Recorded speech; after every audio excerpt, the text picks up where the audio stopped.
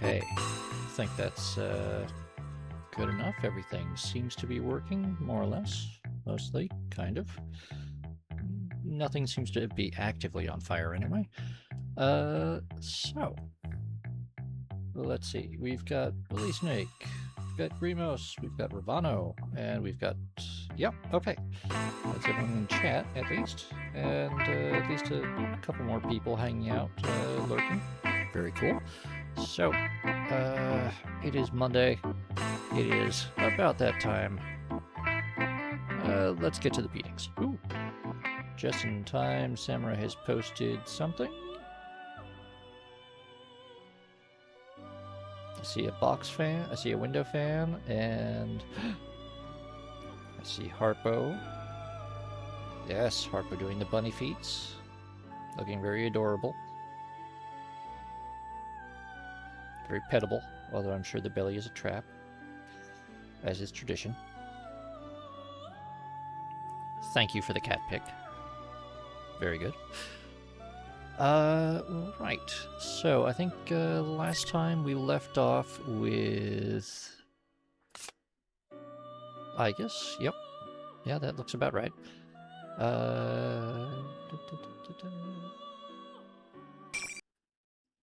So let's get back to that.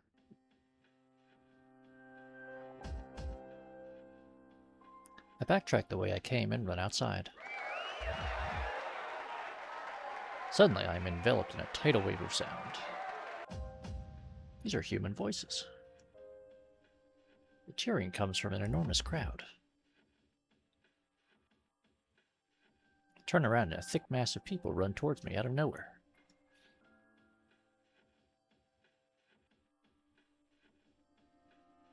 They are boys and girls in school uniforms. Oh, and I see Harpo is being very floppy and allowing the belly to be pat, or at least scritched. Very good. Very soft. Excellent. Cat.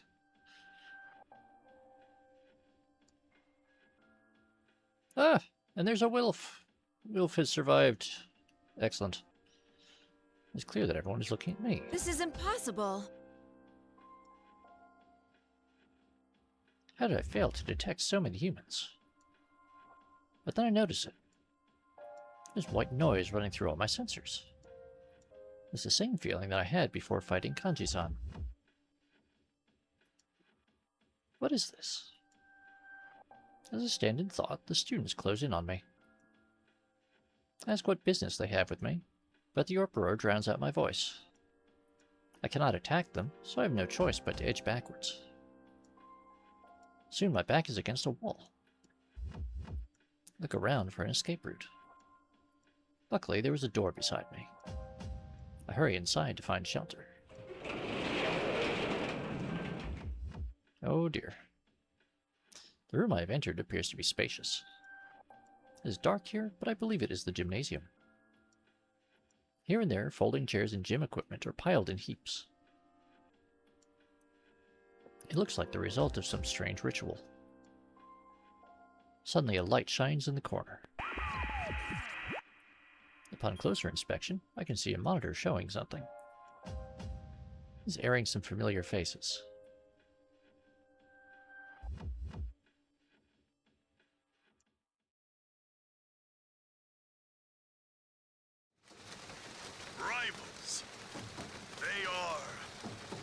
friends, yet powerful foes.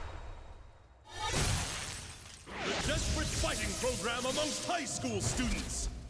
A new legend is about to start. May the manliest of all men come on down! Nobody touches his precious Nanako, the sister complex kingpin of steel, Yu Narukami! It's only natural. Wage slave in the boonies by day, hero by night, Captain Resentiment, Yosuke Hanamura! Everything that bores me has gotta go. A spunky dragon with deadly legs, the carnivore whose discarded womanhood, Chie Satonaka! You need to eat more meat! Please escort me to the ring, my prince, the unconquerable Snow Black, Yukiko Amagi! I'll finish you in one strike! Blooming roses and bulging muzzles, the blood-curdling beefcake emperor, Kanji Tatsumi! Deep into realms of romance, The body of a child, the brain of a genius, the 2000 IQ killjoy detective, Naoto Shirogane! Is this an army of idiots?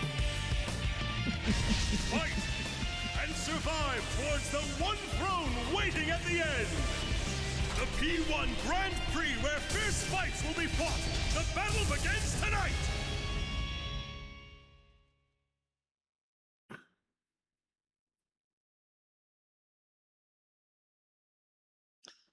Grimos? I don't know. Fake Teddy, or General Teddy is just trying to murder us all. And force us to fight amongst ourselves. Arguably, that's actually an improvement on normal Teddy. And Bully Snake, even cats that don't mind petting or scratching their belly will sometimes treat that as a type of play in which they will end up clawing or biting the hand that is petting them, which is kind of why a lot of people talk about it being a trap. It's not that the cat dislikes it, it's that they treat it as a sort of rough play.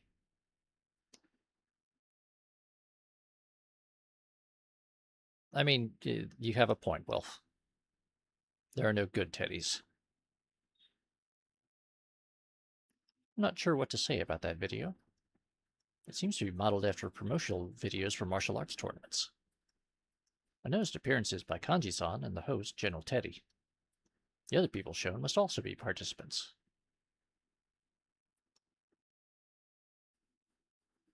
It's safe to assume they are all Persona users.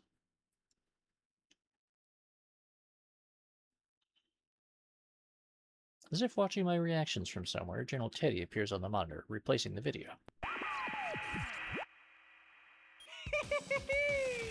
Looks like you're officially getting in on the action. Welcome! Look, everyone, another challenger! Without warning, there's a loud sound. The doors in every direction open at once. Excited students pour in, cheering and yelling. Before I know it, I'm surrounded by people with no means of escape. General Teddy grins at my situation and raises his stubby arm.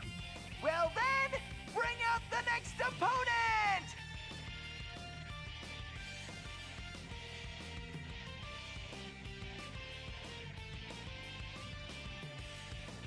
A spotlight shines on a spot where the crowd parts. A female student can be seen. She has short hair and wears a jacket. She looks very athletic. I recognize her face from the video.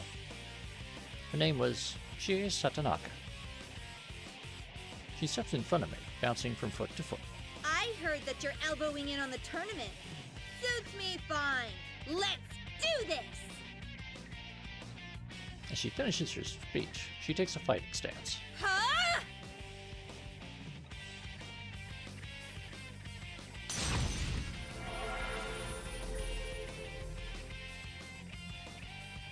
Just then, a gleaming silhouette appears behind her. There's another persona.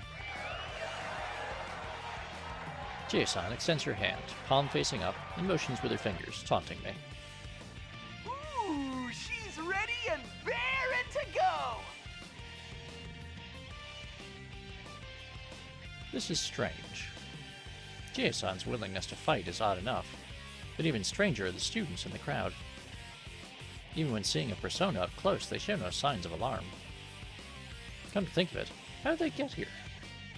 I cannot believe they are all persona users. But even if they were, would they be so excited over such brutality? While stuck in a mysterious world filled with potential dangers? That does not seem likely. Perhaps my basic assumptions are faulty. Could they, like these buildings, be unreal? I cannot jump to conclusions, but I decide to take the offensive. I turn to the monitor. General Teddy is bouncing up and down gleefully. I will fight on one condition.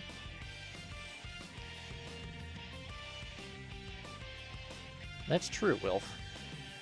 Which is? A very good point. Aigis does have a weakness when it comes to kicking. Interesting. He answered me. I can hold a conversation with him. Which means he can see and hear me. That you immediately release all these students from this school, or rather from this world. If you do that, I will fight as you wish. Tut tut! Are you making demands to me? Before you get too worried about other people, why not worry about yourself? I will not fight unless you guarantee their safety. I glare at General Teddy through the monitor. I didn't want to involve the students, but I have an idea. Sheesh! What a stubborn girl! He snaps his stubby fingers. The room instantly fills with light. I ward myself against it by covering my eyes. A few seconds later, the brightness fades to normal. As my eyes adjust, I see that the students have vanished. Ta-da! Is that what you wanted? The general smiles proudly. My guess was correct. If the students were fake, it is easier for him to remove them than to talk me into fighting. As a result, my sensors detect the moment when the students disappear all at once. The only human here is Chie-san. Looking around, it seems that not everything disappeared. Human-like figures remain as if the shadows of the students were burned into the scenery. There are several about the gymnasium. Their readings are similar to shadows, but they show no sign of hostility. So these are the true forms of those students. They have been unmasked. Honestly, you're in no position to be making demands, you know. I'm making an exception just this once because it's no fun if you don't both go at it tooth and claw. Even if you don't resist, your opponent will show no mercy. It'll be a grisly sight. Come on! Even if the crowd was still here, would you not have hit back when I hit you? No. The safety of the people must be prioritized above all else. Ha! That's pretty cool of you, actually. But self-sacrifice doesn't mean much coming from a machine. They can just fix you right up. Oh, that's right. It doesn't even count as self-sacrifice for a machine. It's just what you're programmed to do. You probably don't feel pain or anything, huh? It just seemed that way because you look human. You may not understand, Hello, Silica. but I can sense Welcome in. pain as well. Really? That's such a weird thing to program into a weapon. Doesn't make any sense to me. That's... As I struggle to answer, Chie-san smiles wide. Well, that's fine with me. Means I can fight you without pulling any punches. Her smile disappears and her eyes spark with fire as she launches herself at me. I would rather not fight her, but she is a persona user. I clench my teeth and make myself ready to intercept her. If I must fight you, then I will.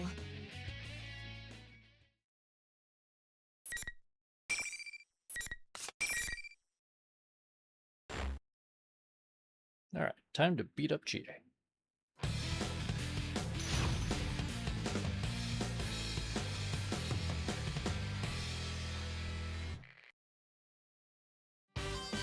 Finally! Fight!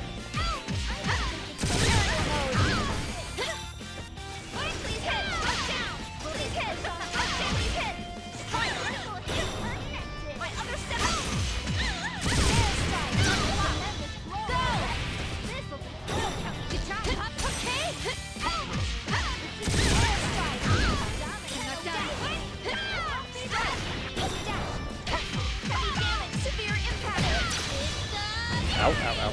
Some damage sustained. Down.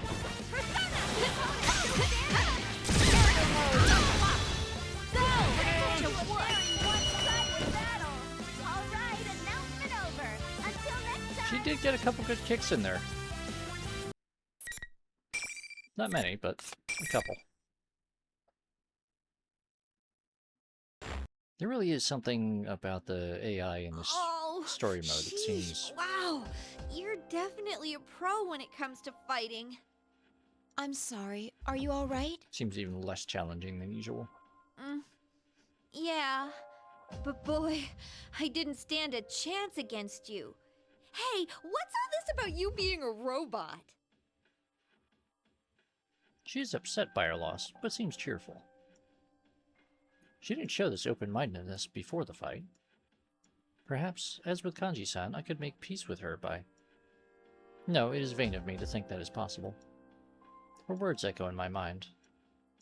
It doesn't even count as self-sacrifice for a machine, it's just what you're programmed to do. I hate to admit it, but her observation is correct. I may seem like a ridiculous machine to you, but I'm still... Huh? I never said that.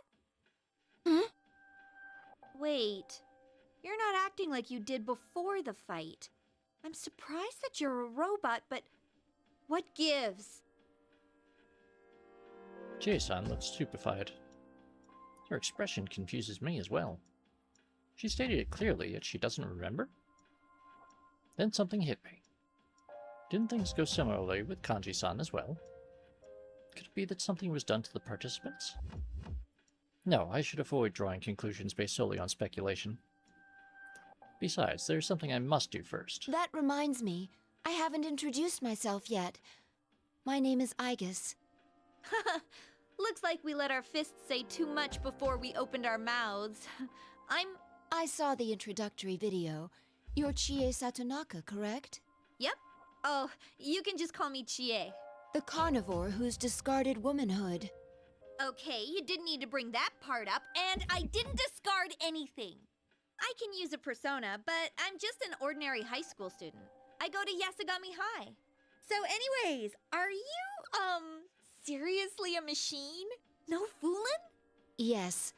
I was created as a weapon for a certain purpose. It may be difficult to explain to you. Nah, I can tell from the fight you're telling the truth. Huh, so you're not cosplaying. Then again, it'd be pretty nuts for someone to come out here to cosplay. Speaking of which, Chie-san, can you tell me what this place, this world, is? I confess that I am looking for someone. While pursuing them, I heard the rumor about going inside TVs and ended up here. Oh, right. You can use a persona. That's how you got into the TV. Where should I start? I don't know exactly how it works, but this place is supposedly a realm formed by human thought. By thought, does that mean this is someone's mental landscape?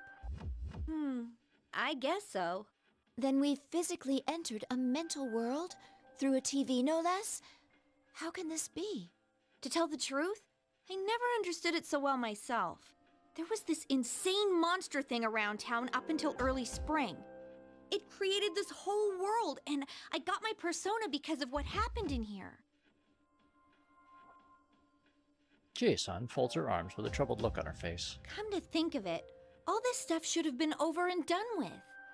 But you see that ad showing on the monitor over there? It suddenly started getting shown on TV in reality. There's no way we were gonna stand for that crap to be shown. So that's why me and my friends came in here to put a stop to it. Your friends are here as well? Yeah, a couple. Also, that Teddy guy who's hosting this, plus the girl Rise who's serving as commentator. They're my friends too. But they're acting so weird. She lets out a sigh. Oh, sorry, listen to me, babbling away. Do you think you can find this person you're looking for? Actually, could whoever it is get in here? I don't think normal people can enter the TV. To tell you the truth, I have already encountered one such person, but... I tell her about the girl I saw. I give her all the details that I can remember. I recall that she called herself the Student Council President. She did not seem aware that she was inside the TV. Oh, you mean the girl who was calling herself the student council president? Yeah, I saw her too. She was yelling into a bullhorn to stop this foolishness, but then she ran off saying she was gonna go talk to the tournament's host. She was wearing the same skirt that you are, Chie-san. It seems to be part of a uniform. Are you acquainted with her?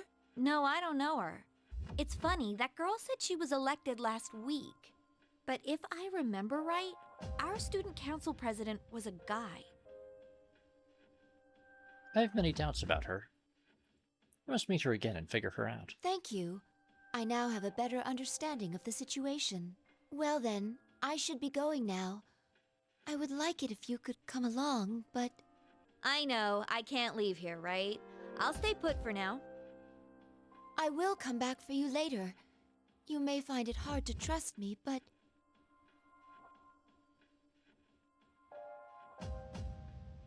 No, I believe you. Chie-san replies unhesitatingly. I've been through so much over this past year that I'm pretty confident I can read people. Honestly, though, what other choice do I have? If you run into any of my friends, tell them I'm okay. I will. After wiping the dust from her right hand with her sleeve, Chie-san extends it to me. Aigis-san, right? So, if this was some fighting manga, we'd beat the tar out of each other, then shake hands in the end as best friends. A powerful enemy can become a powerful friend, you know? I clasp her hand. She smiles in embarrassment. Friendship can do amazing things. I saw that for myself last year. And you and I can be friends too, so, you don't need to talk like you're just an object. Chie wields the power of friendship and kicking things. Chie-san. Don't look at me like that. You're embarrassing me. Come on, get going. Go! Yes, I'll see you later. Energized by Chie-san's words, I run towards the entrance. I turn around and wave to Chie-san. There's more at stake than Labrys. I must protect these people. I swear a vow to myself and leave.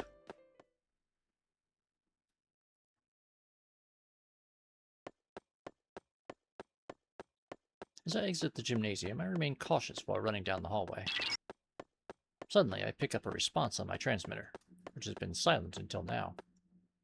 I stop and focus on picking up the signal. Guess you hear... Can you hear me, Aigis? The staticky transmission soon becomes clear. There's a voice I recognize very well. Mitsuru-san? Good. It seems you're all right, too. It's been quite a while since I last used my persona in this manner. To think it would be useful in a place like this. Is Akihiko-san with you? No, we were separated, but I can still sense him. I doubt he'll be defeated that easily. She is speaking not out of carelessness, but trust. I know because I feel the same. I'm sure you're aware by now, but although we came in search of Labrys, we appear to have been dragged into another incident. Don't worry about meeting up for now. Under the present conditions, we'd only end up fighting amongst ourselves. Understood. I don't know how Labrys ties into this situation yet, but be careful. Before I can answer, the static grows louder and the transmission ends. Knowing that Mitsuru-san and Akihiko-san are okay gives me room to breathe. The invisible walls are everywhere along the hallways, forcing me down a particular path. I follow the route. Soon enough, I can see the shoe lockers up ahead. It seems I am back at the entrance.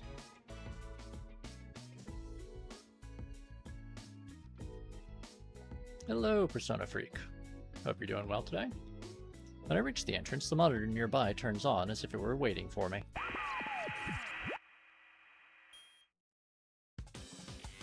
As usual, it is General Teddy. I take a defensive stance. This appears to be the arena for my next battle. You're pretty good for a latecomer. The instant General Teddy appears on the TV, my sensors pick up that noise again. My suspicion turns into certainty. General Teddy is doing something before the matches. Whatever it is makes the opponent belligerent, or something similar. I can assume that neither Kanji-san nor Chie-san were acting like themselves before the battle. That would explain why none of our stories were consistent afterwards. Well then, bring out the next opponent!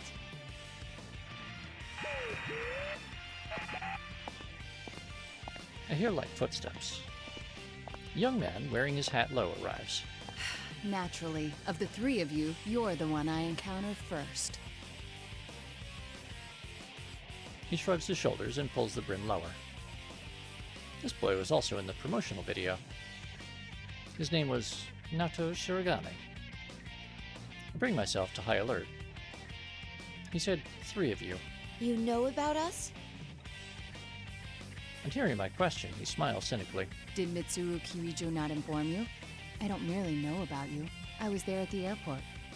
The Kirijo group seems rather lax for a multinational corporation, allowing a machine to act autonomously and take command. To be frank, watching you fills me with pity. Perhaps the kindest thing to do would be to give you a merciful end. Pity?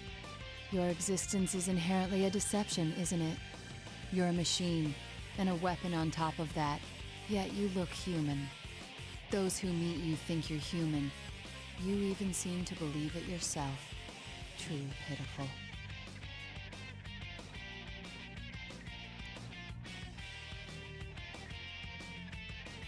I have no answer to this. As much as I don't want to believe it, it's all true. You were built to consider yourself human in order to activate the ability to wield a persona. Your appearance and your heart are only prerequisites for that power. I'm sure you've realized it already. You will never find the means to cross the gap between the human heart and your mechanical frame. No matter how much you want love, you'll never earn it. At best, people grow fond of you. He sounds as if he knows for certain. I hang my head in spite of myself. The more I consider the matter, the more I genuinely pity you. I'd best hurry up and put an end to your pathetic life. Nato-san draws his gun. Because my eyes are lowered, I am slow to react. I already knew that we had to fight, and yet I curse my carelessness and quickly stand back up.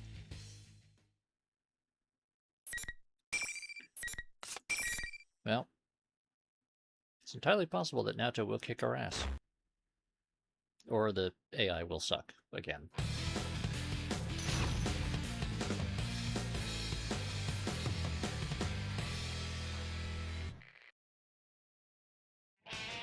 Final.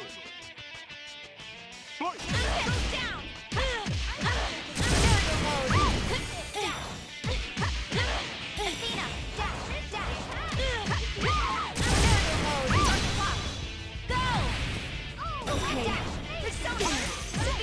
Ow, ow. Okay.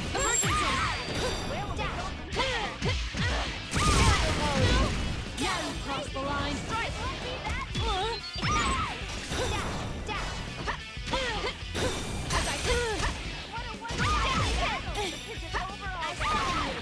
Persona, go!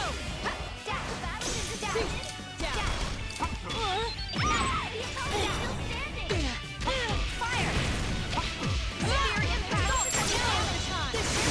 Ow. Shit. I'm sorry. Alright, announcement over. Until next time. Naruto's ability to inflict status ailments is pretty strong.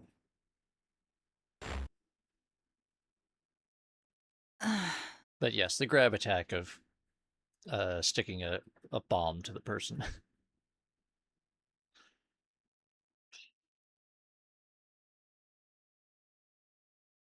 Aigis has many big guns. Nato-san slowly gets up. There's some staggering that seems to be caused by dizziness. Watch carefully for any changes in behavior. But I'm surprised by what I hear next. Are you thinking what I'm thinking? The mastermind behind this tournament may have some means of fogging our senses. Were you suspecting that as well? Yes. Seeing me nod, Nato-san smiles. Then we are in agreement. Its aim appears to be to make friends fight one another, though it's a mystery to me as to why it would do such a thing. Naoto-san brushes some dust off and walks towards But the me. battle is over and the interference has been lifted. Given past examples, the pattern is clear. How about it? Why don't we talk things over? I have no objections. Naoto-san seems to understand everything. I nod my head, relieved. I am Naoto Shirogane. I work as a detective. I agreed to act as an observer for the police regarding the special cargo, met with Kirijo-san beforehand, and accompanied her to the airport. So that's how you knew about us.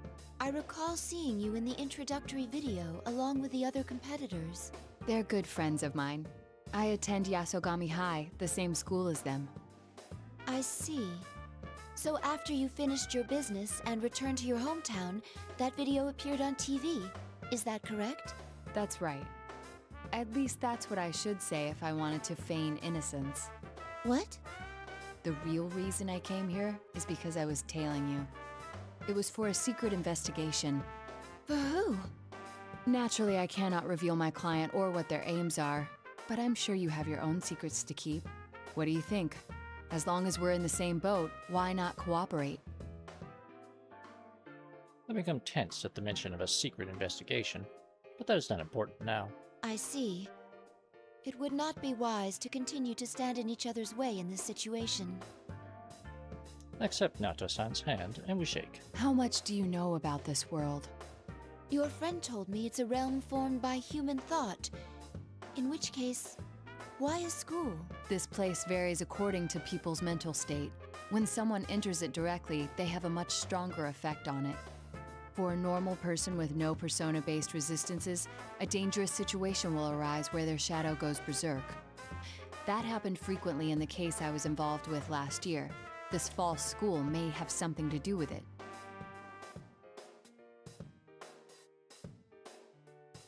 I consider Labrys. According to her specifications, she should be able to use a persona. But did this come from her mind? Why a school? And why Yasogami High School of all places? She has no prior knowledge of the place.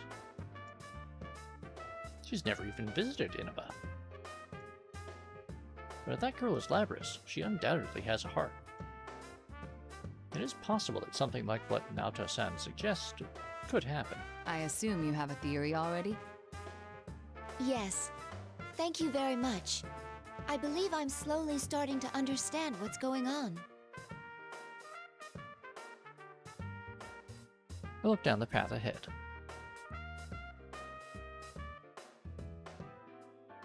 But before I go, I turn and ask Naoto-san a question. Would you mind telling me something? Why did you tell me about your secret agenda?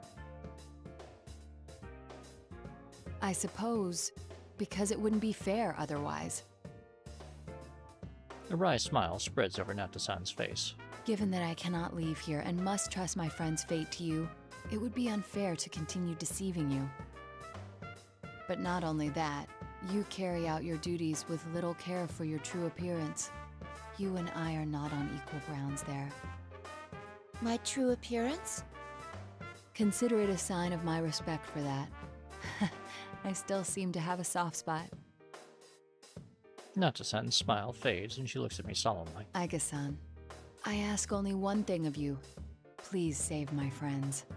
That is my intention. Thank you. I'll wait here, secure in knowing that. We nod to each other. Chie-san, Kanji-san, and Naoto-san are also different, but they are connected by a strong bond. Knowing that fills my heart with warmth. I am curious, though. When you refer to your true appearance, do you mean the fact that you are a woman? What? Am I mistaken? Oh, well... Your clothing hides it, but my sensor scan shows the body measurements of a human with female proportions. What do you mean? How much can you see? Suddenly, Naoto-san loses all composure and turns red, covering her chest with her arms. What happened? I don't think I said anything to warrant such a reaction. Just then, General Teddy interrupts over the monitor. Hey, enough with the chit-chat! Hurry up and move on to the next! Would you like to know your current measurements? From top to bottom, they are... That's quite all right. Never mind, little old me. Please finish that line of thought. I demand it! How did we get so off subject? If you're going to go, please hurry and leave.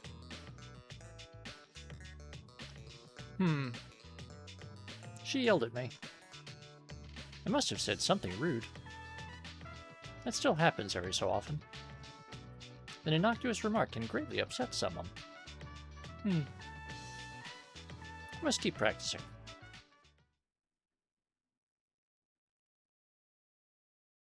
Yeah, Aigis has some difficulties with that. I climb the stairway and notice a silhouette in one of the classrooms. Looking carefully, it could be the student council president's, Labrys. And yeah, well, that is unfortunately kind of the writer's go-to joke about ways to upset Naoto.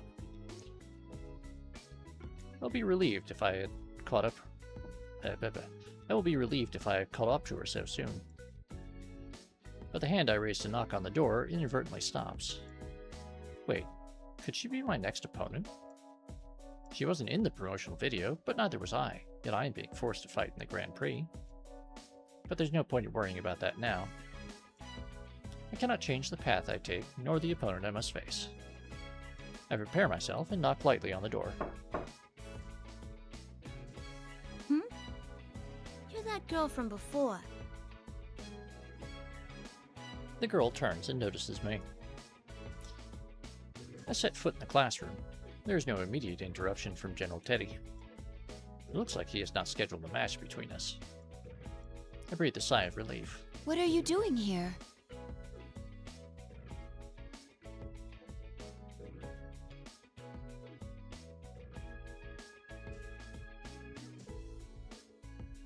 Ain't it obvious? I'm cleaning up the classroom. It's no picnic, what with people running wild and wrecking things. She takes down the chairs piled on top of each other and lines them up. After a few runs, she takes a breath. Though she is complaining, there is a gentle smile on her face. But I guess this is all in a day's work for a student council president. We'll look back on it and laugh, right? You seem like you're having fun. That's because I love my school. Even the chores are fun for me. The reason I wanted to be president is because of that. Though it can be rough when things get out of hand like this. But it's dangerous here. You must leave at once. Won't you come with me? She seems confused by my words and tilts her head to one side. What? You're worried about me? Hey, I'm the president. And you might not think so to look at me, but I ain't no slouch in a fight. I'll be fine. No, that's not what I mean. How should I put this? She still has no idea of the danger. She walks up next to me, takes a long look at my face, and giggles. Your clothes are pretty out there. But I can see you mean well. Thanks. Some of these students won't listen to a word I say. But I feel like I gotta be here. No. I wanna be here. Even if it puts you in danger? You're really a drama queen, aren't you? Who's to say I'm in danger for sure? Besides... Her eyes burn with affection for something dear to her. Even if you're right, I'd want to stay here. There's no need to test her commitment. It is consistent with the fact of this world being created. Then, is she human? I always wanted to go to school with everyone. Just like normal. That's all. Does that imply you couldn't do so before? You're asking me that now? Honestly? Back then, She stops abruptly. I wait patiently for her to continue, but her face twists with suffering. Huh? She puts her fingers to her temple. Her knees begin to buckle. What's wrong? Weird. The past. How come it's... She begins to fall, and I catch her. At that precise moment, there's a strong reading from my fingers as soon as I touch her. It's so strong, like touching a hot stove. This is the same reading as when I first stuck my hand into the TV. It's coming from a personality module, a piece of lost technology the researchers had called plumes of dusk due to their shape. I have one inside me as well. This is not merely strong evidence, it is conclusive. There's still questions to be answered, but this girl can be none other than Labrys. At the very least, she is not human. Ooh, sorry, I'm not feeling so good all of a sudden. The memory she is trying to access is causing conflicts with her current level of awareness. If she tries to remember, she will not be able to maintain her mental state. The memory is that charged. I hold her close and wait for her to calm down. But her reaction does not improve, it gets worse. She shakes violently as if electrified. Suddenly, bright light bursts in front of my eyes. What? There's something flowing into me. I quickly let go of Labrys, but it does not fade away easily. Images I don't recognize flow together in my head, one after another at incredible speeds. Are these Labrys' memories? The torrent of data finally subsides. I analyze the data to find out what happened, and then I understand. It did not flow into me. This data was already dormant inside of me. I am the last number of the Anti-Shadow Weapon Project. I inherited all the data from the previous models of the same type, both tangible and intangible. Labrys' memories were part of it. Normally, the developers would not upload data into me that was unrelated to battle. But the Plume of Dusk is a black box. It's possible that something was transferred somehow through that. Thinking about it, that might have been the reason I thought I saw Labrys at the airport. My glimpse of the newly awakened Labrys caused my buried records of her appearance to be called up. Perhaps that is what happened.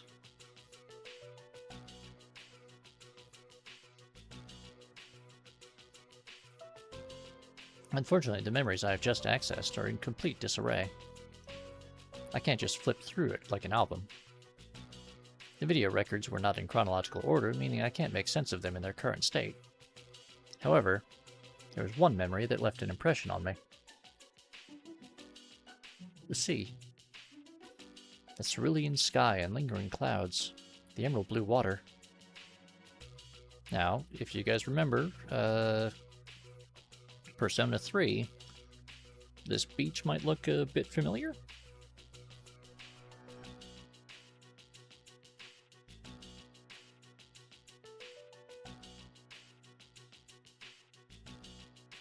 All the other memories are of cold mechanical rooms or the night sky, but this one is different. What was that just now? Huh?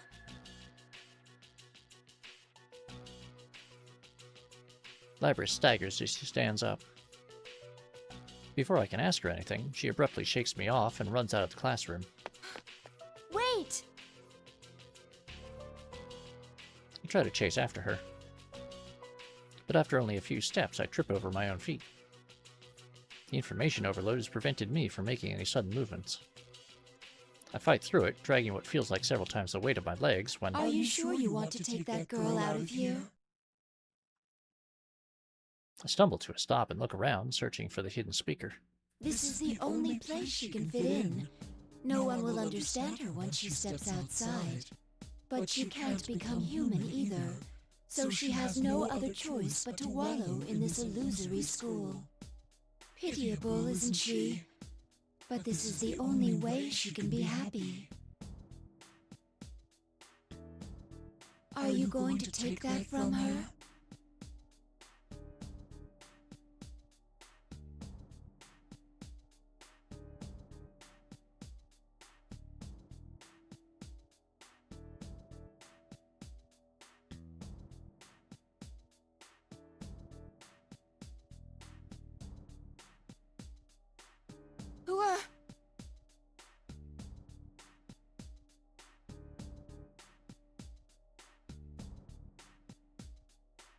I stop, suddenly realizing the answer to my question and catch my breath in my throat. This voice. It's mine? What will you do after you take her from here? Lock her up in a box again? How cruel. No wonder she ran away.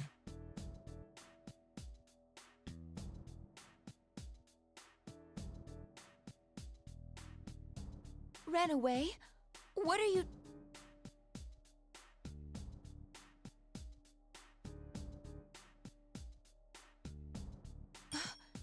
You don't mean...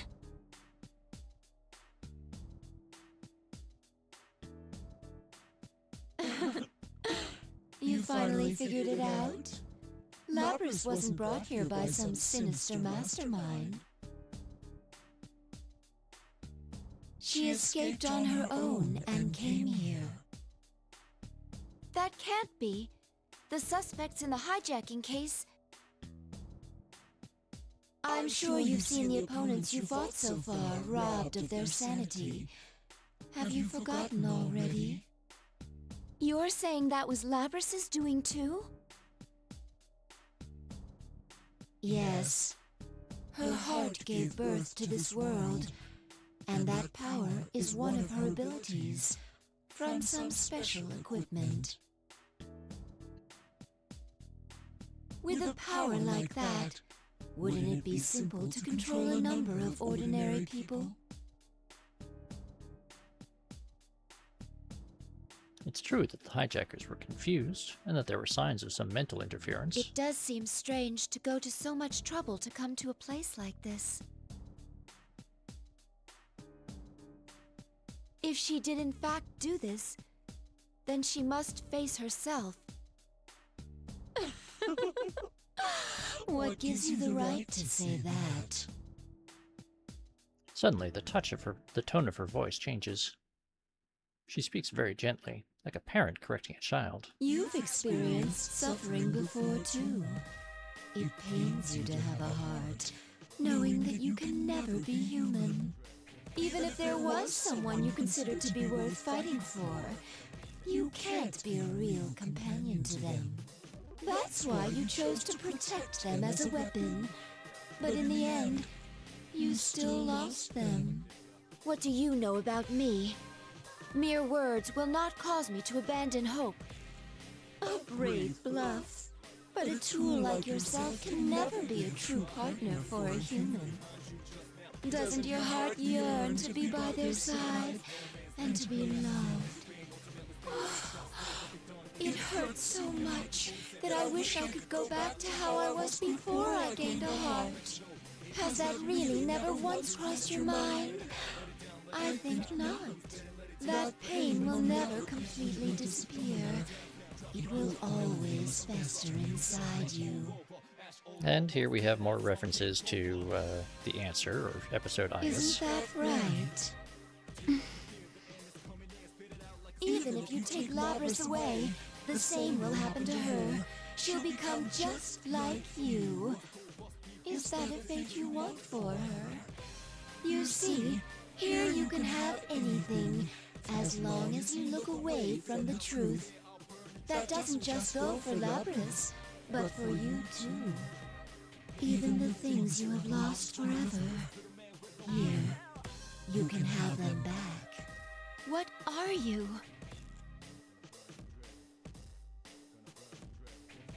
I cut myself off, realizing that I am becoming fascinated with the voice. This isn't good. I cannot let the voice deceive me. I must get its speaker in my sights first. I carefully attune myself to the source of the voice, and quickly turn in that direction. But the person standing there is me. Or rather, something that looks like me. At first I think that the overload is still affecting my sensors, but that is not the case. I'll take away your suffering. Now, take my hand, Aigis. I smile and extend out my hand. I feel dazed. This is very confusing. I don't know what to do. My mind advises caution, but my heart doesn't listen. But all of a sudden, the door opens in the corner. Pardon my interruption of this seemingly trivial conversation.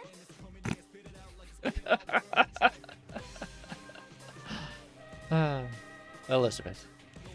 This unexpected event brings me back to reality, and I realize that I was nearly seduced by its promises. On a second look, I can see a woman beyond the doorframe. That distinctive blue dress. I recognize the attire of an elevator girl. Her name was Elizabeth-san, I believe. But why is she here? Elizabeth walks right in and stands in the center of the room. There's nothing outwardly abnormal about her pose, but it is as imposing as a battle stance. She opens her thick, leather-bound book, then smiles dauntlessly at the other me. Excuse me, but I would like a word with this lady over here. Would you mind leaving? Who are you? If you don't leave the two of us, I must resort to giving you a hearty thrashing with my book. It's a hardcover, leather-bound edition, and is quite powerful. Enough to do over 4 digits on average, I'd say. Again, referencing the boss fight against Elizabeth, where she routinely does the maximum that the game engine allowed at the time, which was 9,999 damage. Without warning, the pages from the open book overflow with light. What? I don't believe this. The other me's face flinches in pain, and she vanishes into thin air while spitting a curse. Is she gone now? I can no longer pick up any readings on her. The tension leaves my body, and I collapse to the ground. While I am there, Elizabeth walked toward me. I first met her 2 years ago. Her attire is somewhat strange, but the place I met her was even stranger. A blue room. That is the only way to describe that mystical space. Its residents called it the Velvet Room.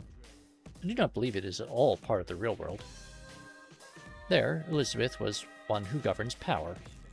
She helps me to grow spiritually by introducing me to the power of personas. I never imagined that she would leave that room, let alone that I would run into her here. Yet her appearance here has saved me. I'm sorry for that. Thank you for saving me. Did I save you? She stares straight at me, then lets out a long sigh of disappointment. I was on a journey for personal reasons. But I sensed some extraordinary powers clashing against each other and came to see what all the fuss was about. Only to be met with this bitter disappointment. I'm baffled by her candidness. Please stand. Have you already forgotten the enlightenment you gained before me once? Has it escaped your prodigious goldfish-like memory? It seems that I must once again ascertain what you are truly capable of. She speaks as if she is engaging in everyday conversation, and opens her leather-bound book again. Suddenly, a murderous aura fills the area, fierce as a gust of wind. Something about me has disappointed her. I know that much. Yeah, Remus. It's Elizabeth. You don't really ask questions. It just happens. But I clearly have no time to ask her what it is. Well then, here goes. The cards will decide your fate. Well, Elizabeth's gonna kick her ass. This is gonna be hard. Even if the AI is being extra crap.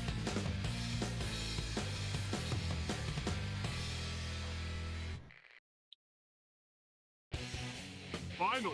Yeah, thereabouts, Wilf. Fight! Impassive. Down! Dash! Dash! What? Impassive. Huh? I will shock. No! Ow. Damage! Dash! Dash! My turn. Strike! Dash! Dash! Summoning! Ow. No, no, no. Light damage! You were seeing. Airstrike! Go! Is this the extent of your strength? CJ Warren. I summon persona! Rise up! CJ. Oh no. Here! From this moment forth, I Now! Impact. Ow. Impassive. Please be careful. Impassive. Impassive. This is your proof of growth.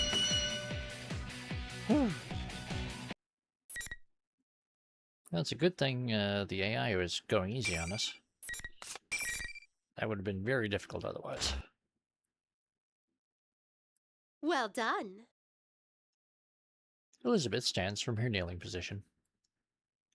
Though she lost, she did not so much as break a sweat. While I, for my part, am detecting strain on my entire drive system. I can see myself, lacking the energy to even speak, reflected in Elizabeth's clear eyes. You are indeed neither man nor any ordinary machine. You are truly singular. But then can anyone be said to be the same as anybody else? People anguish over the gulf between themselves and others, and the lack of any who could possibly understand them. How is their situation different from yours? What defines life is not death, but bonds. That is the answer you once reached. Then take that to heart and go forth. Remember that your bonds will remain unbroken, giving you the strength to withstand any suffering. My bonds. I, too, am currently on an endless journey, but I anticipate that you will become a compatriot of mine, unbound by the limitations of time. I hope that you will not be led astray by trivial things. With that, I bid you good luck. Elizabeth bows and finally shows me her smile. Immediately after, she turns on one heel and walks towards the hallway. I suddenly remember... There are rules to this tournament delineating behavior after a match. Such parlor tricks can get stuffed. I shall be on my way. True to her word, she leaves the room with no trouble and closes the door with an exaggerated slam. Those walls were nothing to her. But come to think of it, Labrys didn't seem subject to those rules either. They only apply to participants in the tournament?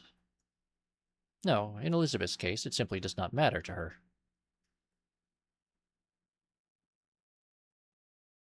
She remains a complete enigma.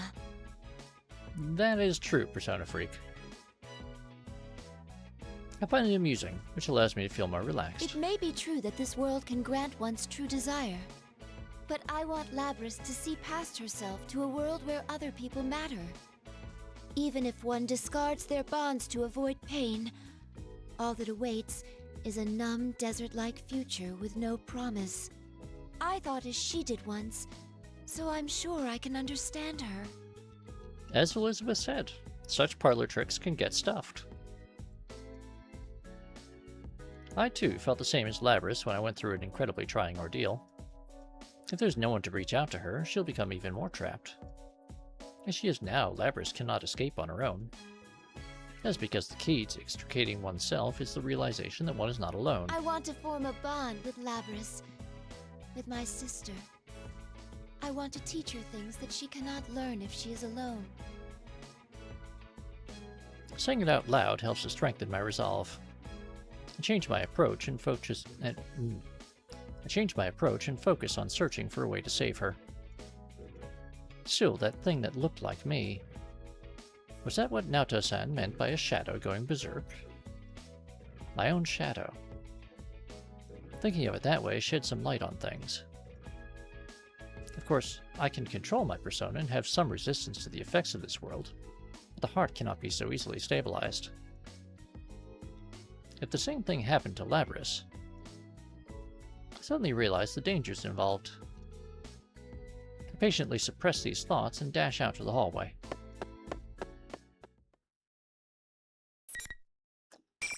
Yeah, if only that, Persona Freak. If only.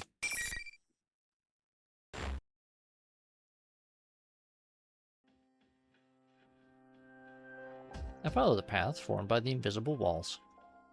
Eventually, I climb the stairway to the 3rd floor. There seems to be no walls here, allowing me to go as I please. I can tell the end is near, and so I prepare myself. Soon, I stand in front of a room that has a sign outside saying, "Announcement Room." The door is half opened. I can sense someone inside. I cautiously press up against the door and peek around it.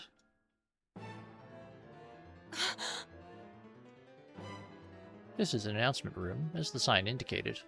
but the space inside is much larger than the classrooms I've seen. The equipment here is also closer to that of a TV studio than what would be found in a school. On top of that, the back wall is made of glass, showing a view that is clearly not a schoolyard. Taken together, this is the first distinct sign that this is not the real world. As I expected, Labrys is here, standing in the middle of the room. There's also another boy and girl as well.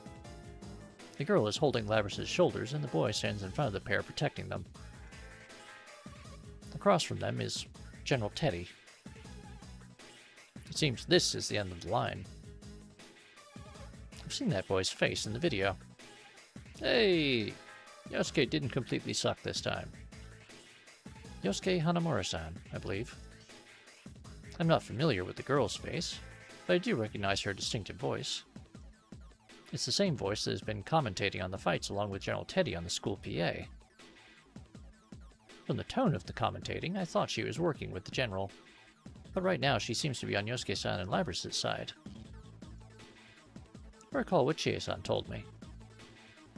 Chie-san said that she, Rise-san, was originally their friend. In which case, she may actually be another victim. General Teddy gives a cruel smile, squints his eyes, and speaks. What a shame. You gave it a try, but there's no way anyone would understand you. Huh?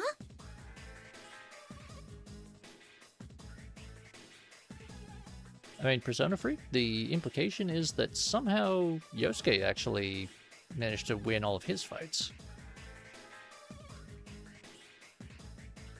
Which implies that he beat Mitsuru and Sonata,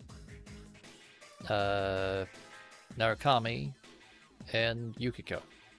Which, that's a hell of a lineup to fight. General Teddy's voice and tone have undergone a remarkable change. Listening closely, this voice is... so it finally reveals its true form. At least one of them has to understand how I feel.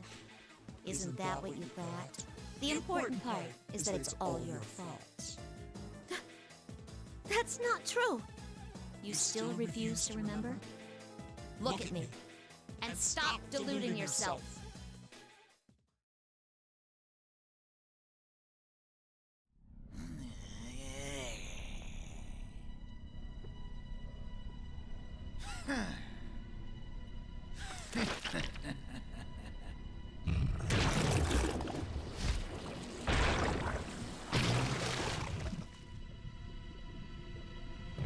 Well, gone all goopy.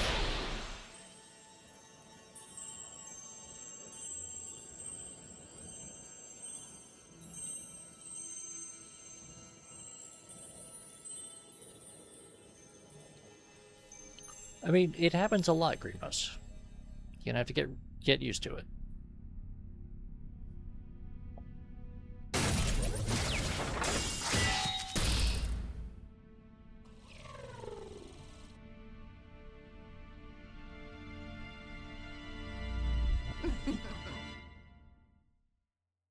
I mean, they don't have a whole lot of actual cutscenes, Will, so I'm a shadow. they really got to get their mileage out of them. No way. That's... She has my face. But the face is the only thing that is the same.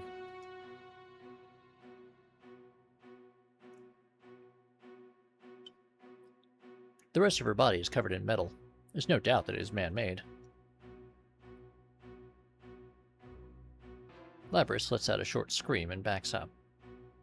Stop! I'm not like that! Calm down. It's just taking that form to agitate you. Yosuke is frantically trying to calm Labrys down. It's just taking that form to agitate you.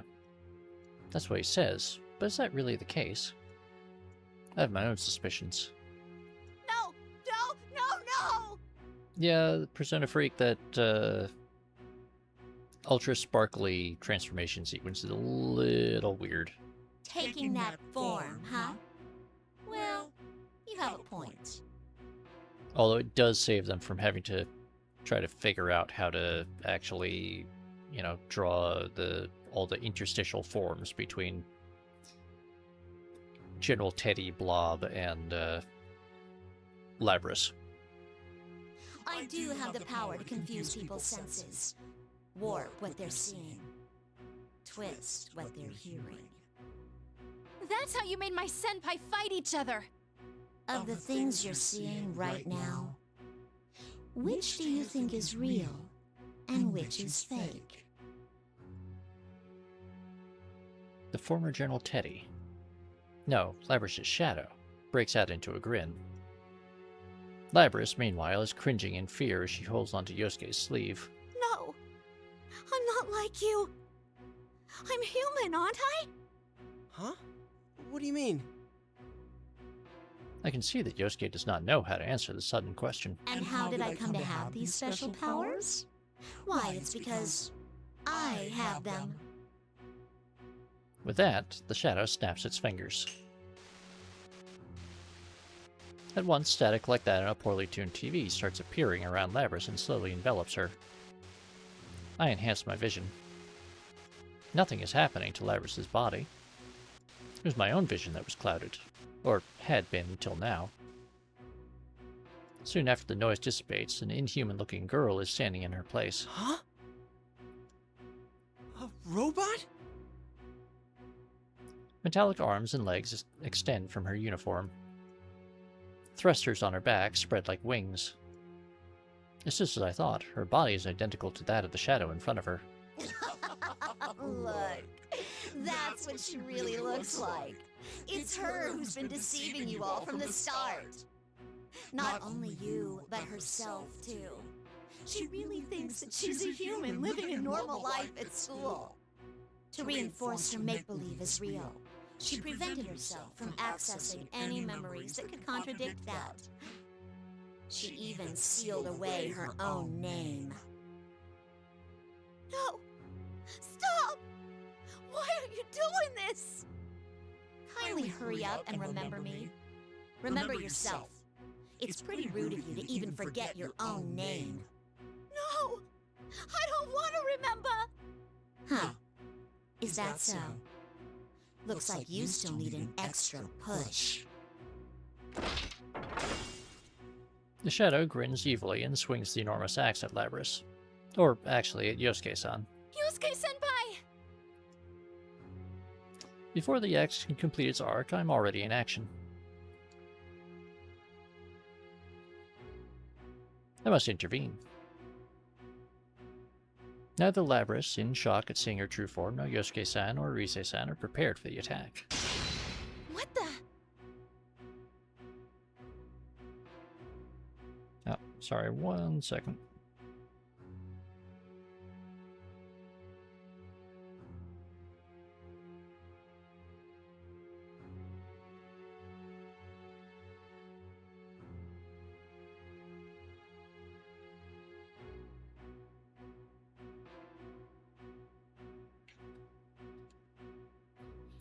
I deflect the strike with the metallic part of my arm. It was heavier than I anticipated. The battle axe is a giant lump of metal that blocks most of my vision. A girl? Wait, you're a robot too? I mean, yeah, fifth generation anti-shadow suppression unit doesn't exactly roll off the tongue. I turn my head to Labrys and look straight into her shocked eyes. You must remember, that is the only way the future will open up to you. You must accept it, no matter how painful it may be. Also, in Persona 3, at least some of Aigis' dialogue implies that there were numerous units of each generation. So, presumably they each had individual designations, either numbers or names. I tell her her name in a clear voice. Her official name, which includes something no human has, a model number. Your true name is 5th generation anti-shadow suppression weapon, Labrys.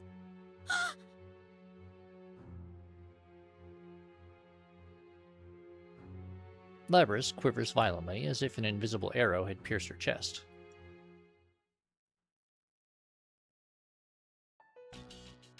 Labrys? I mean, keep in mind, Persona Freak, that this was a project run by the Corregio Group Ergonomics Research Lab, which we have kind of seen had some very melodramatic tendencies and like to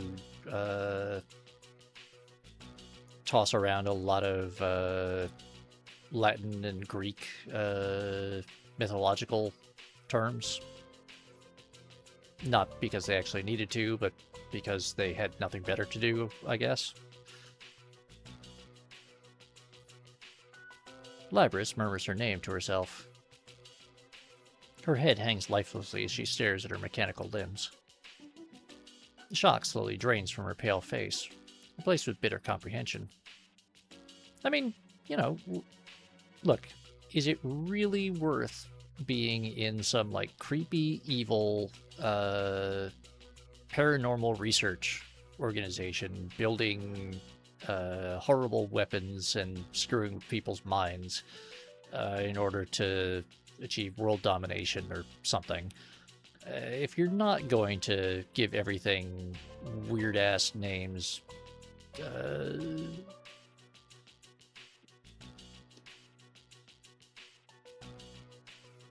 I mean, Aigis makes perfect sense when her persona is Pallas Athena, where Aigis is a type of Greek, ancient Greek shield,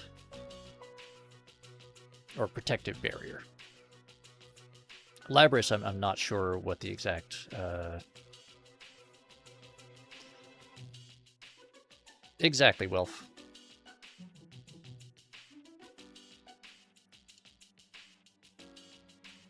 I mean, 4th floor is where they keep the super weapons, so, you know, you got to keep those departments separate. Well, I know it does. I don't recall what the original meaning or mythological being was. Across from us, the shadow glares at me with a piercing, menacing stare. You can't be. I am the same as you. 7th generation anti-shadow suppression weapon. Aigis. I am the model that came after you. Are you here to seize her? I won't let you. Not when I'm almost free. The shadow turns to its double and cries out impatiently. Oh, well then that's very fitting for her weapon being a gigantic double-headed battle axe then. Tell her, Labrys. Or do you want to be caught and locked in a cramped little box again?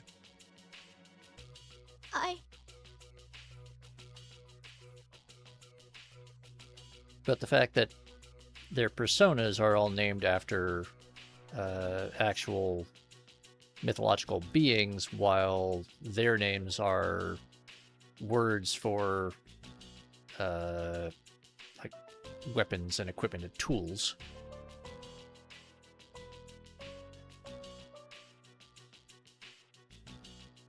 Oh, well, because she has 2, and why am I forgetting their names right now?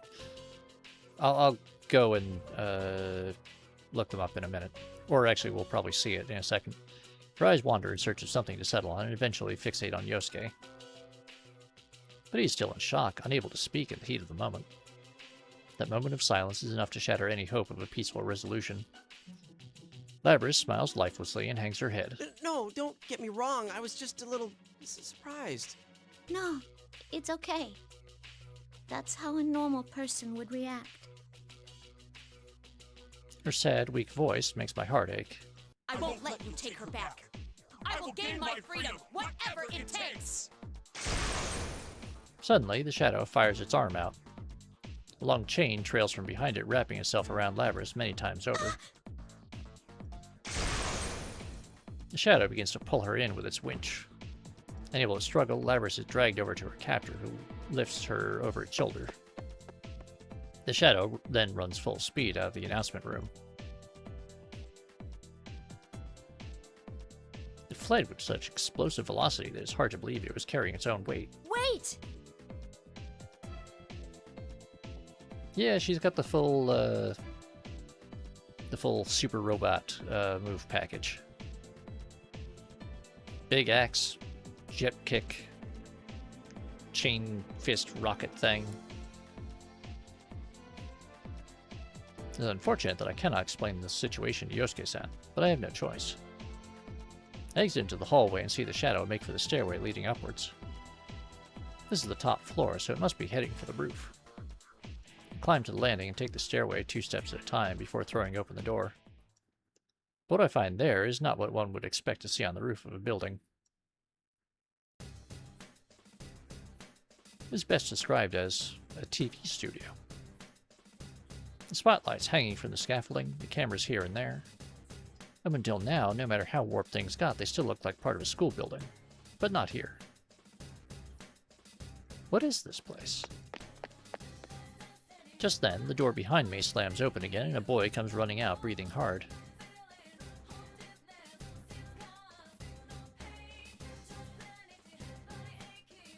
It is Yosuke-san.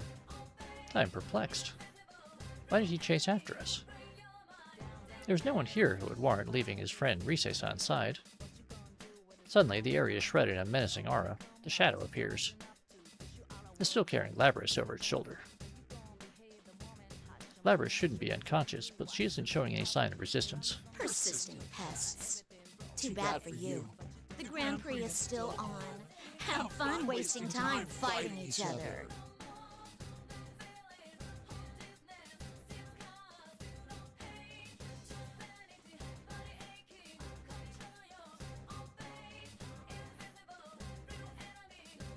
Hey, wait!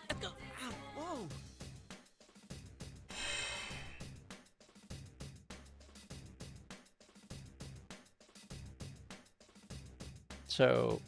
So Persona Freak, it's Asterius for her shadow form persona, which is the big bull thing, and Ariadne, I think.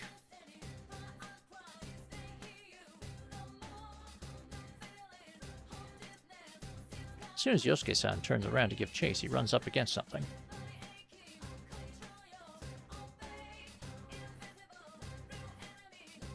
I try stretching out my hand. Just as I thought, there's an invisible wall. No, it wasn't here when I climbed up the stairs.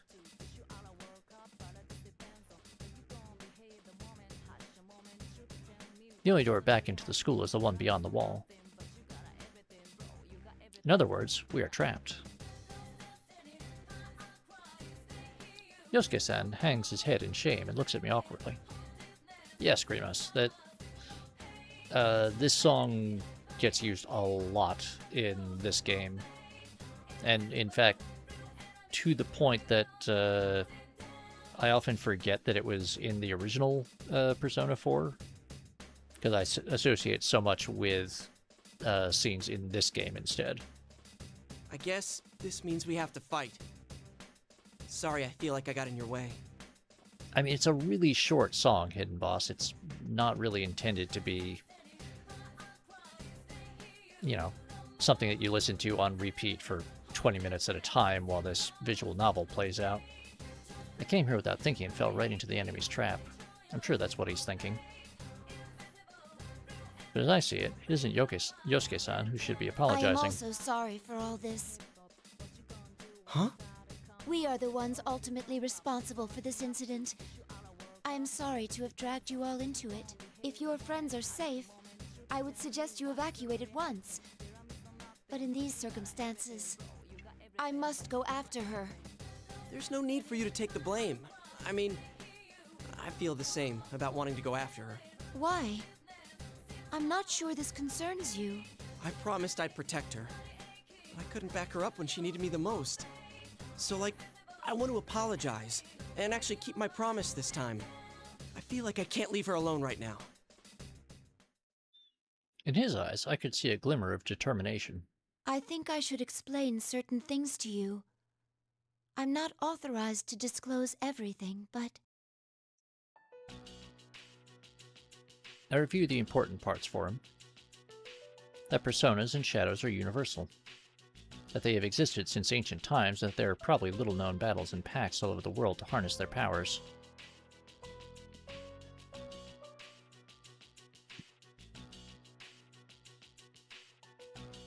That I have experience in one such battle, and was in fact created for that purpose.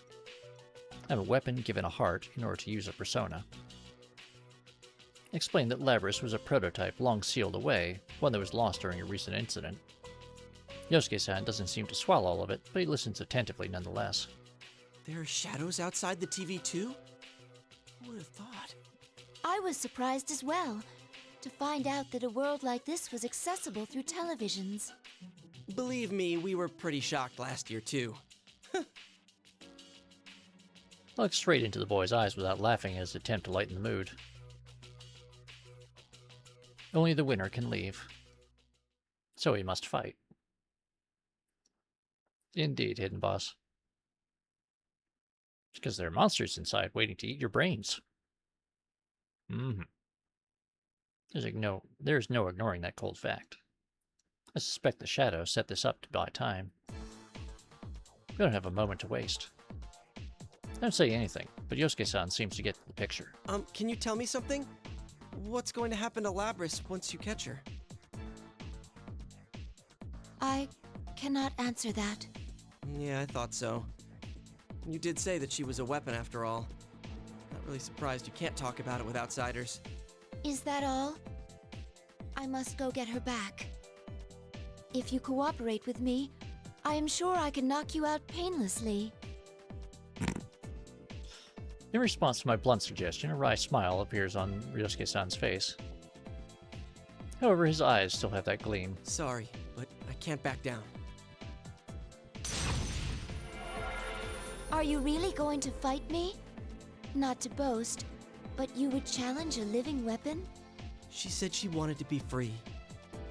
Hey, I made her a promise. I want to see it through.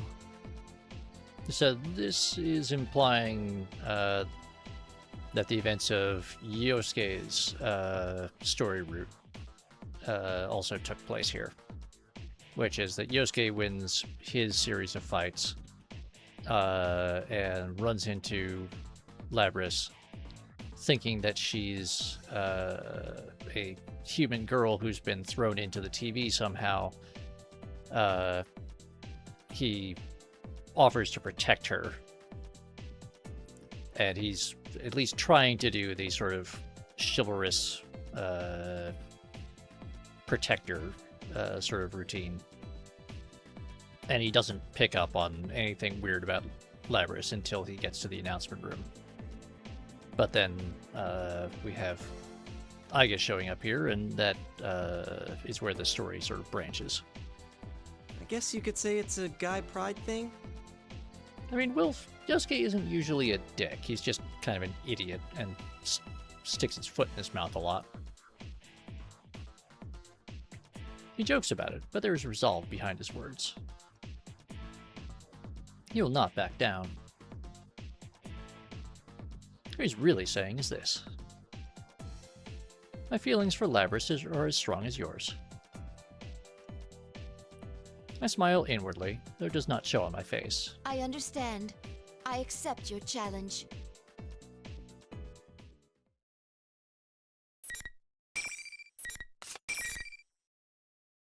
Alright, time to beat up Yosuke.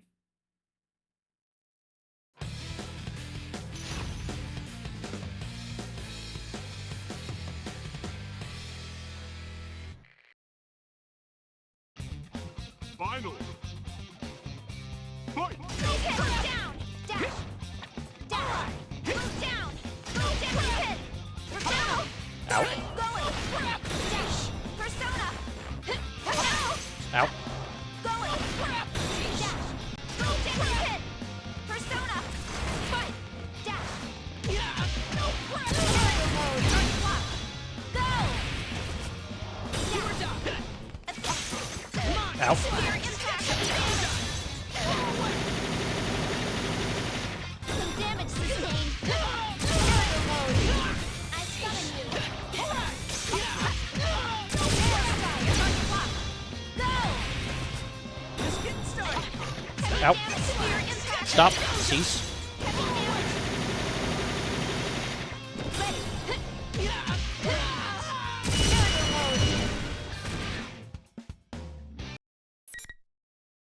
Indeed, Silicon.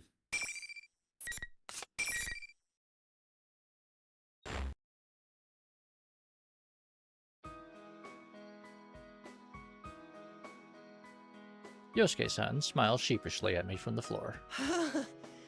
I had a feeling I didn't have a chance against a pro like you. Ow. You sure are strong, Aigis-san. I mean, that's kind of how Yosuke plays also, Persona Freak. He's very much lots of combo and hit chain stuff. Very fast, but relatively light hits. Are you all right? He waves his hand to show that he is fine. He should be exhausted. Perhaps the male pride prevents him from admitting it. Looks like I'll be staying behind. I will do what I can to not force anything on my sister that she does not want. Can you tell her that I wanted to apologize to her too? Of course, I'll tell her myself once this is all over, but... Oh, and one more thing. Tell her we can have a party when this is all over. Yosuke-san. Oh, you're invited too, of course. My heart is warmed.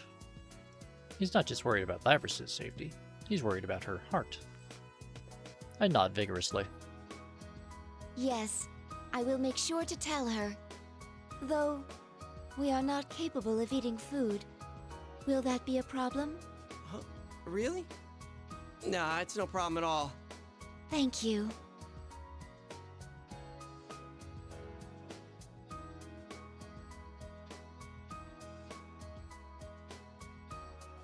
I'll save Labrys from this world, from her cell of solitude. There are people in the outside world who accept us as allies. Some of them consider us friends. I'm happy that hope is so close by. Be careful. That shadow looked pretty strong. I will. Please stay safe. As he cheers me on from behind, I leave the roof.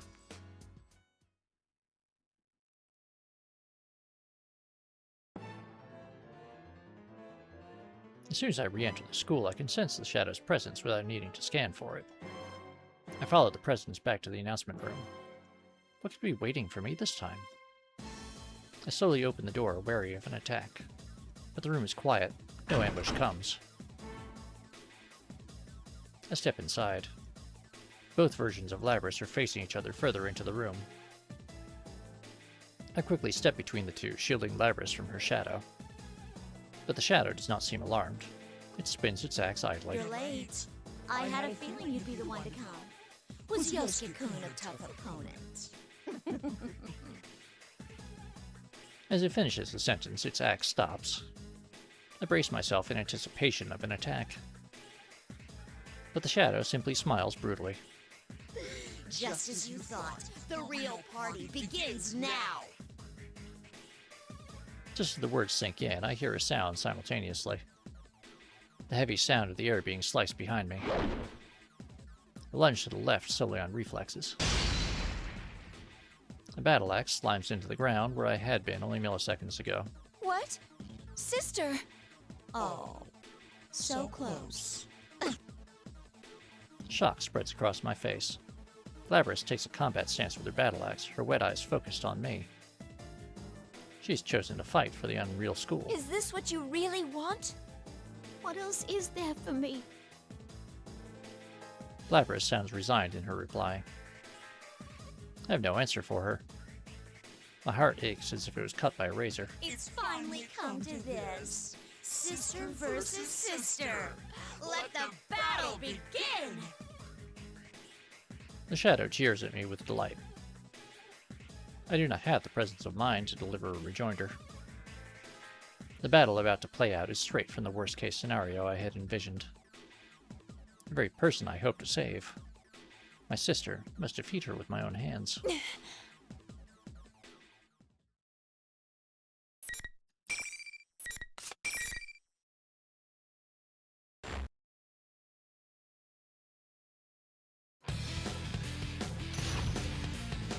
quite possibly Persona Freak, but I do not. I've never really played Yosuke outside of his story run, so I don't really know his movesets terribly well.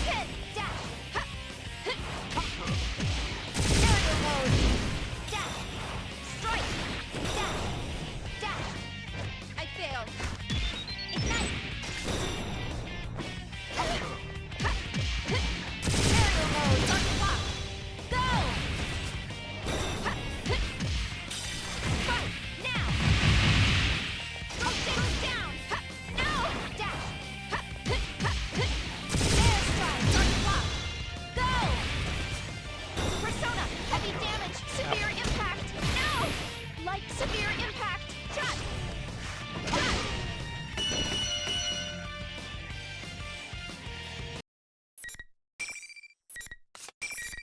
That fight usually is much easier.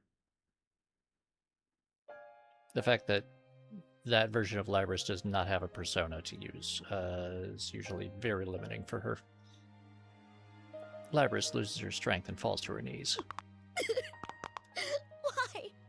Why can't I stay like this? The hope she risks so much to gain has been shattered. She mutters piteously as she falls. She's not the only one who wants to collapse. I never imagined this would be so painful. Every time my attacks connected, I felt as if I was tearing out a piece of my heart. This unwanted exchange of violence, ending in one of our destruction, leads to nothing but despair. Each time I felt that pain, the memories of Labrys I saw in the classroom, those vivid images, made sense. The sterile, mechanical rooms that made up most of her visual memories. It must have been the facility where she was created. At that facility, Labrys was forced to endure the same pain she is feeling now. In order to gather combat data, she was forced to destroy her sister models, even though they had hearts. Not just once or twice, but over and over and over. It's too much for my mind to immediately comprehend. Agitation spreads through me like a fever. I clutch my chest. I knew that you couldn't beat her. The Shadow, in contrast, is completely nonchalant. But wow, you really didn't have any qualms about attacking her. Deep down, you must really want to make them suffer, don't you?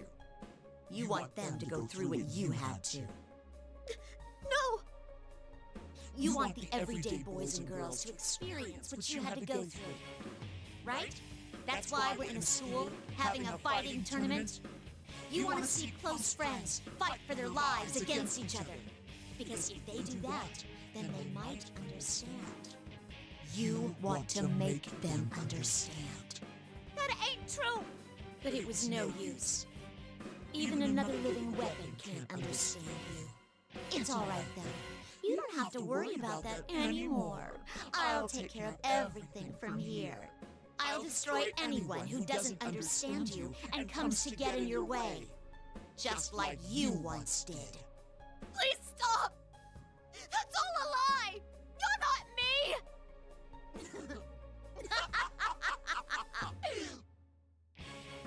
Finally! You finally said it! I'm finally free! The Shadow's eyes start to glow, full of life. It isn't just a change in its attitude, its power seems to actually be rising. Did something in its conversation with Labrys catalyze this change? Too late, it hits me. What did the Shadow want with Labrys? It was trying to buy time, which meant it needed something from her. It's time for the true star to take the stage! Its shout shakes the air. As if in response to the cry, the room begins to warp. The view beyond the window shimmers ominously.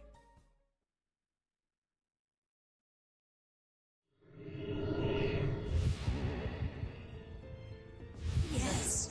The power!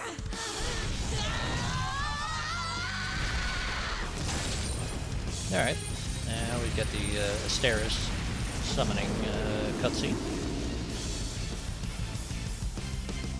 Yes, yes. Giant bull thing coming out of the floor, we get it.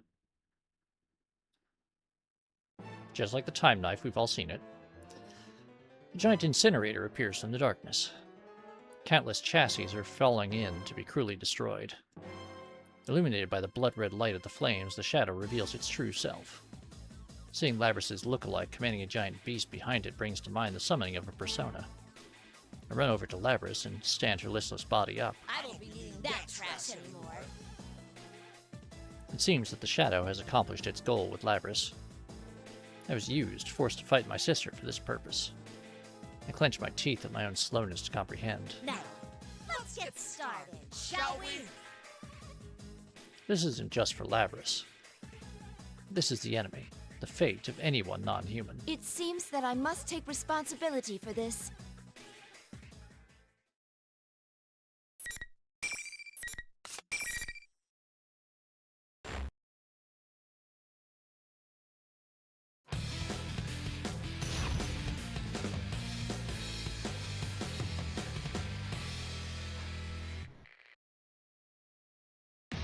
Finally!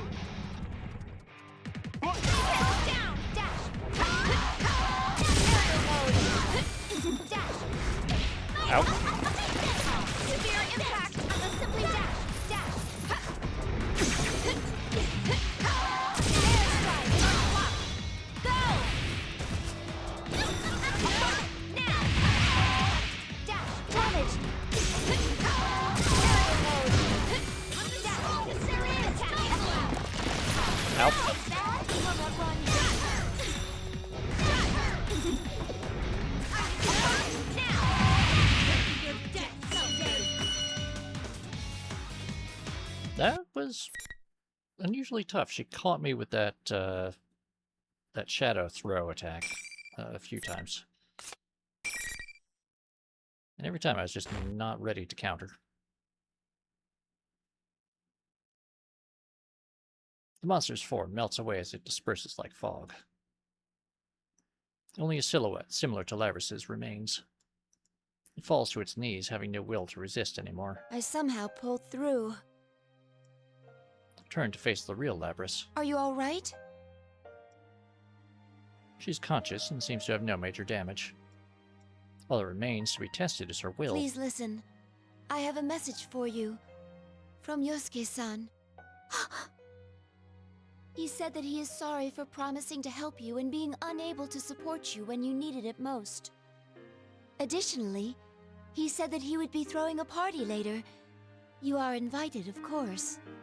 You're lying. If that is what you think, you can ask him yourself later. Now please, stand up. I'll enter my shoulder and prop her up. She follows my lead, but her legs are still shaking. How come this happened? I didn't want to hurt anyone or make them suffer. I know. That was a shadow going berserk. Not everything it said reflects your true feelings. I had a similar experience, actually. My other self was on the verge of going berserk. It told me there was an innate contradiction in having a heart, but not being human, preventing me from truly protecting others. Wasn't that tough to listen to? Yes, of course. Then how can you stand it? How are you still acting like everything's fine?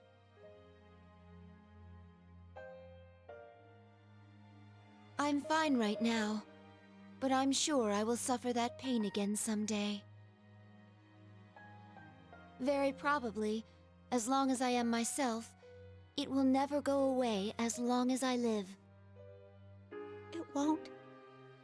Then what can I do but give up? What am I supposed to do? We'll be all right, as long as we have friends. Labrys opens her eyes wide.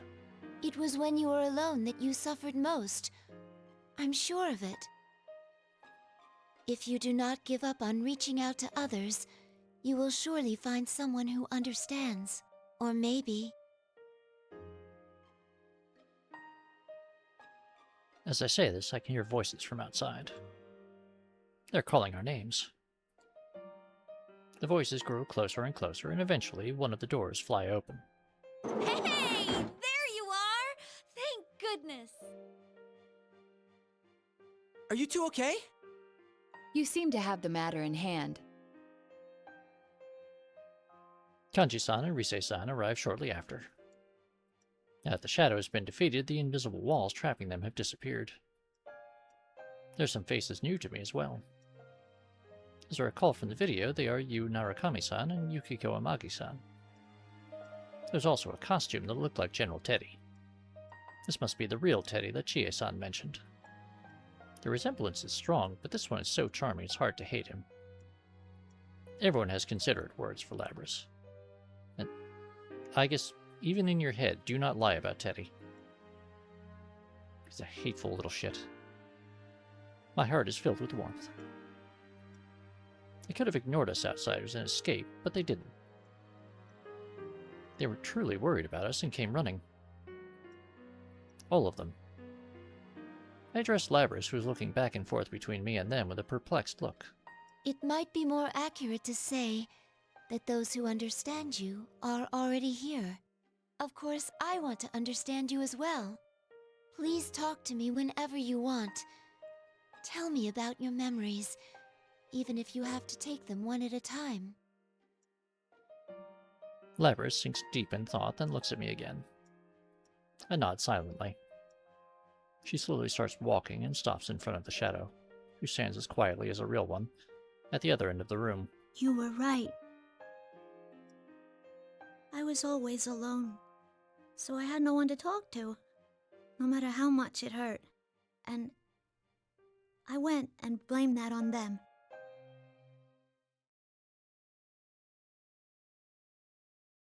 Yeah, you just might, Wilf. You should,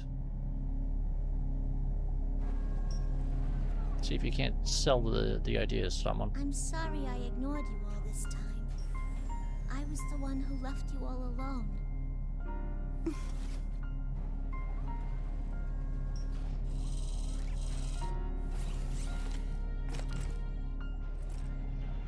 No, you are me, after all.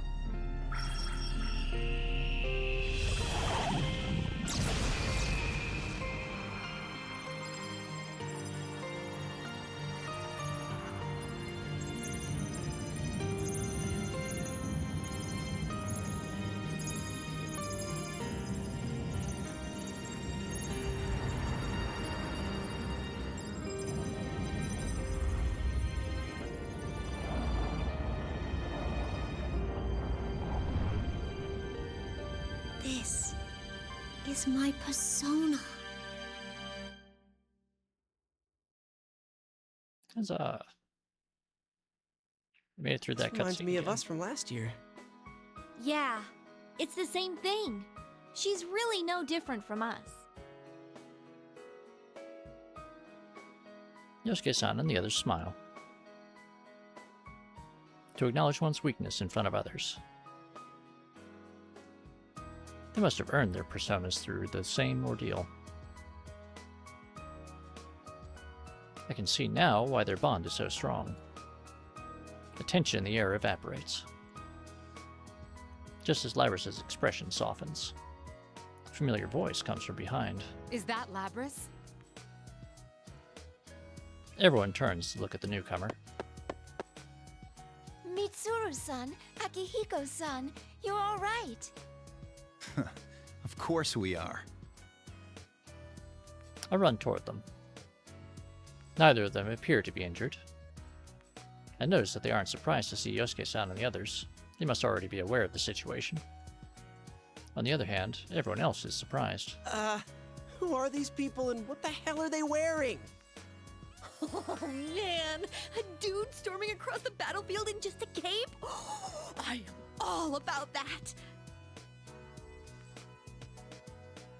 Goddamn, Chie. I'd say you've got good taste. Seriously? Labrys grabs weakly at my arm. Don't worry. I smile and nod. She still bites her lip in anxiety, but she is no longer afraid of everything. You're Labrys, correct?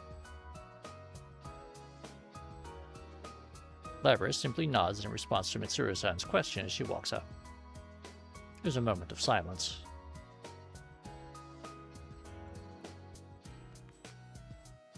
Mitsuru-san's sigh of relief breaks. I'm glad you're safe. Labrys smiles back awkwardly. The look on her face helps dispel the tension in Yosuke-san and his friends. Mitsuru-san notices this as well. I step forward alongside Mitsuru-san to introduce ourselves and show our appreciation. It seems they have never met a Persona user who didn't awaken in the TV world. We spend some time discussing our respective circumstances.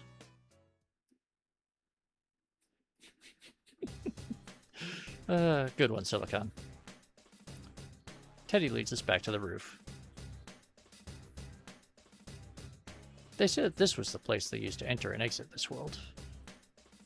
Labrys, who still doesn't quite understand that she is in the TV, cocks her head in bewilderment.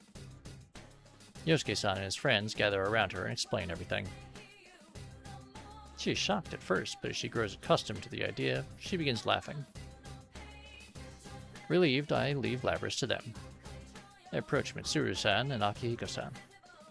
I relate to them all the information I have gathered on this case so far. I tell them that the tournament's host was Labrys' shadow, which had emerged from her, and that Labrys may not have been stolen, but that she may have escaped on her own. She has the ability to manipulate people's senses. That would explain the signs of mental interference found on the hijackers. We were able to discover Inaba through our research. Perhaps she used the same methods. It would have taken time, but she was sealed away for over 10 years. Although she was caged, it is not clear whether she was conscious or not during that period. She had more than enough time. Mitsuru-san and Akihiko-san show no surprise. But they do let out a long sigh. In contrast to Mitsuru-san, who is lost in thought, Akihiko-san goes to get an answer straight from the source. Labrys startles when he taps her shoulder. So when did you actually awaken? Akihiko-san's question is blunt. Labrys handles it calmly, knowing that it is the natural thing to ask. You know, I can't remember. She's being honest. She had used her ability on herself. Not even she knew what she really was. But Akihiko-san seems skeptical. Having no memory of it also means that she is unable to deny it. Please, Mitsuru-san, can you be lenient with her? Mitsuru-san folds her arms and thinks. I know she is in a difficult position. Though Labrys may have a heart, it does not make her human. She is a weapon with dangerous capabilities. Mitsuru-san cannot decide based on her personality alone what measures to take. Especially now that we are affiliated with the police. We have to set an example. Yeah, would you, please? Yosuke-kun. I know I'm asking without knowing the whole story here, but please don't lock her up again. Even his friends seem surprised by his outburst. But soon enough, they are all giving Mitsuru-san the same pleading look. Mitsuru-san winces before giving a wry smile.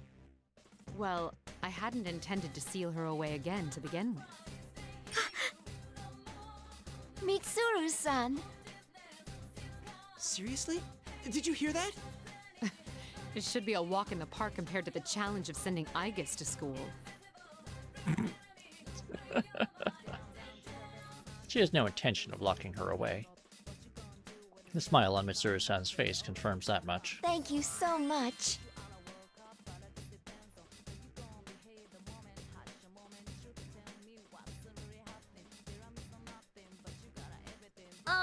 How about if we go outside?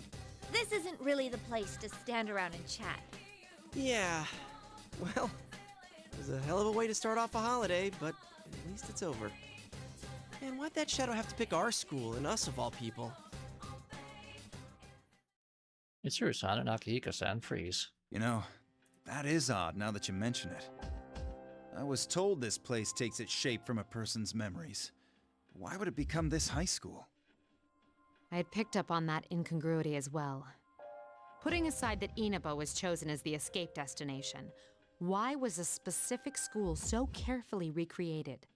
I also have my doubts about Labrys' power. Strictly speaking, it doesn't rob one's sanity. What her power really does is cloud one's senses with illusions. I'm not sure that would have been enough to control those hijackers so completely. Hey, Labrys.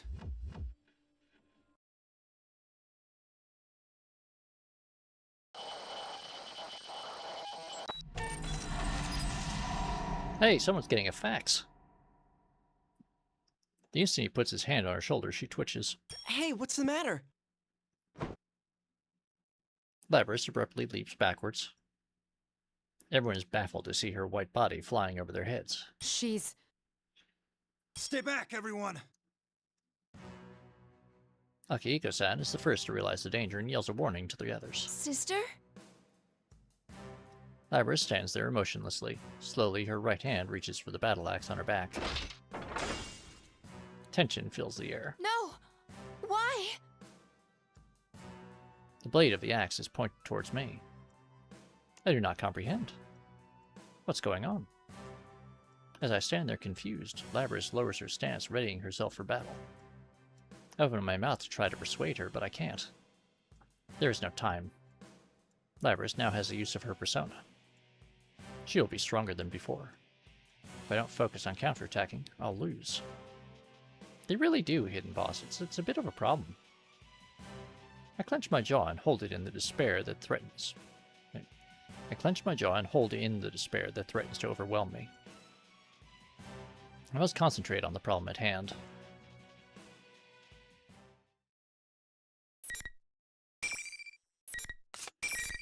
Honestly, if you're going to put a remote control, like, override thing in your combat robot, you should probably have it just be like a, you know, a cutoff, or an off switch sort of deal. Not a, like, remote semi-autonomous combat mode thing. That always just seems to be used for problems. Finally!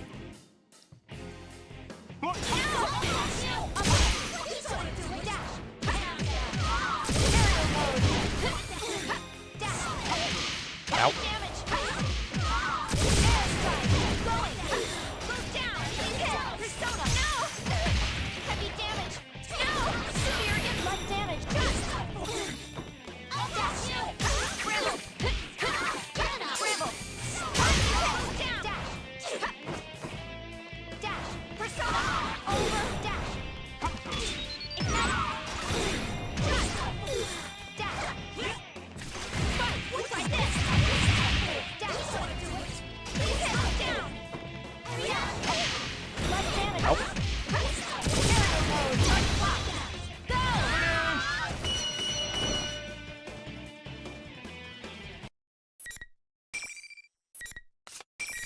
I mean, Hidden Boss, Ikutsuki managed to control Aigis doing incredibly sophisticated, complex tasks using what looked like a 1960s or 70s TV remote, so... You know, I don't know. Labrys falls to the ground with a thud. Labrys! I try to run to her, but I stop when I hear an unearthly voice. You succeeded in repulsing it yet again. Very unexpected. Everyone takes a defensive stance and looks around. What is this? I'm not getting a good feeling about this. It's certainly an ominous presence. That voice.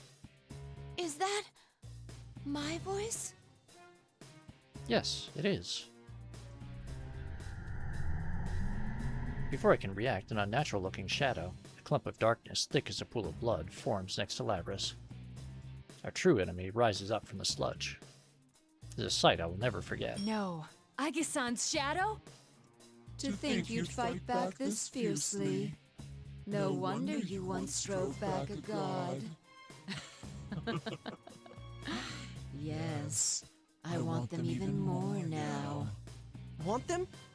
What does that mean? Yosuke-san lashes out at the enemy, but it ignores him and continues talking. Sadly, it seems things won't be going according to plan this time. but I'll make use of what tools I have to the very end. This is my last chance. No, more like a marvelous entertainment. Entertainment? Instead of answering, it raises its right hand over Labrys. Stand, my puppet. Labrys stands up as if being pulled by strings. Is it controlling her? Sister! She doesn't answer. Her face is a blank stare and her shoulders hang unnaturally. She's every inch its puppet. Confused, I look again at the enemy. Is that my shadow? It looks like me, but its voice, its powers, they are all so different from mine. But before I can come to a conclusion, the enemy uses Labrys to make its next move. This form is exhausted from constant battle and will be useless as an asset. But unless you destroy it, it will keep rising up and attacking you all. What will you do? With the battle axe in hand, Labrys dashes forward without warning.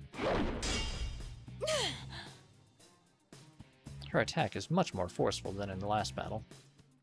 Even with all my strength, I am pushed back. Oh, crap. If this keeps up... Let's do this!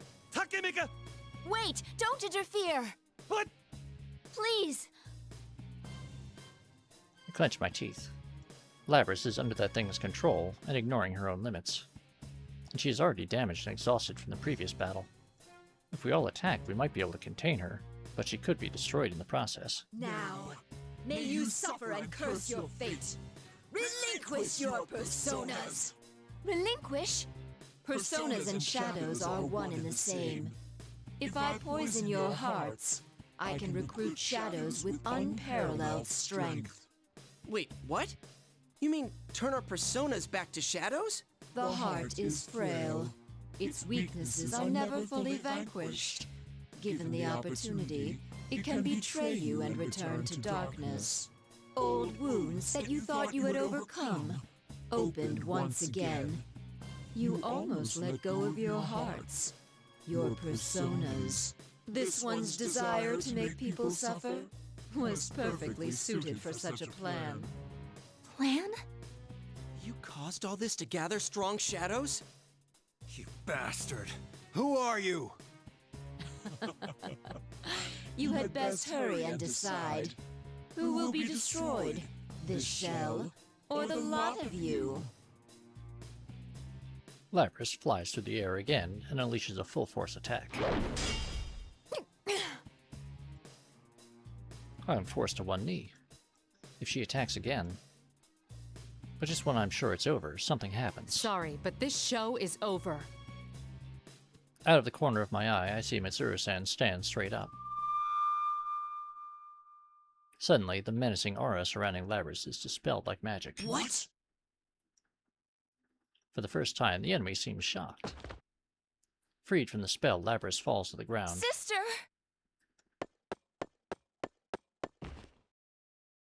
I run to her and cradle her in my arms. What was that? Mitsuru-san smiles defiantly and glances up to the sky. Looks like you made it in the nick of time. You saved us, Yamagishi. An answering voice echoes in my head. That soft but extremely reassuring voice. Are you all okay? Fuka-san? Fuki Yamagishi-san. She's a fellow ally who helped us overcome the challenges we faced in the past. I cannot help but smile with surprise and joy. So you had a third assistant. Ooh, what a soothing voice! My teddy senses are telling me that this is a real cutie pie! Teddy, shut the fuck up. Is this like Rise-chan's persona? Wait, where is she? This feeling. What the? Rise-san opens her eyes and looks up. That voice. It's not coming from in here. Whoever it is out there. Seriously? She can use hers in the real world? That's amazing.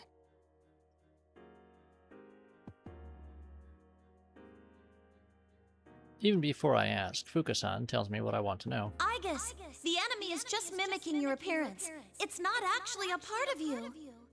Very impressive to guess correctly from such a long distance away.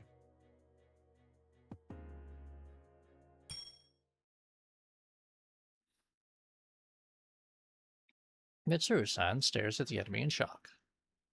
We hear Fuka-san's words as if she's speaking, but technically there is no sound. She transmits her voice directly into people's minds. Other people should hear nothing.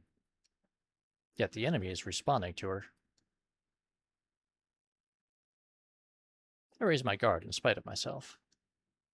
But there is no fear in me. My doubts about the enemy, my hesitation, are gone.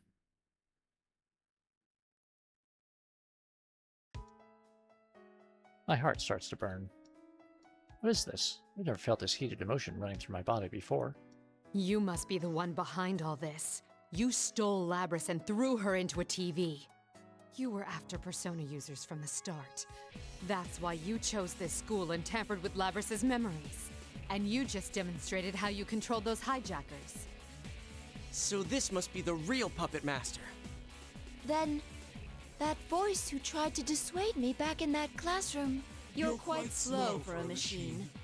Can't you tell by looking at me who that was? So that wasn't something my heart saw, but just a malicious whisper. The fire in my heart is stoked higher, and I make a fist without realizing it. I thought this entire incident was just an unfortunate event caused by my sister's suffering. But her pain was all orchestrated by someone. This isn't her tragedy. Someone saw to it that this would happen. And not just to Labrys. Whoever did this tried to manipulate the pain in my heart, too, by posing as my shadow. And to top it off, the culprit poses everyone here to make them distrust each other, reopening old wounds. This is all an evil plan. I'm not human, but because of that, I hold the hearts and bonds of others to be sacred. They saved me. They keep me going now. And yet, it tested those bonds and used our anguish for its own purpose. Our hearts were nothing but tools to it. Tools to hurt others. I see. I get it now. This roiling, violent surge of emotion. This shaking, burning, erupting sensation. I realize that this is a type of emotion which can best be described in a single word. This is fury. Are you angry? All right, I'll play along. The show must go on, right? You've gone too far.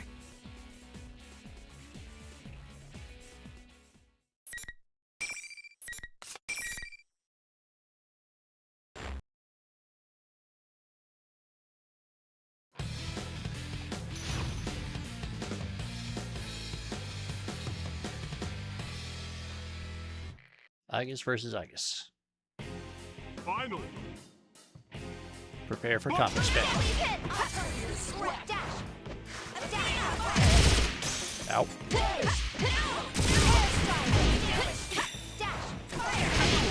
Oh.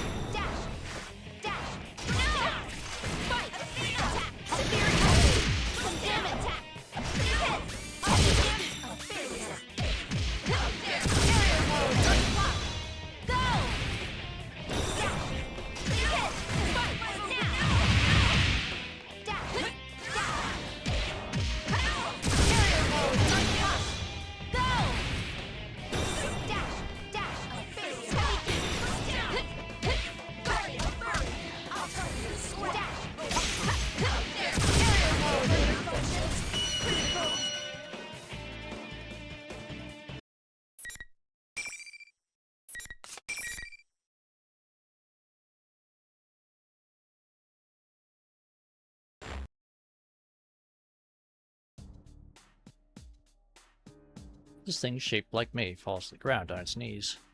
But gets right back up with an awkward jerking motion, lets out an insane laugh. The smile on its face, contrasted with its damaged limbs, has the eeriness of a clown. This is fine with me. Good enough for my purposes that I confirmed you have enough power to meet my expectations. Good enough, my ass. Those are the words of a sore loser. This is only a temporary form. I doubted there'd be any meaning in changing my appearance, but sure enough, it made for a very enjoyable game. All that irritates me is having to feign cooperation with that foolish human until I obtain the one true vessel. That foolish human. An odd choice of words. It would seem to imply not only that it is not human, but also that it is working with a human to carry out its crimes. I will see you in another guise next time. Just wait until then.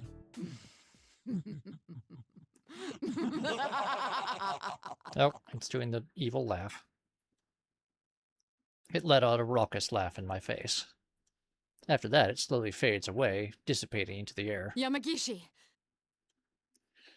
Mitsuru-san quickly calls out. However, The reading disappeared. It didn't move, it just vanished. What could this mean? Back to square one again. Akihiko-san lets out a heavy sigh. Sheesh. It even had to exit on a lame, evil laugh. Another guise, huh? Don't even think about coming around here again! Should we put up some talismans? I've got a lot left over from when we were putting them up in our inn. Yukiko? Really?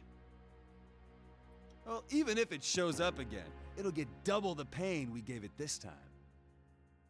Who could it be, though? How did it know about our personas? That aside, it sure had a sneaky way of doing things. This is twice I've been kidnapped into the TV world, you know. Twice! Their irritation is obvious. It's only natural. They were toyed with too, and they do not take Labrys' treatment well. But I cannot encourage them to settle the score. Akihiko-san apparently thinks the same thing. Don't worry about it. We'll handle things from here. Wait, but it kinda said it was still after us. Of course. You should be aware that the enemy is out there. Akihiko only means that there is no need to abandon your lives to pursue it. We will do our best to ensure that no harm comes to you. That is, after all, our duty. But... Guys, let's leave this to them. You can... Are you serious? They're right that we need to go back for now. You look beat.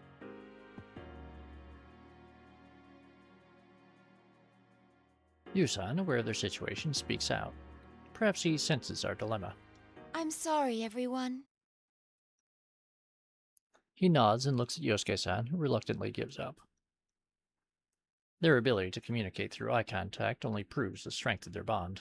Alrighty, attention please! The trip doesn't end until we get out of the TV! Dude, we were in the middle of a conversation. And what's this about a trip?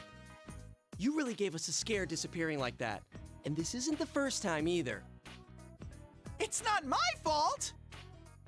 We're still gonna blame you, Teddy. Or should I actually sponsor the next Miss Inaba? Don't even think about it. Chie-san's fist is still shaking with anger after impacting Teddy at full strength. There are times when you should give it your all because it's your friend. Ah, how beautiful friendship is. I comprehend. After everyone calms down, we finally move on to the main subject. We all gathered on this roof in order to leave this world. After getting everyone's attention, Teddy makes a few narcissistic remarks and clicks his heels. Then, like a magic trick at a party, some old TVs appear in a puff of smoke. What are you doing with this ancient TV? Hang on, where'd you even get this?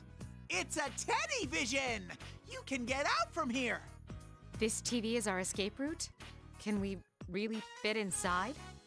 Ooh, are you a little too front-loaded to fit? In that case, I wouldn't mind helping you squeeze through! Teddy, shut the fuck up. You're even worse than before, you know that? Chie-san and Yosuke-san jump in without hesitation, showing how used to it they are. Seeing that, Akihiko-san and Mitsuru-san shrug and follow suit. Labrys stares as everyone gets sucked into the TV one by one. But she doesn't look scared. Her eyes are actually bright as she glances this way. I can't help but smile at that. She doesn't need my permission to do anything. I tell her to go ahead, and she dives in head first with a giant grin. Although, just as I thought, her wings don't fit and she gets caught on the screen. burst into laughter to see her legs sticking out of the TV, kicking wildly. I take off the unit on her back, and she instantly gets sucked into the TV. I wonder if she landed safely. As the last one left, I turn around and take a final look. It doesn't feel like it, but it's only been a few hours since we entered the TV. And only 3 days since the hijacking. It was a horrible nightmare, but at the same time I met some good people.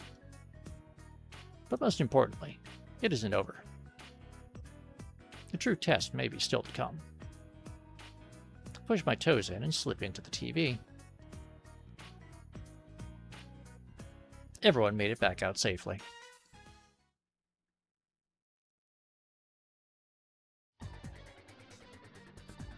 When we return to the real world, I'm surprised to find myself in Junes, a large department store. I've never seen Mitsuru-san so flustered. Even she could not have expected to emerge in the most crowded place in town, and from a display TV at that. But to make it back to the limousine, we have no choice but to walk through the store. Mitsuru-san in her skin-tight suit. Akihiko-san mostly naked except for his cape. Me with my mechanical parts exposed, and Labrys with her axe. Or her wings, I suppose? Not to mention Teddy. Rise-san and Naoto-san are both public figures. One is an idol and the other is a detective. We make quite an outlandish procession. Considering the nature of our operations, I hope to avoid having my picture taken with phone cameras. However, as we walk along, I soon find that my fear of cameras is baseless. In fact, it is not cameras we need to worry about at all. It is the police. I find myself anxious in this completely unexpected situation. An arrest would mean disgrace as an unofficial unit. And I'm sure Yosuke-san and the others would like to avoid the inside of Juvenile Hall. Everyone hastily agrees with each other and takes off at full speed.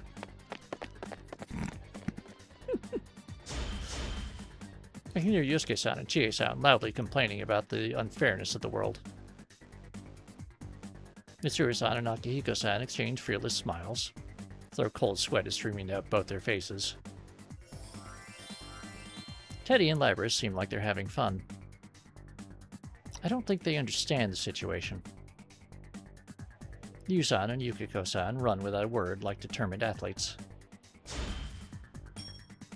Kanji-san tries to turn and fight every so often, with Naoto-san having to stop him each time. Rise-san switches on her cell phone to find an alarming number of missed calls, which seems to be the bigger problem for her. In the end, our parting with the Yasagami High School students concludes with a brief goodbye as we all scatter like birds.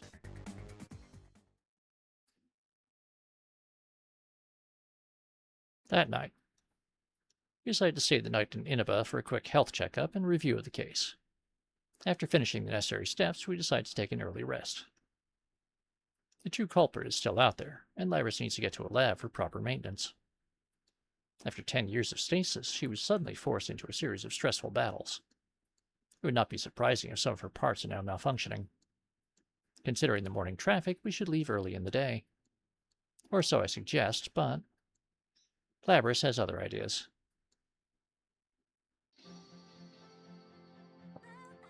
May 4th, the next day.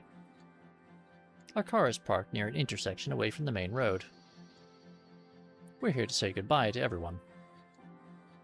Labrys wanted it this way. I am happy that she wishes to see people again of her own will.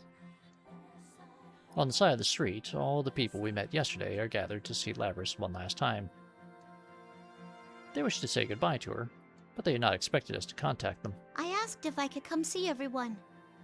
I wanted to give everyone a real goodbye. What do you do next? Are you going back to that lab? No, I decided I'm gonna work with Mitsuru-san and them. I want to do my damnedest to catch whoever used me to bait a trap for you all. All right.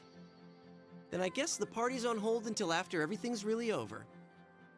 But hey, you should come see us again anyway. Promise me, okay? You got it. He did. And see, he's still, he hasn't forgotten, Wilf. Labrys shakes hands with each of them.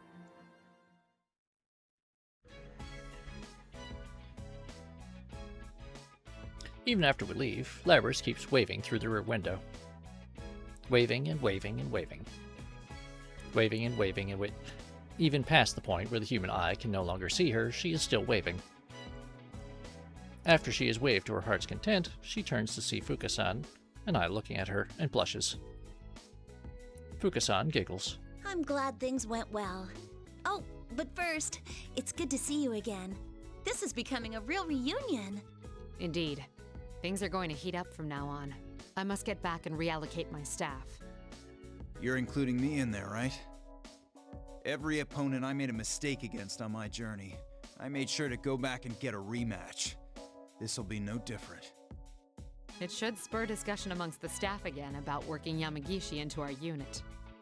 Huh? I'm still not sure about joining any special unit. Flustered, Fuka-san starts wringing her hand. Glancing at the seat next to me, I notice Labrys looking at the sky through her window. I didn't know the sky was so blue. There's deep wistfulness in her voice. Back at the lab, they only let me out at night. But this, I feel like I've seen it once before. That same bright blue sky. Once before. I recalled the memory relating to those words amongst the countless memories of Labrys awakened within me.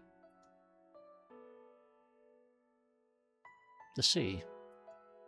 That cerulean sky and lingering clouds. The emerald blue water. In my mind, I placed Labrys at the scene. A white figure gazing from the edge of a pier. I know this scenery. For an instant, it feels that I do.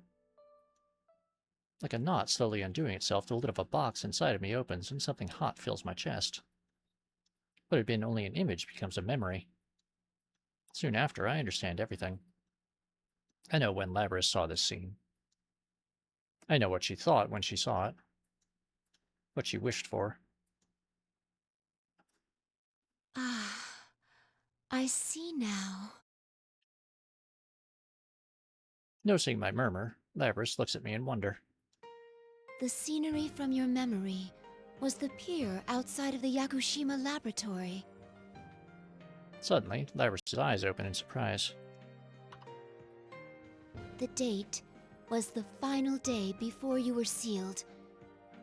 You made a heartfelt wish there.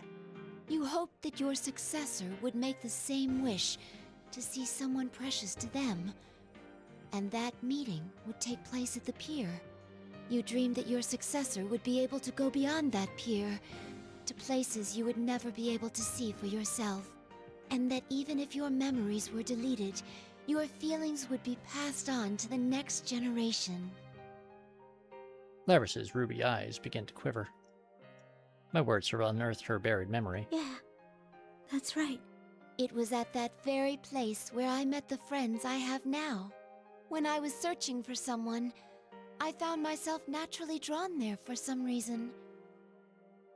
My memories return to a certain encounter. That day, on that very same pier, I met him. My dear friend. I think it was because of your wish. My wish? You mean the thing I wished for that day actually came true? Indeed. It stayed alive for 10 years. Thank you, Labrys. It's because of you that I found happiness. Huh. I didn't know that. My desires, all the feelings I got from the others, they didn't go to waste.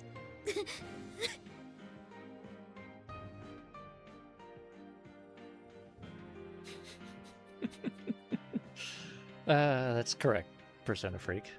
Tears stream down Labrys' cheeks. I stretch out a finger to wipe them off, but it's already wet from a drop on my own cheek. Mitsuru-san and Fuka-san smile at us gently. Fuka-san seems a bit teary-eyed herself. I gotta thank you, too. You made me remember something important.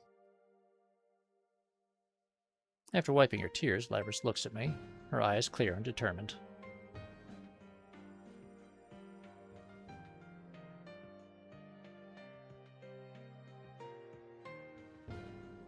There's someone I have to find. I need to meet her so I can tell her something.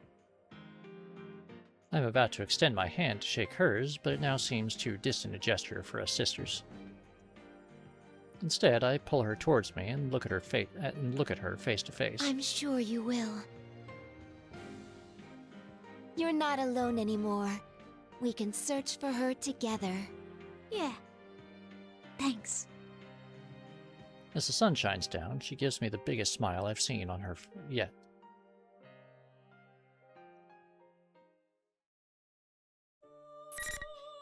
Okay, and so that was the Aigis route, the story mode. I think what we'll do, since it's almost 2.5 hours since we started, we're going to take a brief break, about 5 to 10 minutes, and when we come back, we'll do Labrys' story mode. Alright, so about 5 to 10 minutes, and we'll be right back.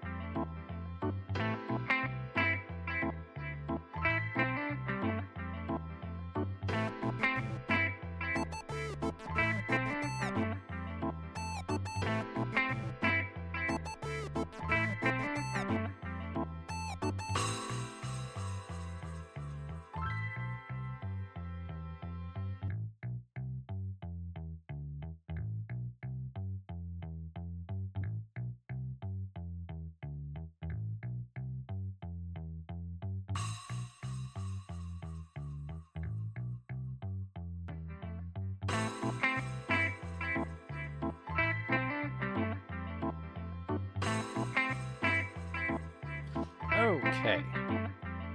I think we are now past the mandatory ad breaks, and we can get back to things.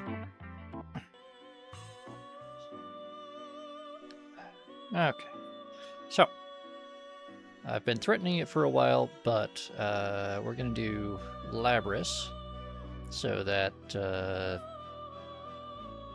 we can Labrys' story is a little rough compared to the others, so we'll follow her up probably with Kanji, because that's the lighter, more humorous one, and then we'll do Akihiko, and then we'll probably move on to the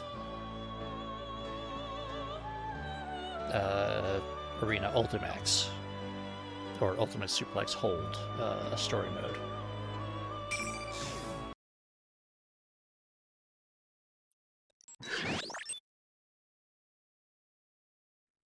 Initial boot successful. Timestamped April 20, 1999, 10/16/39. The boot process was successful. This happens every time, but I'm never sure what to say to them first. You mean like a greeting? There's no need for that, they're just machines. 2 humans within visual range. Both male. Searching for voice print and visual matches. Personnel identified as research staff. Not hostile targets. But things like that might affect the performance of these models. Because they have a mind? Their emotions and things are completely faked. It's no different than an AI. It can't possibly be that sensitive. Scanning for keywords in conversation. Running logical analysis. Cross-referencing with related data. Current conversation topic is not orders. Well, until we rule it out completely, we should at least be kind to them. So you say. All right, from this moment on, you will be registered as candidate unit number 031. Please repeat your number back to me. Confirming first order. Initializing unit number. Output via voice requested. Activating voice synthesis module. Accepting input. Unit number 031. Did its pronunciation sound a little odd to you? You're worrying too much. Let's hurry up and haul it out.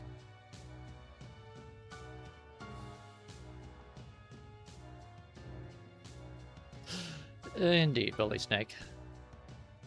Receiving action plan through console. Combat test against others of same unit. Yeah, I mean, this year, I think Persona 3 is about 20 or so years old.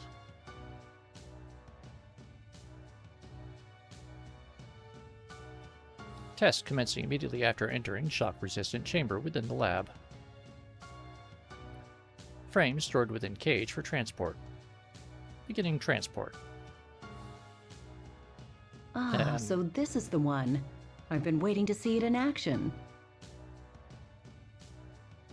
Let's see, Persona 4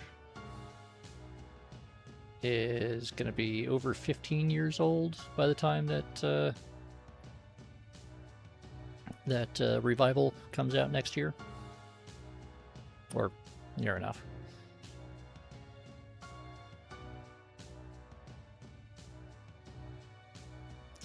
Ravana, this is a post-Grimos game, although elements of it, elements of the story are roughly peri-Grimos. Transport complete. Cage reopened. New human found. Searching for voice print and visual matches. Personnel also identified as research staff. Female. Cutting connection to outside data supply. Connection offline. Commencing cable disconnection.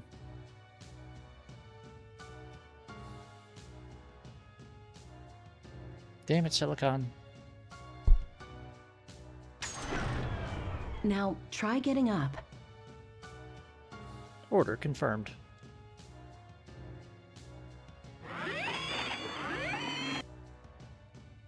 Get up. Initiating motion synchronization engines for motor functions. Accepting input. Safety limiters active. Balance control gyros functional. Overall movement systems functional. This model's loaded with a nearly pure form of that crystal. I can't wait to see what kind of results it gets. Unit number 031, can you hear me? Confirm your surroundings. Tell us any abnormalities you're feeling in your sensors or any other functions. Order confirmed. Beginning simple self-diagnostic. Temperature, humidity, pressure, air composition, lumens, sound all within normal levels. Visual data within expected color spectrum. All systems functional. The readouts seem fine. Monitoring system is fully operational. Okay, we're gonna test your performance inside the battle chamber now. When you hear the buzzer, consider everything that moves an enemy and eliminate them. Order confirmed. Awaiting the signal to begin the test. Exit confirmed to be sealed. Room shape, approximately cylindrical. Height, approximately 11 meters. Area, approximately 154 square meters. High energy light sources found on outer wall. Assumed to be fire resistant and bulletproof. Sorry to do this just after you've woken up, but it'll be good to put you through your paces. Release of facing hatch detected. Mobile objects intruding into chamber.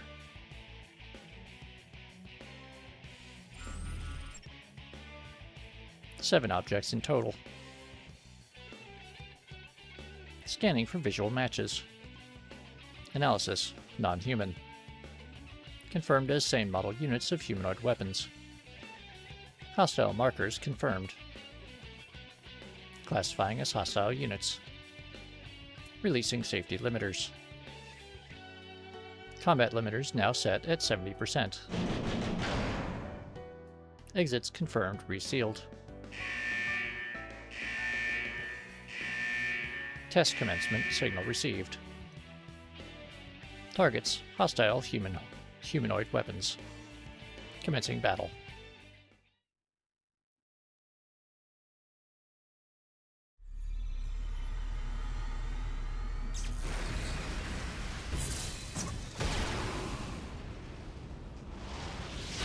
Now we get a cutscene that we haven't seen before.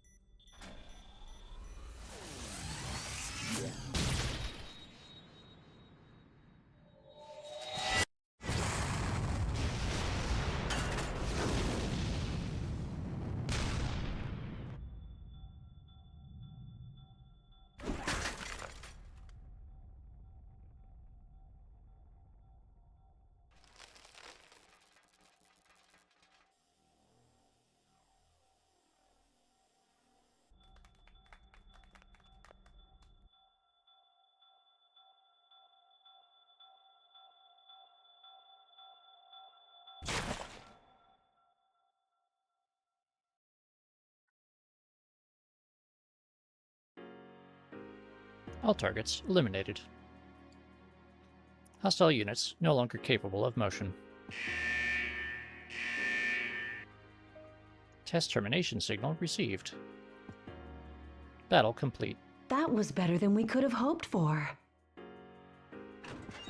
Hey, what's with all the bodies? You made it fight that many on its first time? Don't worry, it did great. This is a new high score for the first battle results. Well done, Unit Number 031. Stand by for further instruction. Order confirmed.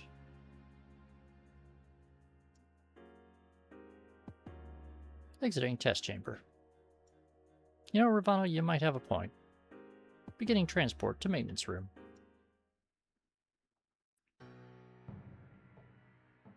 Resetting safety limiters. Taking seat in maintenance chair. We're done testing, but there's still one thing left to do today.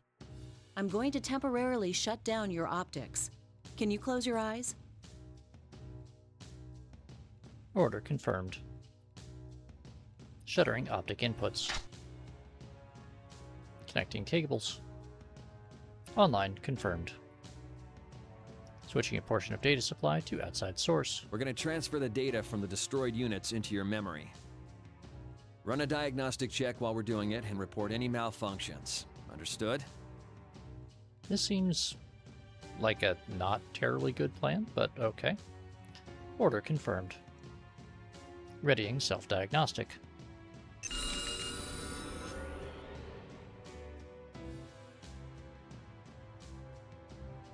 Initiating data transfer.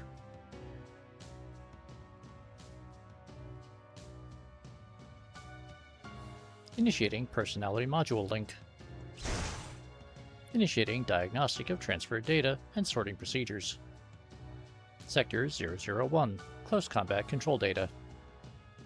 Will investigate the improvement of tactical patterns through synthesis and acquisition of data. Dividing into categories for sorting. Sector 002, evasive action control data. Will investigate improvement of tactical patterns through synthesis and acquisition of data. Dividing into categories for sorting. You know, Ravano, maybe they did and decided that was a guidebook instead of a cautionary tale? Sector 003, non-battle data. Error, excluding. Sector 004, non-battle data. Error, excluding. Sector 005, battle-related data. What could these be? Momentary disruption of data from visual information stream. Room that is not this place. Outdoor scenery thought to be at night. Scenes of multiple units of the same type gathering outside of the battle chamber. Could these be memories? Visual memories? They are obviously unrelated to the mission. Why have apparently purposeless memories been preserved this long? 20 to 40% of the informational data extracted from all 7 units are confirmed to be such information. Incomprehensible. What is this? Anything to report? Cables disconnected. Time elapsed during data transfer, approximately 5 minutes. Reopening optic inputs. Calibrating servos. All right then, unit number 031, give us a simple report of today's battle results.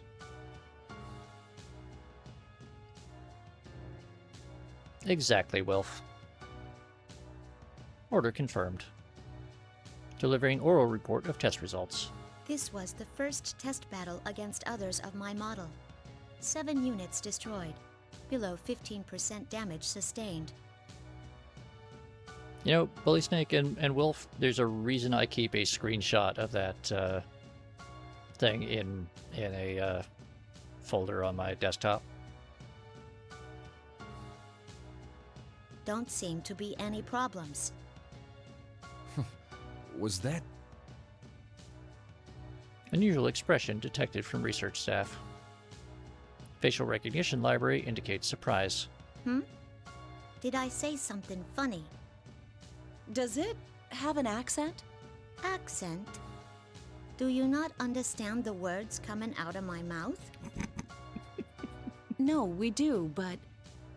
See? I wasn't hearing things. The unit's speech really is peculiar. You don't need to yell. Is the language interface not set to default? Sheesh. If we'd known this, we would have reset it in advance. Yeah, the base's personality might be coming out. I wouldn't be surprised if some of the volunteers were from the Kansai area. But it just woke up. Would it be exhibiting such distinct mannerisms this early? It may be the effect of an enlarged plume of dusk, the basis of their mind. Perhaps it's accelerating their personality development. Exchange of opinions taking place on unexplained aberrance in speech pattern. Hypothesis offered that language interface settings fall outside expected result. Review of recent conversation does reveal certain discrepancies. Internal monologue is within expected patterns, but oral output induces anomalies. Anomalies not affecting meaning. No impediments to communication predicted. But I don't want to waste this feedback data. Those are the best results we've ever seen. Leave it. It'll be fine. It can understand us anyway. This is just one of those things that makes science interesting. There you go again. This unit is going to be communicating with the others. What if this effect spreads? Not only that, but because this is an anomaly, it doesn't seem to have a 100% accurate accent either. But if it has a personality, that might speed up the development of its mind. Yeah, she's right. The three researchers are standing around the maintenance chair. Each holds a tablet and examines the display on the chair. All right, unit number 031, we'll explain things from the top. Voice pattern consistent with research staff. You are a weapon created to fight against unique enemies. Therefore, your combat performance is prioritized over all else. But in order for you to use a particular ability, you've been given a certain amount of awareness. And that makes your performance difficult to quantify, so we've been pitting test units against each other as a selective growth process. It's all in the service of achieving higher performance, and we don't want to waste any plumes of dusk. Accessing archives. Search term, Plume of Dusk. One match found. A crystalline substance at the core of personality modules. Its name derives from its thin, plate-like shape, resembling a shed bird's feather. In addition to its circuit-like structure, it has an unnatural vital reaction in response to external stimulus. Similar to a living thing, yet different. It is thought to exist in a state between mind and matter, mass and information. The details are unknown. There are 12 other subheadings classified under Level 7 clearance. Access denied. Matter interpreted as the core of personality modules. But regardless of your ego, there is one rule you must abide by. You might as well think of it as an order. One rule to abide by. Awaiting order. The only order is to destroy everything we identify as enemies and to emerge victorious. Though your ego will give you some flexibility when planning tactics, there's no need to think about extraneous side issues. Use everything you have to win a fight. That's all you need to concentrate on. Order confirmed. Understood. Destroy identified enemies and emerge victorious. A clear order. It is consistent with the role of a weapon. No abnormalities. Everything is clear.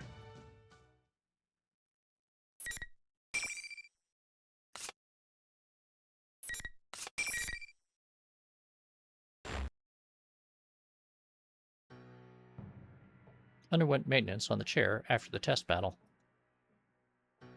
Post-reboot diagnostics showed status normal. The time was 1900 hours. It really is, Wilf. Research staff set new activity cycle. All units will exit standby mode at 0900. Tests will be conducted at regular intervals until 1700. Maintenance and setup will take place until 1900. Afterwards, time is allowed to be spent in the outdoor area of the grounds. On returning, enter standby mode within the cage. Instructions are to repeat these actions until unable to continue. The next item on the new schedule is to spend time in the outdoor area. Parameters of spending time unknown. Hypothesize that the meaning is to remain on standby and wait for time to pass.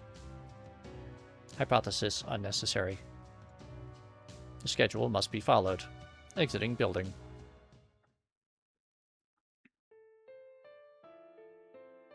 Outdoor area reached. Light levels limited due to time of day. Many trees still visible in the environment. It is almost entirely consistent with known data from the off-limits area. The ground is different from the laboratory's artificial flooring. The soil is exposed. Various natural plants are here. A certain amount of time must be spent here. The intention may be to heighten basic response capabilities in the natural world. Others of the same unit can be seen stepping into the central area, reassessing the surroundings on various spectra. Hello, Sonar. Hope you're doing well today. Unlike the combat test, no hostile unit markers detected. Hypothetical. In combat, under current conditions, what tactics would be effective? I reassess the surroundings as a combat environment. I assign value to various geographical features. I survey the topography on the outskirts of the environment. I detect unusual movement in one unit. Other units are also surveying the environment, but this unit is crouched while holding something with its right arm. I do not deem this unit's unusual action to be a threat. I approach it in order to make inquiries.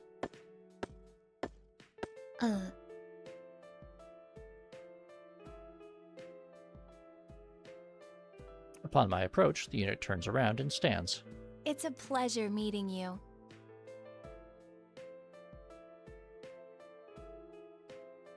I process this statement.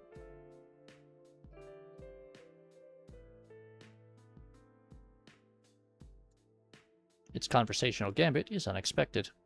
I find no prepared response in my libraries. Its conversation... You mean like how this is our first encounter? In that case, yeah. What are you doing here? I've never heard your accent before. It's intriguing.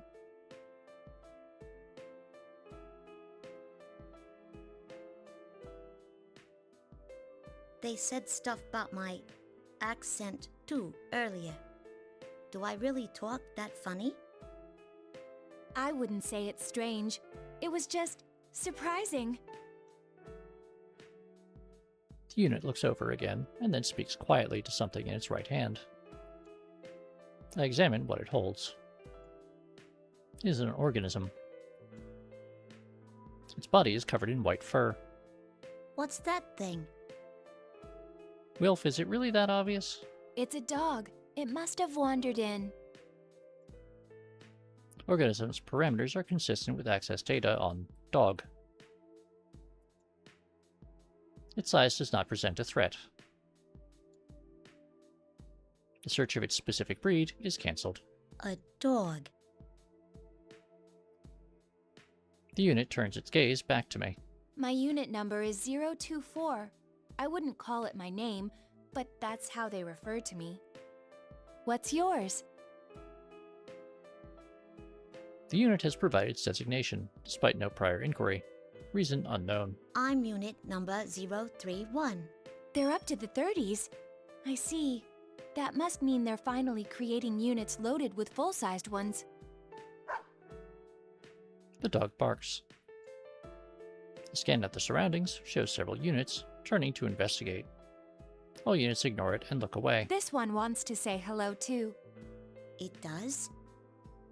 You can understand what dogs say? Kind of.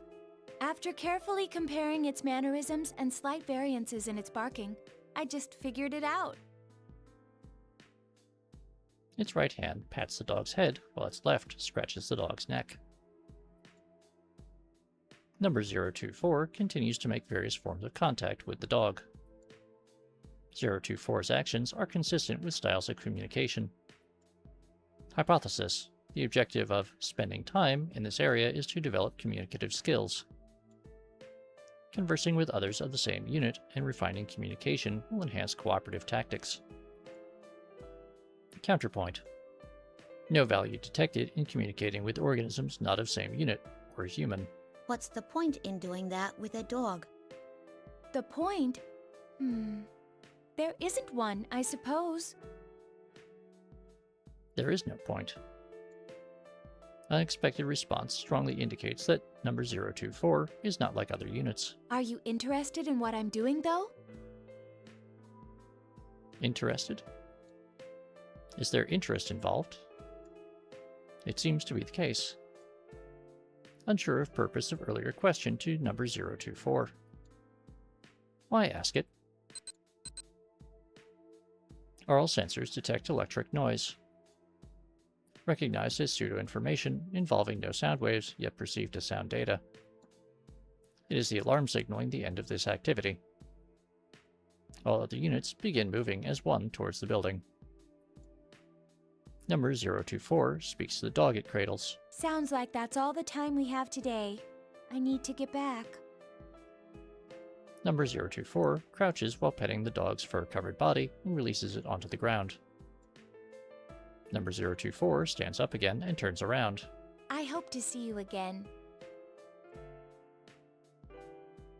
Number 024's expression changes as it says this.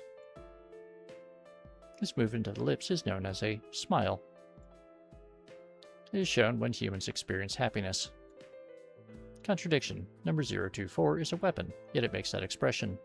No hypothesis found. Or, is there no point to it as well? Spare cognitive processes rerouted to analysis. Still, I cannot understand it.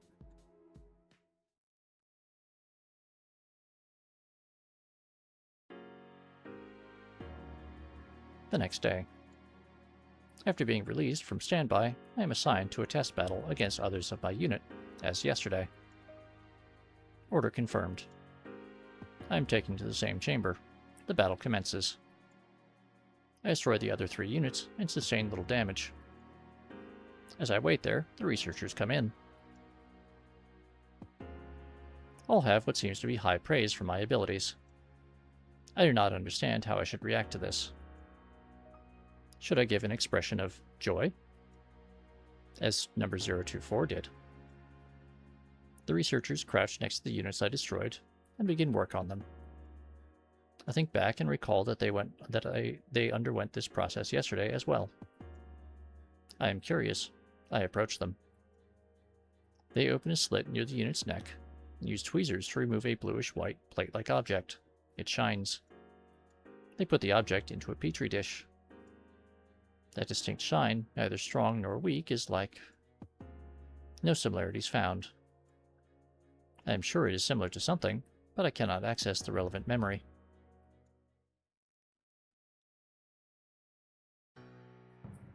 Well, let's get right to the feedback on today's battle.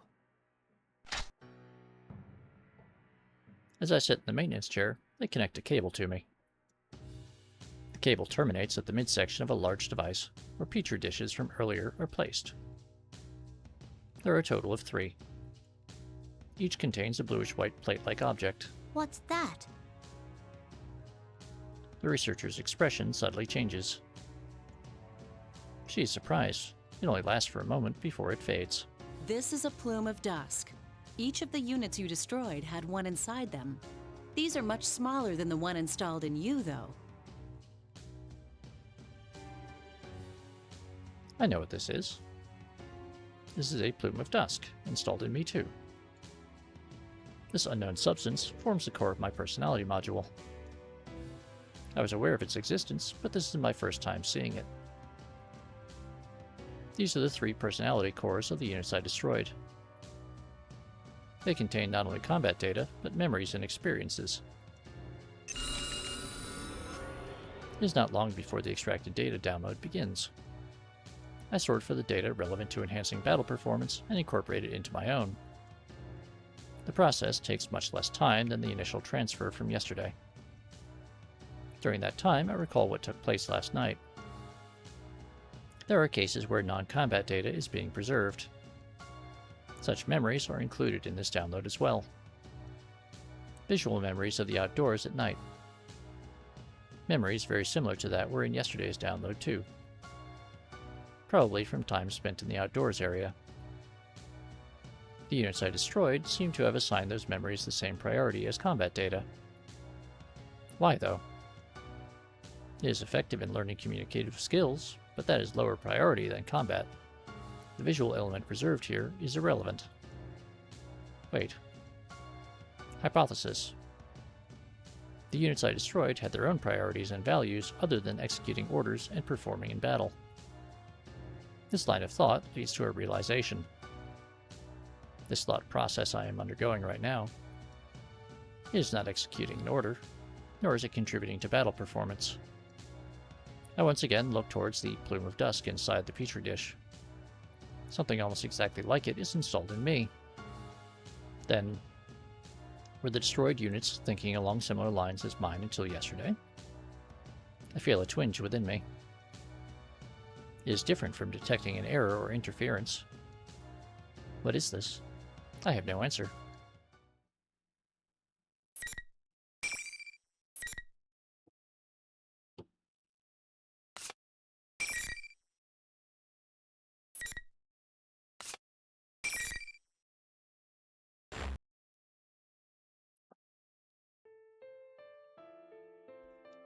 My second night of spending time in the outdoor area came.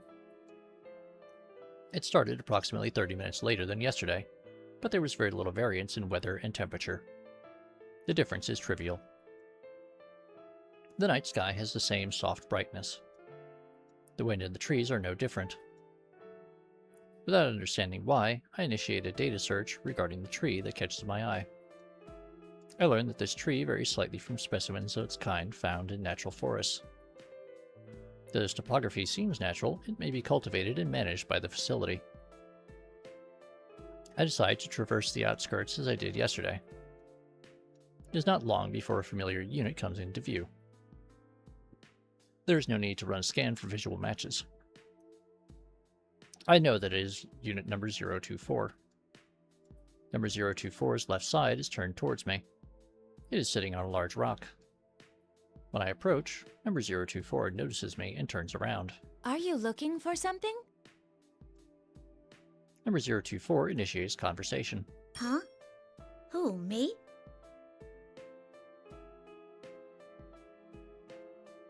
I just wondered if you were looking for me. I did express a hope yesterday that we would meet again after all.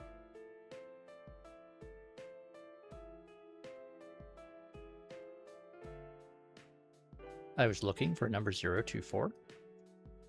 It's true, I may have been. I began walking the same route as yesterday, but once number 024 came into view, I changed course to approach. I may have been searching for number 024 in this area. Did I desire to reunite with 024? Why? I am silent due to lack of an explanation. Number 024 smiles again. A smile. What was the cause of that expression this time? I do not comprehend. Like so many other things... Would you like to sit with me? This rock is large enough to accommodate us both. It would be more relaxing than standing. Thanks. I sit in the offered space and gaze at the same scenery number 024 is looking at. Can I ask you something? What is it? I decide to voice the doubt I experienced during the combat test today. In my limited experience, number 024 has a better comprehension of such matters. Do other units think about stuff that doesn't have to do with fighting and missions? Do you have such thoughts? To tell you the truth, I can't really say. Feels like I do, though. Number 024 is silent for a duration before speaking again. Units of our model are all given a mind. It's so that we can eventually develop what is called an ego. Well, that sounds like good news, Sonar. It'll probably be a bit noisy for a few days, but... you know, better than having a leaky roof. The reason our appearance closely resembles that of humans is related. It's to foster self-awareness, similar to a human's. Have you not been told about personas? Personas? The word is unknown to me. Accessing archives. Searching for persona. Over 1,000 headings found. I must filter the results further. Which subject is number 024 referring to?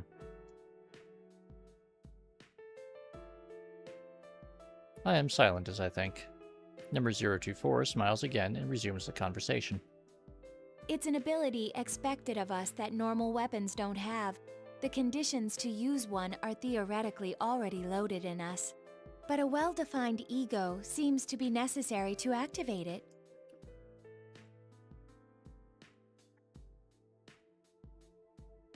I am already aware that we have been given a mind. Today I saw for myself the part that forms our personalities. Is its activation triggered by development of communicative skills? I still do not have a good grasp on it. Though, number 024 continues to speak. That's why I'm sure there are others with thoughts that do not pertain to missions. That would seem to be the case. Then, maybe those I've fought up till now. Number 024 trains its gaze on me. And how does that make you feel? The opponents you destroyed may have thought similar things to what you just did. Do I feel things? I cannot say for sure. I am unable to respond to the question. Number 024's expression changes again. The expression could be classified as a smile, but is subtly different from the ones I have cataloged as experiencing before. Mixed with the joy and gladness of previous smiles, this one contains a slight hint of sorrow? It's okay. You don't need to come up with an answer right now. It actually may be better to forget it. After all, tomorrow we may find ourselves ordered to destroy each other. Once again, I detect a twinge inside from hearing number 024's statement. It's similar to what I sensed during the data transfer today. What is it that wavers inside me? I'm about to be lost in thought again. But as if to prevent that from happening, the signal for our schedule shift echoes in each of our ears. It's time. I hope we meet again. As number 024 quietly stands up, I detect an expression I have come to know. Another smile. It appears as if number 024 is adopting these smooth changes in expression naturally and not deliberately. I wonder if I will eventually be able to do the same.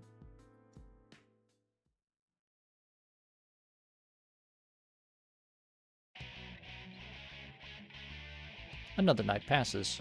Another combat test takes place the next day. Just as scheduled, I face units flagged as enemies within the test chamber.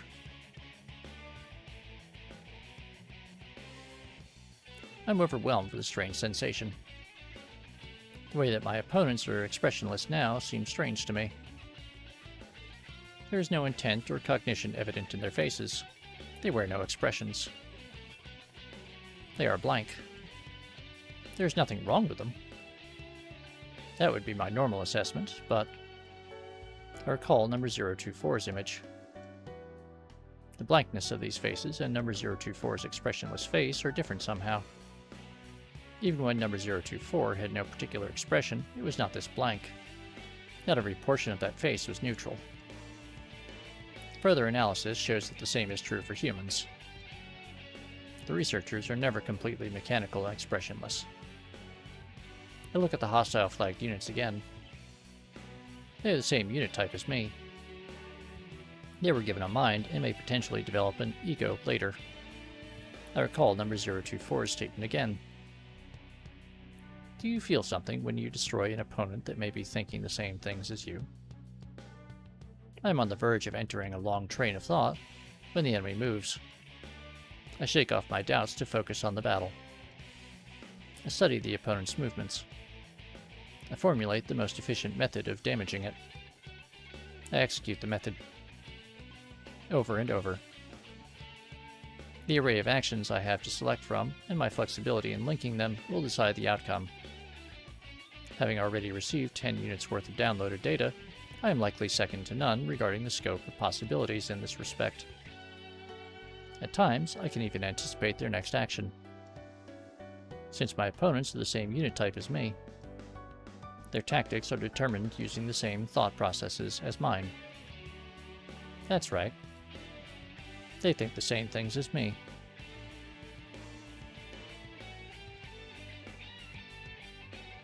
Eventually, after approximately 4 minutes pass, all opponents are silenced. I successfully executed my mission.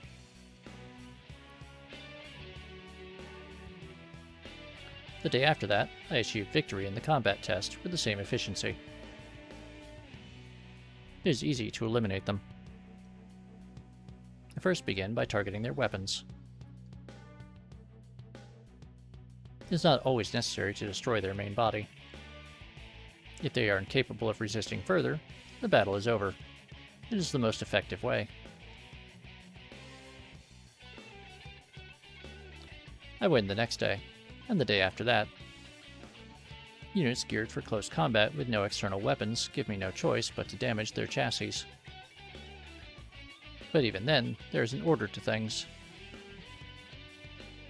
If I destroy parts that present a threat, such as the motor functions of their limbs, the match should be considered as won. Soon afterwards, the buzzer signaling the end of the test echoes, just as I expect. I catch myself rushing over to the unit collapsed on the ground. You know, Silicon, you're right. I have only destroyed the unit's arms and legs. It is still conscious. But I realize I do not know its unit number. I'm at a loss as to how to address the unit. The opponent asked me a question then that I did not expect. You seemed to deliberately avoid attacking the face or the neck in that battle. Why? Huh? I am momentarily at a loss for words. What the unit says is true. There is no damage to its face. I review my actions during the battle and find that at no point did I attack its neck either. The cranial region is where the plume of dusk is housed. If it is destroyed in a type of unit, that unit will fall. Aiming to disarm an opponent is effective, but targeting weaknesses is obviously the more efficient tactic. And yet, I avoided doing so. I dunno.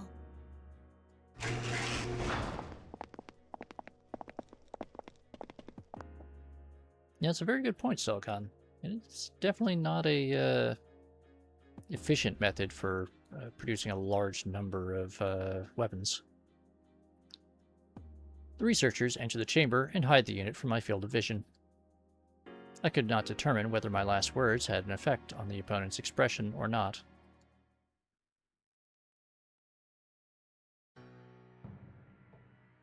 These past 3 days, it hasn't been destroying the other units beyond repair, like it did in the first battle. It must be learning to finesse its attacks rather than just using brute force. The result? Swift, overwhelming victories. Its evasive skills are improving as well. That level of flexibility in evasive action could never be replicated by chaining predefined maneuvers. This unit's collected a good amount of feedback data too. It's growing steadily, feeding on the bones of its kills. You don't have to say it like that. The researchers are preparing for the download. Growing. Destroying them and absorbing their data. That's what growing is. Since I thoroughly destroyed a few of my opponents these last few days, some of their bodies were salvaged. While I downloaded their data, I always kept their still bodies within view. Well, that's not creepy at all.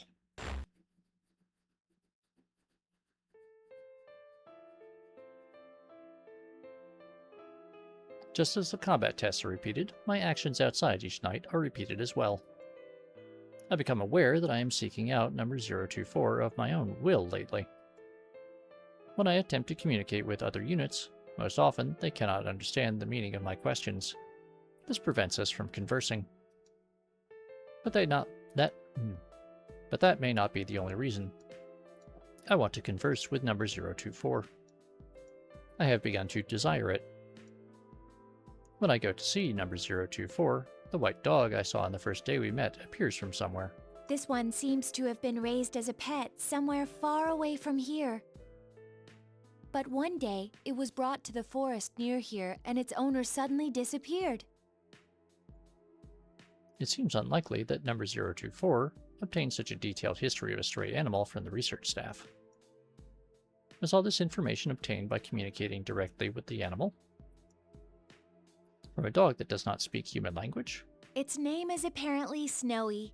At least, that's the name it responds to the most. Well, Ravano, part of the purpose of this is to nurture the growth of a unique identity. In psychological terms, the ego. Not necessarily ego as in pride, but ego as in unique identity. And a logical sense of self. Because the idea is that they need them to have a complete individual mind in order to be able to summon a persona. Since the persona is the outgrowth of an individual will. I thought it was a dog. Oh, well, the name of this animal is a dog. But how do I put this? Snowy is what this specific dog is called. Snowy. Snowy barks once, as if comprehending its name. It's white, like snow. Easy to remember. When I reach out my hand, Snowy rubs its nose against it without being frightened. The way it presses at my fingers feels as if it is showing pride in its name. I do not know the tactical advantage that communicating with animals offers to a weapon. But I feel that there is value in spending time with it. I decided to spend my outdoor activity time that day following Snowy around with number 024.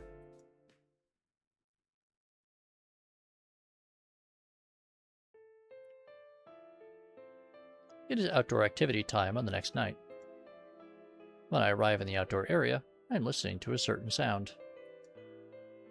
I hear this sound intermittently every 4 to 7 seconds. I had wondered about the unknown ambient sound since the first day, but I determined that it wasn't a threat and focused my consciousness on other things. Tonight, I increased my microphone sensitivity to maximum and concentrate on that sound. It is similar to something familiar. It's cicadas. I scan my memories until I realize what it is. It is the sound of water. Oh.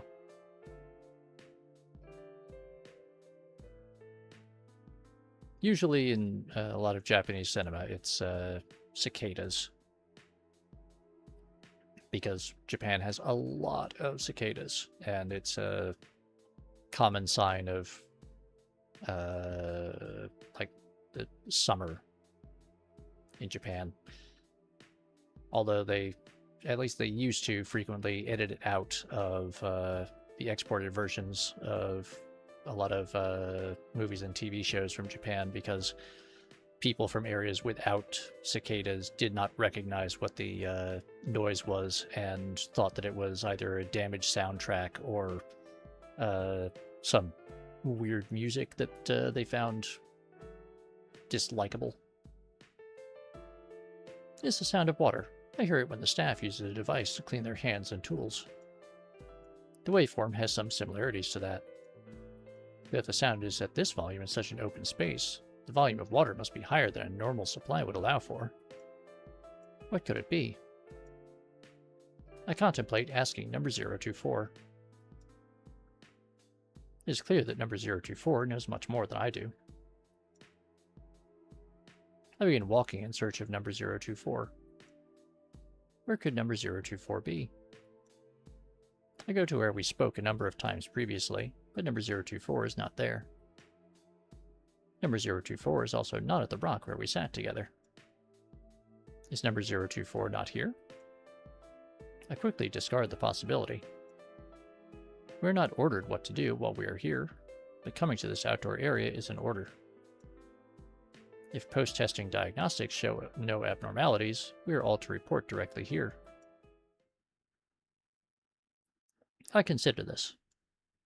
If there are no abnormalities, I feel a twinge in my chest. It is larger than ever. Number 024 will be here if there are no abnormalities. But what if there were such abnormalities? What if number 024 was damaged during the combat tests? And sustaining damage is not necessarily the extent of the problem. Could it be? I realize that my arms are trembling slightly.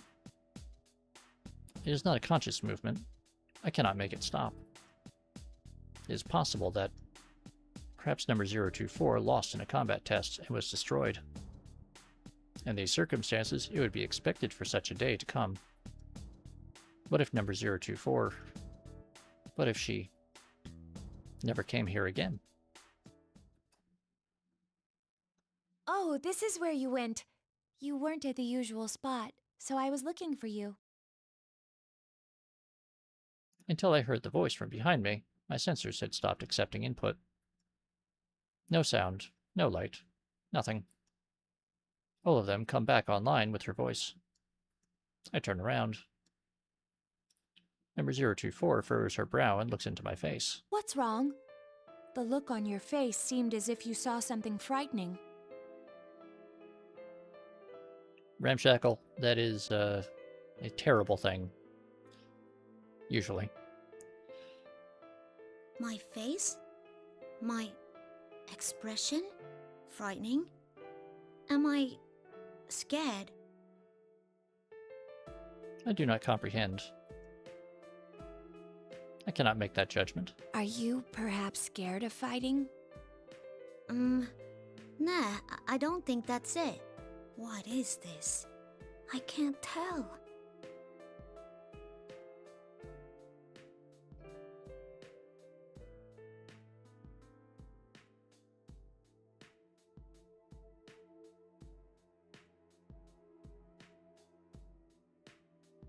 Huh.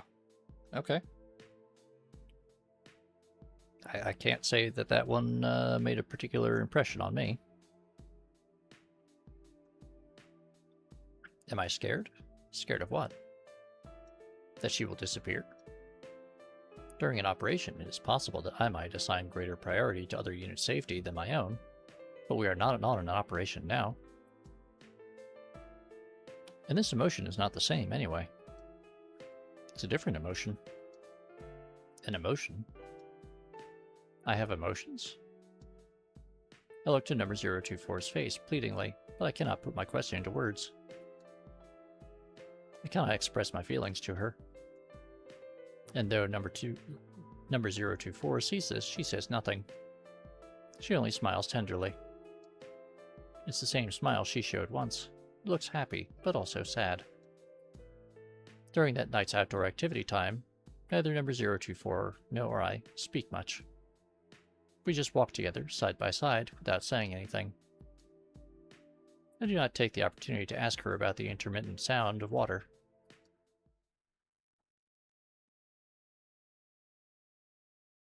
It is the next day. I detect some sort of weight in my chest. I am aware that there is no physical weight there. It is most likely a psychological phenomenon. I perform a vocabulary search. The idiom of being heavy-hearted applies best. I cannot help but find it amusing. It's a very apt phrase. But what is causing this heavy-heartedness?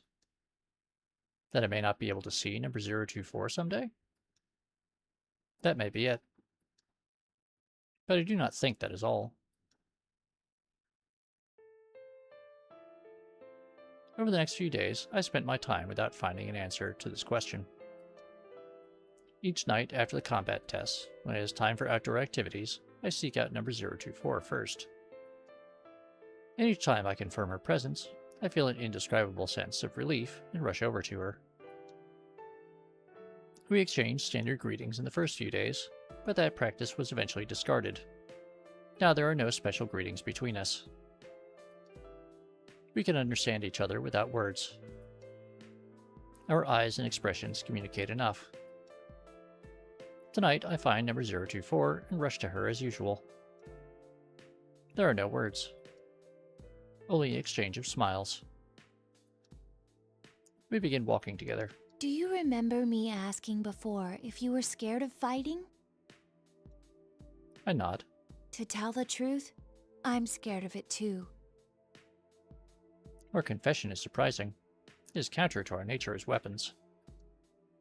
Yet, for some reason, I am not surprised by it. I'm afraid I'll lose and be destroyed, and it's painful for me to make others go through the same ordeal. We may be weapons, but shouldn't we be driven by more than seeking victory? I've been wondering that for a long time.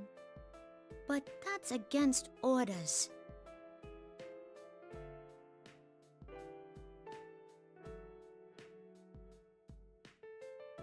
Number 024 gives a half-hearted smile. I'm sure things would probably be much simpler if I stopped thinking and just obeyed orders. Unfortunately, I finally found it. I found my answer. Your answer? There's someone I want to meet. I feel like meeting this person is my own objective and not an order given to me. Since we have never left this facility, we have absolutely no acquaintances with outside people. There should be no relationship. But I immediately understand. This person she wants to meet is someone on the outside. Even I don't know why I thought so. But when I reflect upon that thought, the indescribable wavering within me becomes greater than ever. Ever since I started thinking that I was scared to fight, each day was painful for me. If I'm going to feel this way until the day I lose, I even thought it would be better if I lost on purpose. But I won't think that anymore. I feel glad now that I exist. I mean, we're loved after all. Loved? That's right. I repeat that to myself. The word loved. I do not comprehend. But when I look at her gaze, her clear eyes seem to see beyond the sky. Her statement seems correct. I feel that this must be something vital. As I watch her try to express something without words, it is hard to believe she is the same unit type as me.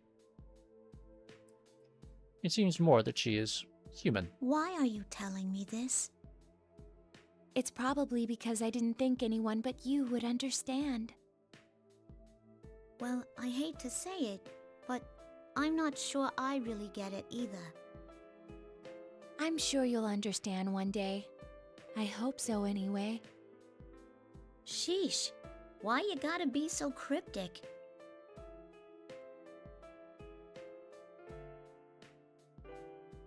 Number 024 laughs at this. It is the purest smile I have catalogued. I know without comparing it to anything that it is a smile of pure joy. I detect Snowy playing at my feet. After playing at number 024's feet too, Snowy runs off about 3 meters, then turns round. Its tail moves vigorously back and forth. Soon afterwards, Snowy sits on the ground and looks up at number 024. I watch number 024 crouch and pat its head. I am thinking back about other things. Things besides fighting and defeating the nearest enemy. My own objective. Someone to meet. I still do not fully comprehend. But the way she is playing with Snowy tonight looks more fun than ever. Her smile seems very natural.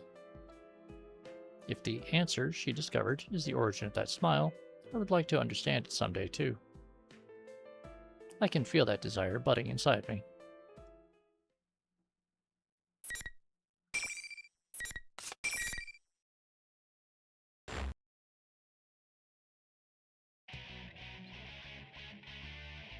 Once again, I participated in a combat test. Once again, I claim victory without destroying my opponent. I target only her weapons and limbs.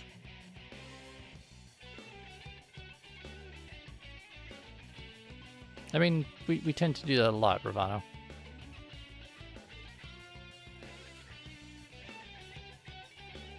I elect not to employ the tactic of targeting the weakness in their cranial regions. I believe that if they think the same things that I do, they would not wish for their personality modules to cease functioning. Though even if I do not destroy them, the research staff will remove their plumes of dust. Either way, their functions will be suspended. Oh no! Grimos is deploying stick bug dances at us. My actions are difficult to justify.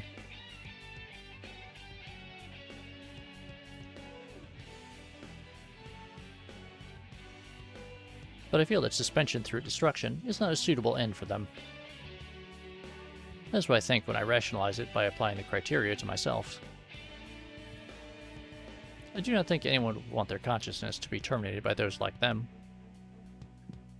I find myself more conscious of the damage I sustain and my efficiency in combat than ever.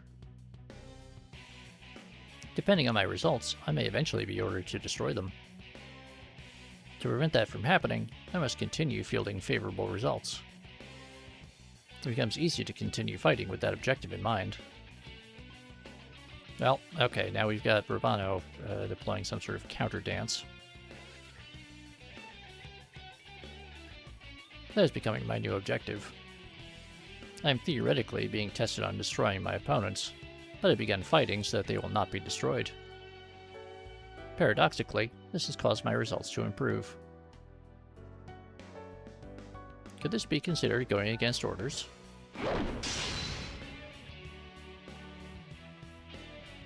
My strike shatters the servos in the opponent's pivot leg. She falls to the ground, unable to stay upright.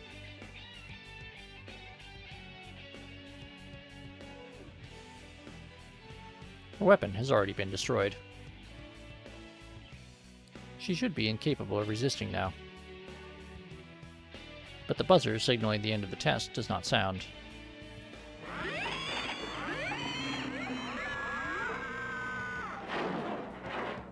As I wonder why, I hear a grating metallic sound from the opponent. She leaps onto me with her one good arm and leg.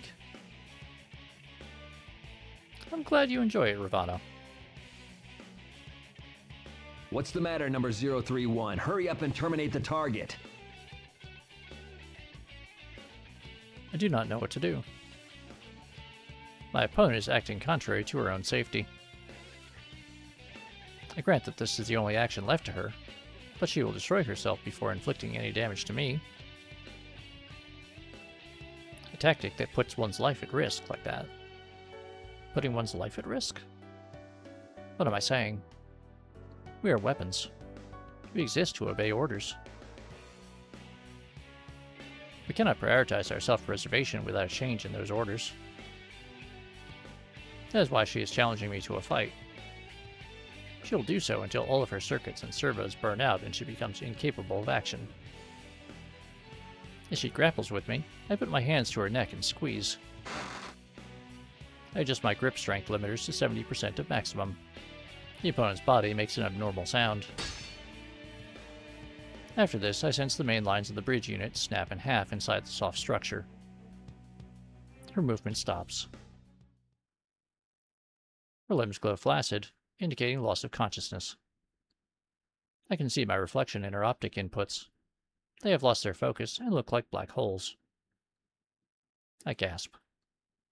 The face I see reflected in them is not expressionless. How should this expression be classified? I have seen it sometimes when number 024 smiles. His face indicates sadness. The buzzer signaling the test's end finally rings.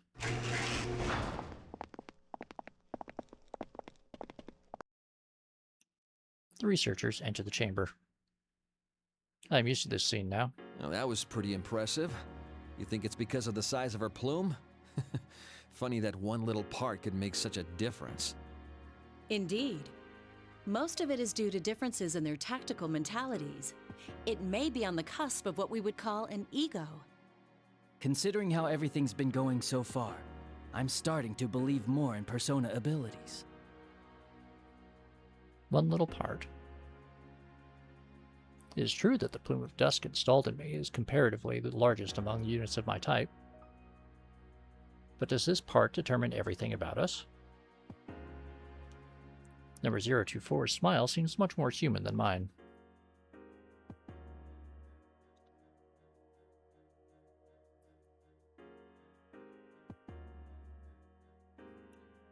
I find myself opening my mouth to speak. Oh, he's not the only one, Grimace. It turns out he also hired a lot of people like that. But I realize the statement I am about to deliver is a protest. I am quick to abort. Was I about to deny the staff's authority? They speak to me. My confusion seemed to have gone unnoticed. Well done, Unit number 031. That was an impressive display of destruction. Plus, you cleanly severed its transmitter, leaving the Plume of Dusk unharmed. That's certainly ending things on a high note. Yeah, I mean,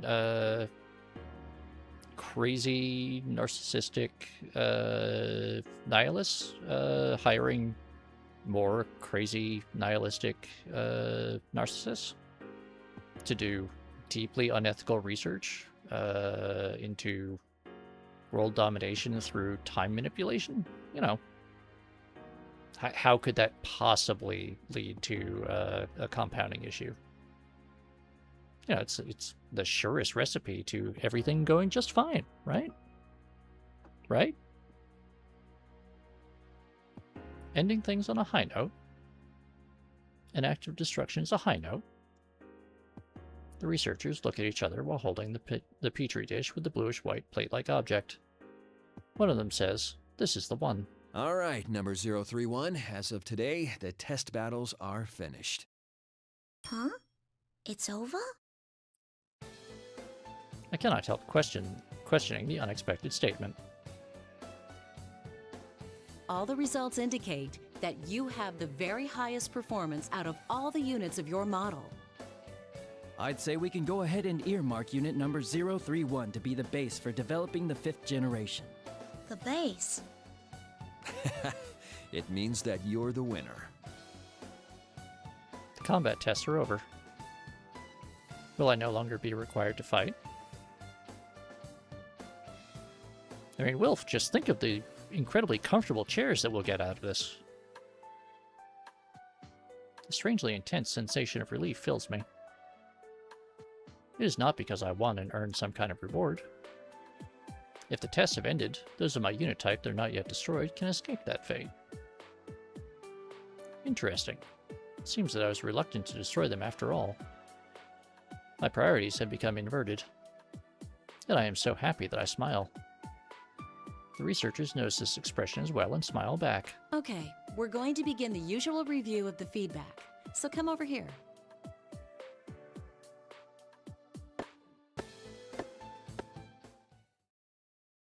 Yeah, Ravano, there's a reason I was trying to steer that towards a joke about office furnishings.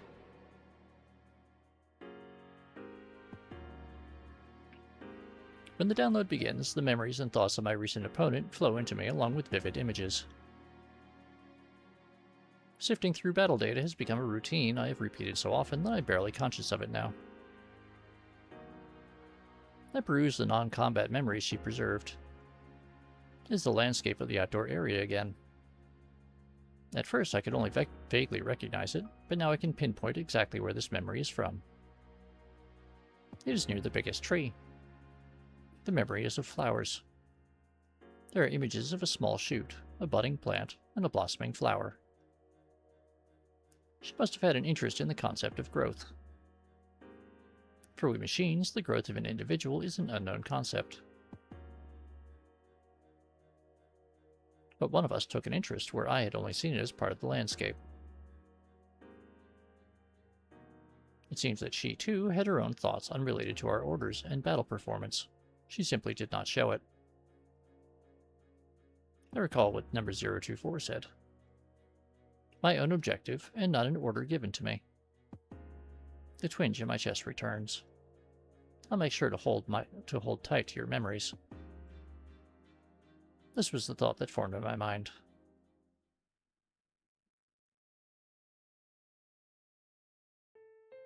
Anyway, Nirvana, next time we're in that maintenance room background, take a look at that chair. It's one of those, it looks like it should be comfortable, but totally isn't sort of things. Not very good ergonomics research.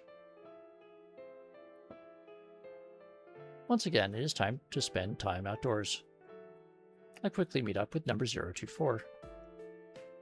It seems she was looking for me as well. Hey, can I talk to you for a while? The lab boys told me today that they were putting the kibosh on the test battles. I see. It's over then. Look, I've been thinking, if they end up tossing us out soon because of that, I want to go with you to go see that person you were talking about. The one you wanted to meet. Exactly, Urbano. Very, very mid-century modern, with a touch of, like, the bridge from the Enterprise D. With that whole, like, central ribbing for the cushions. For, like, no particular reason.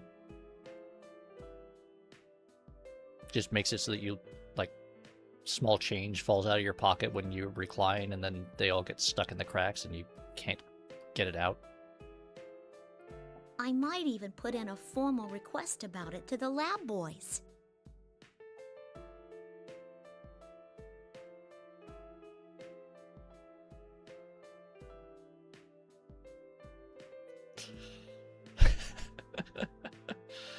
I know, it's amazing how priorities on development projects like that can shift, Wilf.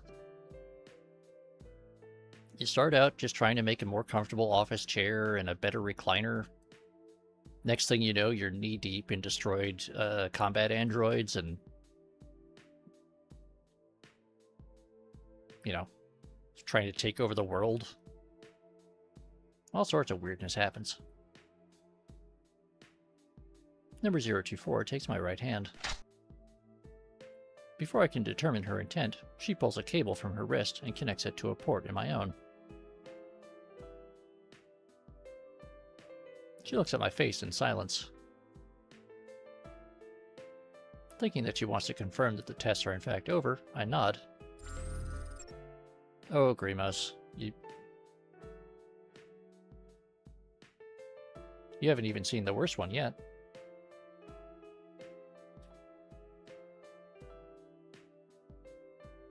But the data that transfers is from her to me. The packets that flow through the cable form a single, very small archive file. If you are still safe when everything is over, open this file. Number 024 removes the cable but keeps hold of my hand. What do you mean, when everything is over? How come I can't look at it now? If I had to answer, I would say because it wouldn't be fair. Fair? She smiles and does not answer. It is the same unsure expression. It is a smile, but there is sadness in it. It would be wonderful if I could go with you to see her. Her? So this person you're looking forward to meeting is a girl? Number 024 nods slowly. But it's strange. Even though my wish may not come true, I still feel satisfied for some reason. How bizarre. It's a fervent wish of mine, too. She looks towards the sky and smiles faintly. This time it contains more than sadness. There are too many emotions for me to parse, all reflected in that one expression. I believe in you. I can tell you this because I trust you. Maybe that's why I feel so at peace. Huh? Maybe this is what it is to feel alive. Alive? It has happened again. I do not comprehend the meaning of the word, yet I feel a twinge inside. I look at the sky in an attempt to follow her gaze. There's nothing there to hint at her meaning. but I still wanted to get closer to her. She wishes for me to understand. I want to grant her wish. From then on, we spend our time looking up at the sky in silence. Eventually, the signal that time is up reaches our ears. That is when I notice that the moon has appeared from behind the laboratory buildings. I see. I thought that the light emanating from the plumes of dusk reminded me of something. I now know what it is. It is very similar to the light from the moon in the night sky.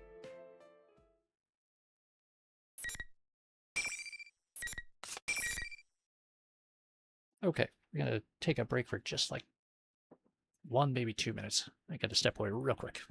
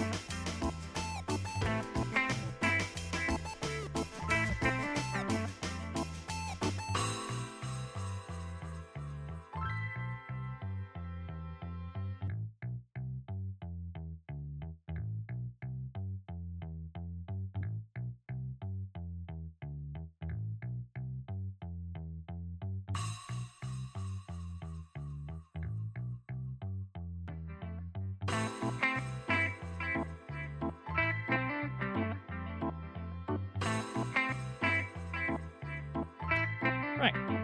And with that, I'm back.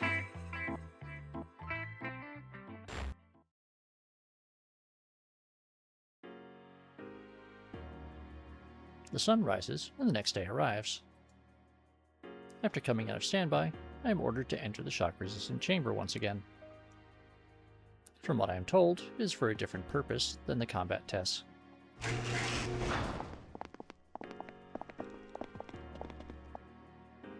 Soon afterwards, the 3 researchers who supervise the feedback downloads appear. Sounds like it's decided. We'll discontinue use of the name Unit Number 031. Generation 5 Labrys will be this unit's new name. Labrys. That's your name. The official one's much longer. Generation 5 Anti-Shadow... 5th generation anti-shadow suppression weapon Labrys. How hard is that to remember? Labrys. This designation by a name that is not a number. I never questioned being called number 031 until now. Nothing about it seemed awkward. But I wonder why. I am happy now to have acquired a name. Even if my designation changes, it will not have a concrete effect on my abilities. But by discarding my number for a name, I feel as if I am no longer one of a series with minute variations. I am a discrete individual. That may be why. I find myself smiling as a result. From now on, the battles you fight will not be to test your performance. They'll be geared toward drawing out a persona. Yeah. I mean, I get the sense that this guy is supposed to be very sloppy in both research methodologies and personal appearance. But on the subject of names versus numbers and the whole promoting the formation of individual identity thing, if you are fans of Discworld and, you know, Terry Pratchett and all that, the auditors, where they are not really they have no individual identity, they are simply part of a whole, each giving temporary rise to various viewpoints coming from the mass consensus, essentially. And of course the fact that if any of them do begin using personal pronouns and developing something approaching an ego, they immediately, well, discorporate and kind of cease to be, because their entire purpose in existence is to be the faceless non-entity, well, recorders of events. From now on. First, you will fight all the remaining units of your model type. Your objective is to destroy them, every last one. Huh? I am perplexed at the disconnect between their tone of voice and the specifics of the order. Exactly, Wilf. Exactly. Fight against all remaining units of my model type.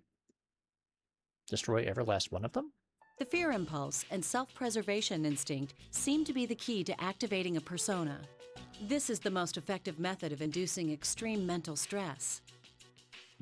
Stress? Come on, you don't have to go this far. Ah, yes, the force you to undergo every possible severe mental trauma at once in order to deliberately cause you to undergo mental stress. Huh? Well, that's a first. None of them have ever protested like that. Well, at least that's a sign that its ego is developing. You told me it was over. I thought I wouldn't have to do these things anymore. You. Ain't there some other way? If there is, please, let me do that instead. I don't want to fight him anymore.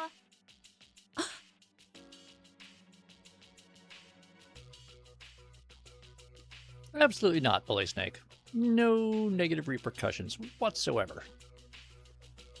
The three researchers look at me with apparent surprise on their faces. Did my protest get through to them? I hope so, but... That's a surprise. Such natural speech patterns. I hadn't thought its personality would develop this fast. All the data's being recorded now. Let's compare them and look at which stages they improve at. They smile while muttering to themselves. I'm at a complete loss for words. They are not machines, but humans, and on top of that, they are my creators. Surely they are able to understand what I am saying. Yet their current expression.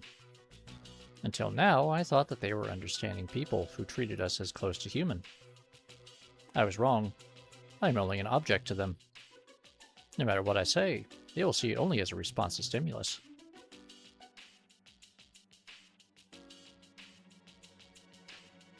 You know, Hidden Boss, I am very curious to actually try to play that game if I did ever figure out a way to get a copy of it. And of course, I'd have to figure out some way to emulate it, probably. But there's supposed to be a whole bunch of stuff in there. Is it? I don't think it was. Or if it was, it wasn't published by Atlus. I can poke around after stream or something, or, you know what, you can poke around on stream and while I'm on stream and tell us. Behind their gentle attitudes, we are nothing more than test subjects they hold no emotional attachment to. They do not focus on what I am saying. Yep, by all means, Hidden Boss, go right ahead.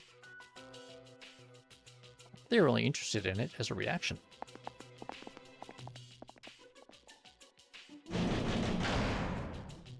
The researchers ignore my stunned silence and hastily leave the chamber. Their figures are hidden behind the hatch. Soon, with a terrible, low-pitched sound, the hatch on the other side begins to open, right where the opponents come through. Ah. I'll be forced to fight again today, and in the days to come. I must continue to destroy my opponents each time. I cannot find the words I want to say. I slowly turn my head towards the hatch. But what I see there truly leaves me at a loss for words. No. The opponent emerging from the hatch is number 024. There is no smile or sadness on her face. She is quietly standing there, expressionless. Number 024 steps into the chamber while gazing at my face.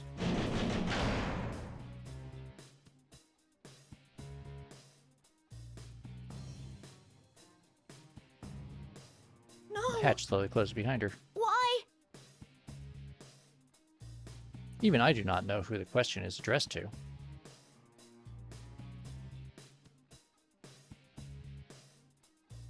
Why is she here?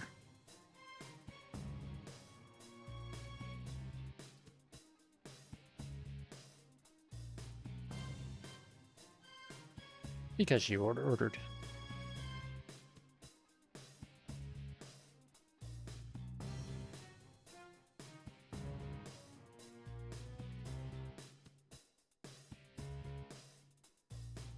Do I have to fight her now?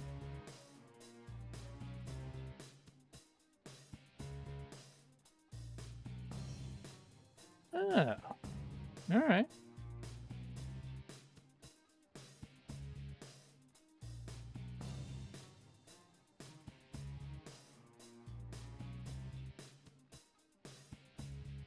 I have to take a look at that later, Hidden Boss.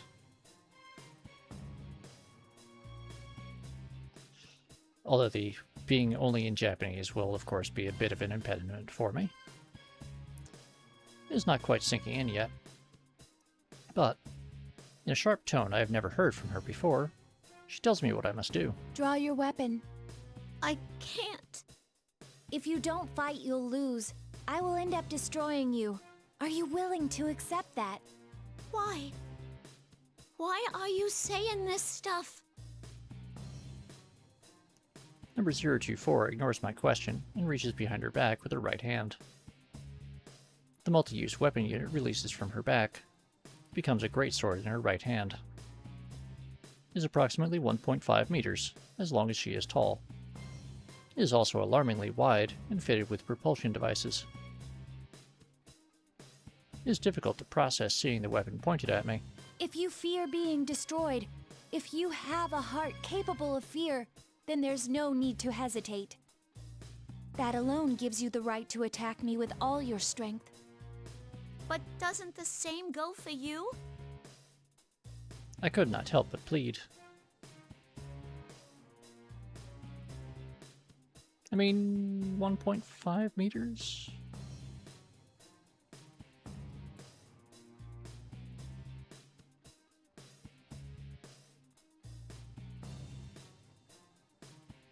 I mean, little under 5 feet. So.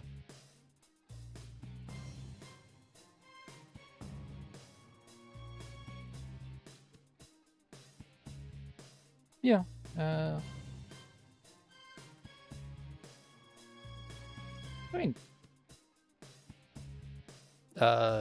Persona Freak, like 4.9 feet? Yeah, 411. Which is maybe a little bit on the short side, although for a Japanese woman, that's actually probably closer to average.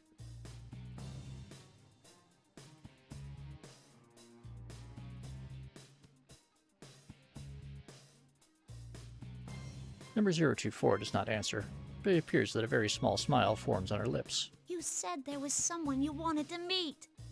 I can't fight you knowing that.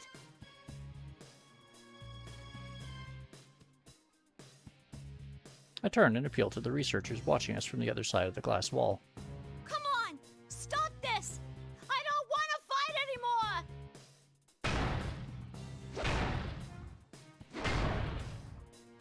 I press against the transparent wall and continuously strike it with my fist. Though my safety limiters are disabled, it must be coated with something. I cannot even scratch it. The researchers standing on the other side are completely expressionless. It is as if they are machines themselves. I beg and plead, but they do not respond. If only there wasn't this clear glass wall between us. I'm so frustrated. Why? I then hear number 024 speak up weakly behind me. Only one of us can exit this chamber. Huh? They never told you, since you were strong enough, that battles never lasted very long. But that's the rule of this place.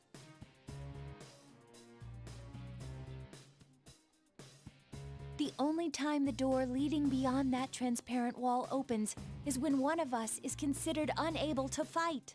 From the start, this whole setup never took our feelings into account. I can say nothing. I can see from her words what atrocious battles were forced upon her. But talking like this is a waste of time. I can see I won't spur you into fighting with just words alone.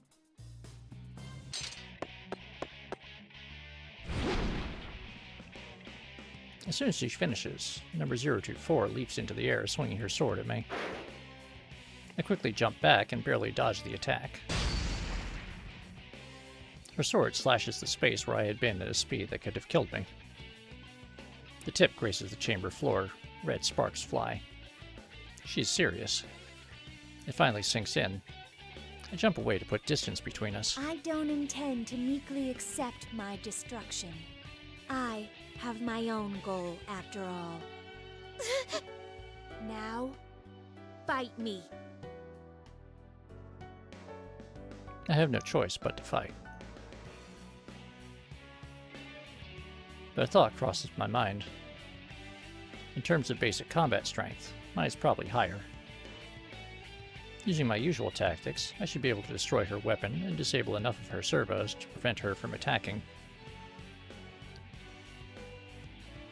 Number 024's ego is without a doubt more highly developed than mine. It must be of value to the researchers. If I can render her incapable of acting, I may be able to avoid the order to destroy her when she is down. I decide to bet on that possibility. I shift my priorities and fight back with all my strength. I cannot do this empty-handed. I remove my own multifunction weapon from my back and shape it into a battle axe. It pains me to do this, but it is the only way. I repel number 024's persistent sword strikes and go for a counterattack. I aim for the greatsword's clasp with my battle axe. After a number of hits, it shatters.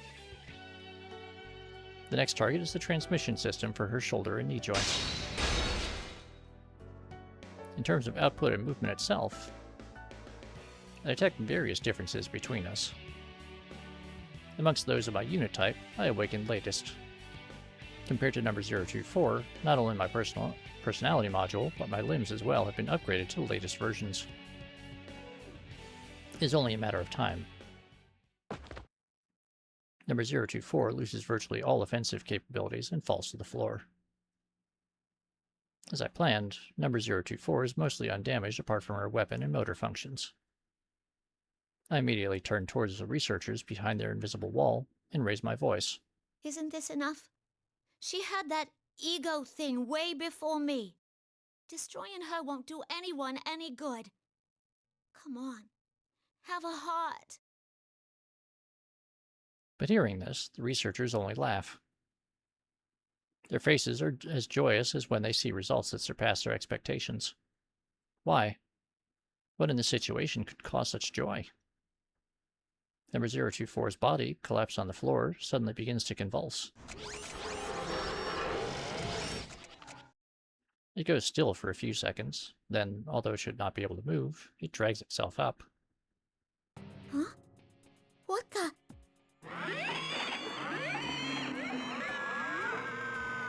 Unpleasant metallic sounds are coming from all over her body. It indicates that she is undergoing unreasonable stress. Still, no expression appears on number 024's face. It is a cold, doll-like void. It is similar in appearance to a newly activated unit. I know as soon as I look at her. She would never make a face like this on her own. What did you do to her? It'll be coming at you with everything it has now. You better not hold back either. Number 024 had an excellent record against others of its model. Even you might have a hard time beating this one, Labrys. I unconsciously find myself biting my lip. We are weapons. In other words, we are tools. Of course there would be a means to issue orders remotely. I recall what the one researcher said. This is the most effective method of inducing extreme mental stress. In other words, the more strongly I desire number 024's survival, the stronger my reaction will be when forced to destroy her. That is why they laughed. I can sense the strength draining from my shoulders. There's nothing more I can attempt. All I can do is end her.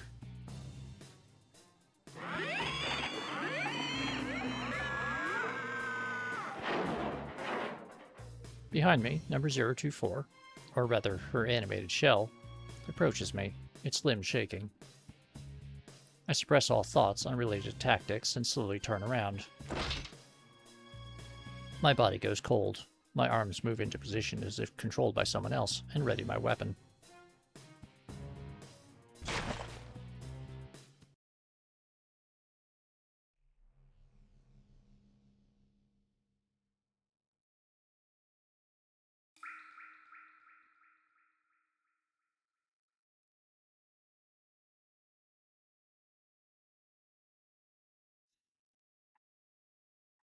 It was not a close fight. Once I decided to finish this. Once I was resolved to stop her. Number 024, as she is now, stood no chance against me.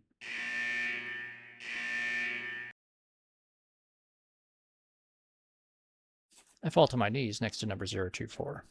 Her limbs have been shattered. She will never rise again. My processors are overloaded with things I cannot understand.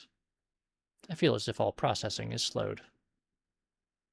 Number 024's face is turned to the ceiling. Hey, are you not gonna look at me anymore? You're not gonna smile again? I did not expect her to respond, but number 024's face moves slightly. I stare at her without knowing how to react. She turns her gaze to me and smiles. I'm sorry to leave you alone. I leave the rest to you. Those were the last words she spoke. Oh, take care, Wilf. See you Wednesday. Hope you have a good night. I can't believe this.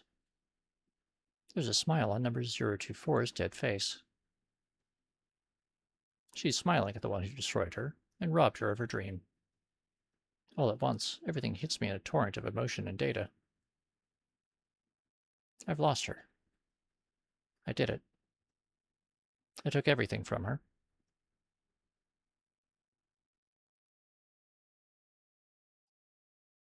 My vision begins to fade. My thoughts go with it. I cannot determine whether the lights are actually dimming or if that is only my perception. It is too much to handle. I collapse to the ground helplessly like a crumbling statue.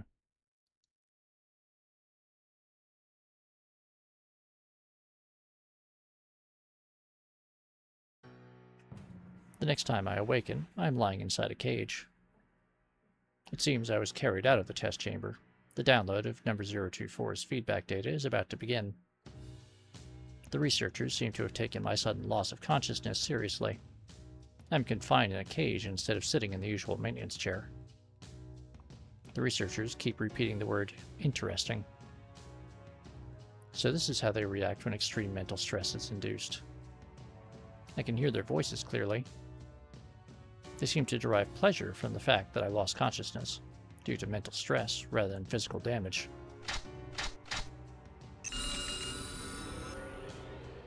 Cables are connected to my body. One after another, the data download begins.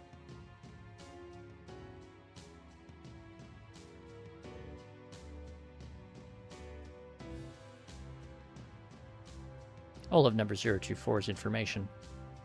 Combat data, various records, and the memories she experienced. All of it flows into me.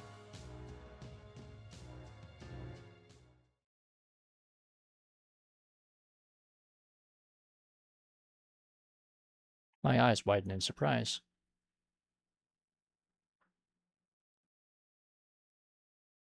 Everything is so vibrant. It's so clear that it's indistinguishable from actually experiencing them.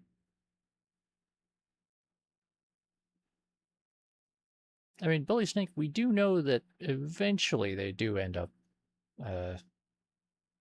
getting unalivened. I mean, worst case, they survive until the accident at Port Island.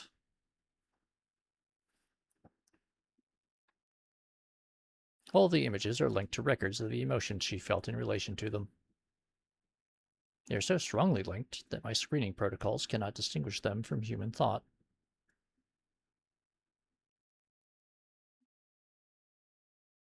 The outdoor area where we spent time. The big tree whose branches we examined.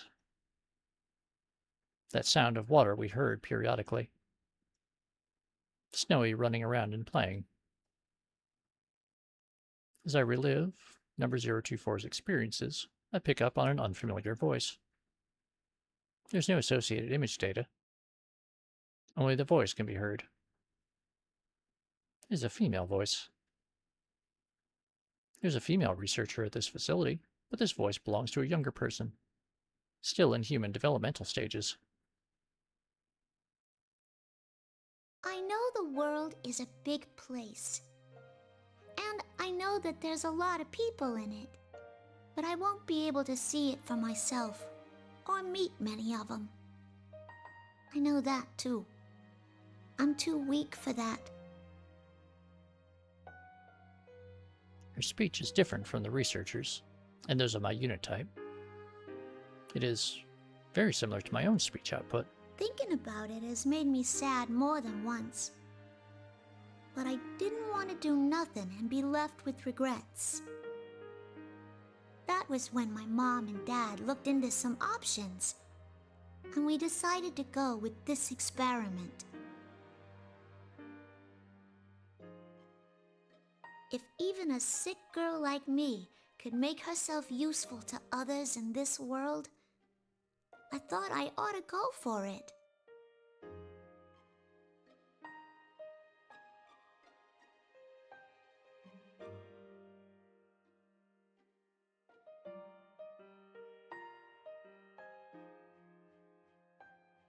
Who could this be? I know only that she is female.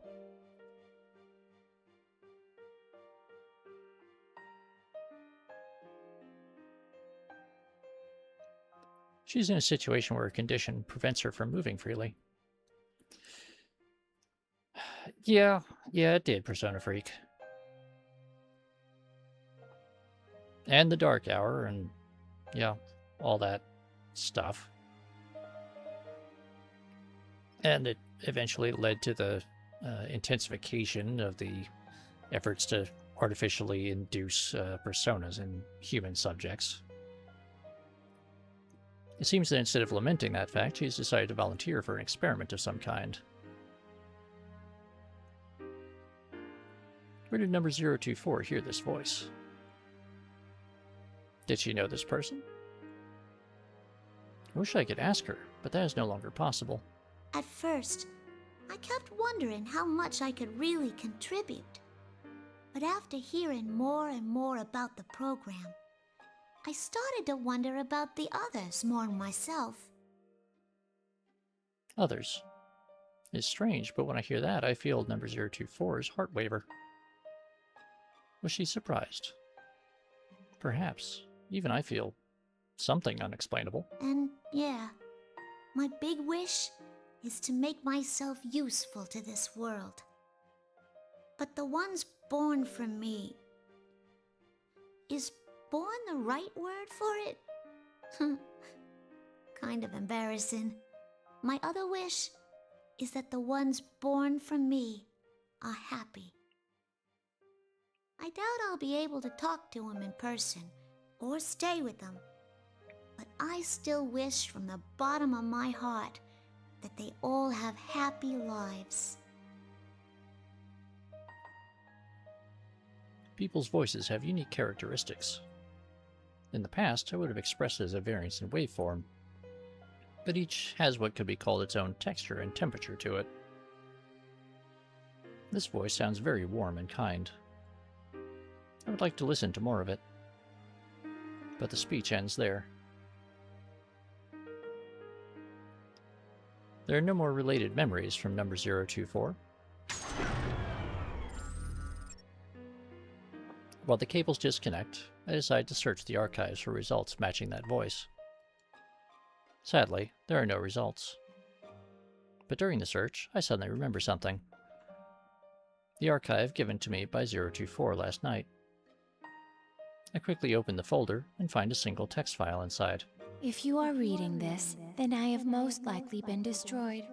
It may be that you already understand the concept of guilt, but you have done nothing wrong. If you are still safe when everything is over, she must have meant if I defeated her in combat. Number 024 knew what would happen to those who lost in the trial. What emotions was she feeling then? What was going through her mind as she prepared this file? I feel something wrench inside my chest. I happened to access certain data during the feedback treatment and learned something. Artificially creating a personality from scratch is very difficult, though they hope to achieve it in 2 generations. But those of our model were actually made from the template of a certain girl's personality.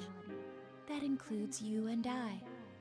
She had left a recording for the units created using her personality, a message for those of us who did not yet exist. That's what I heard. She speaks in a strange way, like you.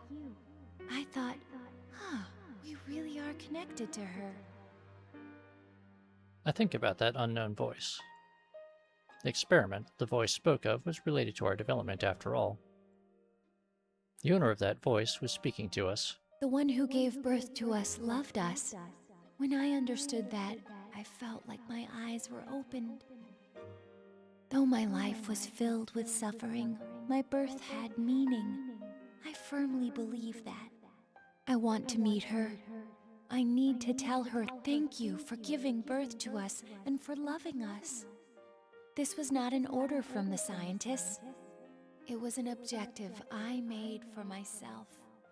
So if you can understand my feelings, I'd like you to do this in my stead. Give our mother my thanks. How number 024 must have wanted to meet this girl who she saw as our mother.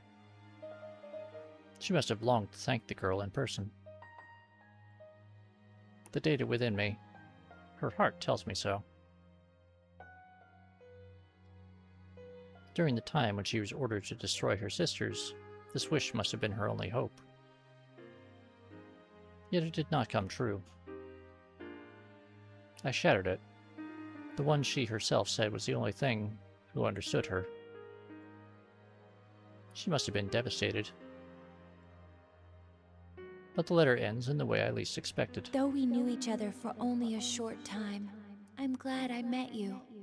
I feel the same right now as our mother did. I wish from the depths of my heart for you to be happy.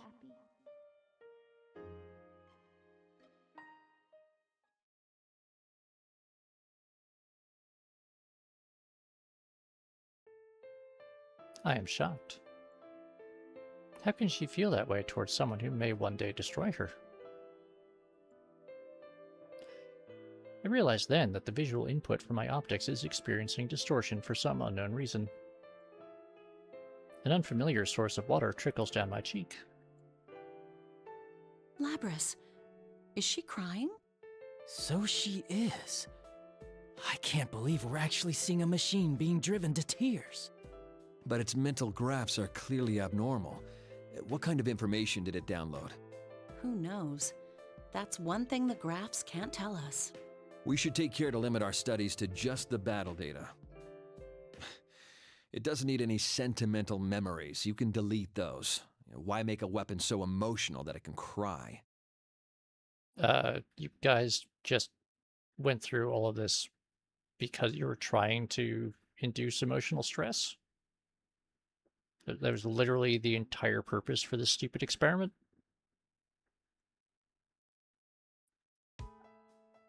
Delete them. Something roars within me. It drowns out the feelings for number 024 and our mother that had filled my heart. Delete! Like hell you're deleting my memories! Under no circumstances will I allow what number 024 left me to be deleted for their convenience. I will not forgive this selfishness. We have been treated callously by the researchers in this laboratory. They gave us hearts, yet made us destroy those of our unit type as enemies. We killed our sisters at their command. If we refused, our desires were overridden and we became their puppets. The wishes of the girl who desired our happiness were not taken into consideration. Now, even the few memories that number 024, my sisters, and I have accumulated are about to be erased like trash.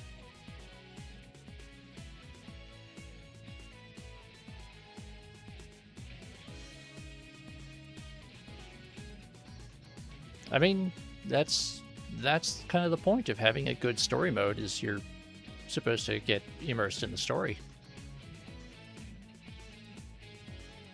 Though their aim is to develop our ego, they find it inconvenient for us to have real hearts. These feelings within me may be erased, perhaps too my heart itself. If that happens, will I resume killing my sisters without hesitation? What is least forgivable is the proof that number 024 had lived. Her last wishes will be permanently lost. My hands are squeezed into tight fists. They make a small grinding noise. The goal that number 024 found for herself was left to me. I will carry it out as my own now. I will burn it into my heart as my goal. It is a duty I impose on myself gladly. Nothing will make me surrender it. It must be fought for. Or rather, it must be protected, even if it means fighting. What the? Its emotions are spiking into the red. I've never seen anything like this. Hey, what's that warning? No. Labrys is in battle mode? What? That can't be. There aren't any enemies. We're the only ones here. I am able to release all my limiters, despite being inside the cage. The researchers monitoring me on their tablet PCs seem perplexed and alarmed by this. They should be. They are witnessing an override of the principle of non-aggression towards humans. They are flustered and too panicked to speak clearly as they announce that an emergency has occurred. One of them steps away from the cage I am in and reaches for a switch with warning labels around it. Suddenly, restraints appear to bind my limbs. Are you saying those mental fluctuations were enough to override the OS's restrictions? That plume's playing pranks on us. Hey, hurry up and delete those memories. Those memories and my heart are not unnecessary. What do you think we are? Something I have not felt until now. A sensation like heat spreads throughout my body. A trembling, burning wave rises within me. Soon afterwards, I realize that this is an emotion. There's a name for this feeling. It is anger. I reroute all my strength into my restrained limbs. The restraints are designed to withstand up to twice our calculated maximum output. Trying to escape is therefore logically doomed to failure. Even so, I continue to muster my strength. It is not because I judge it a viable course of action. I am not merely executing an order. I am acting based on my emotions. It does not matter if the restraints can be destroyed or not. I wish to destroy them.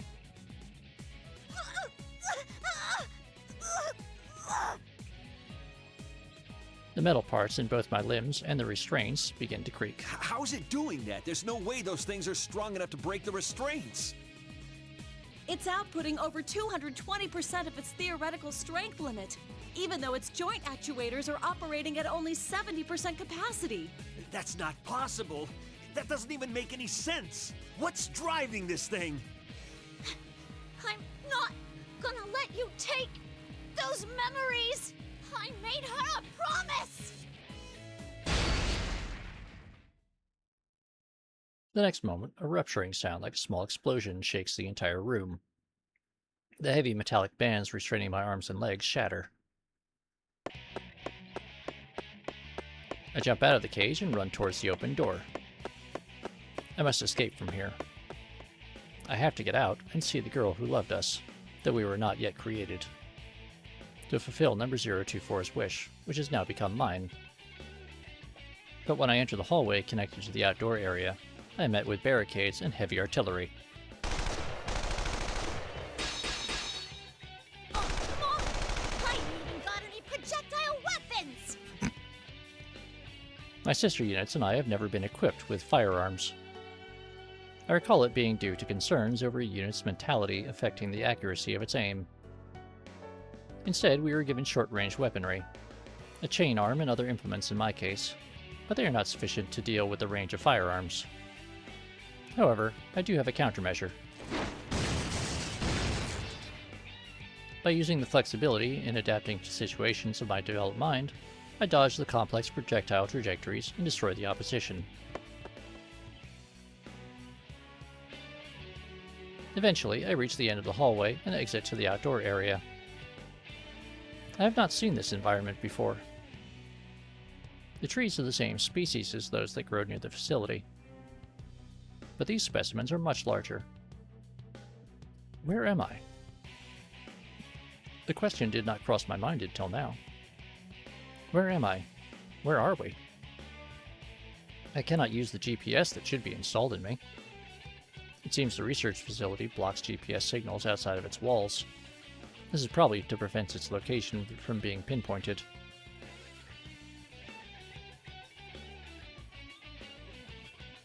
Is there anything in the environment that can help me determine my location? The blue sky that I am seeing for the first time is stunning, but irrelevant. Then I notice a periodic sound of liquid in the distance.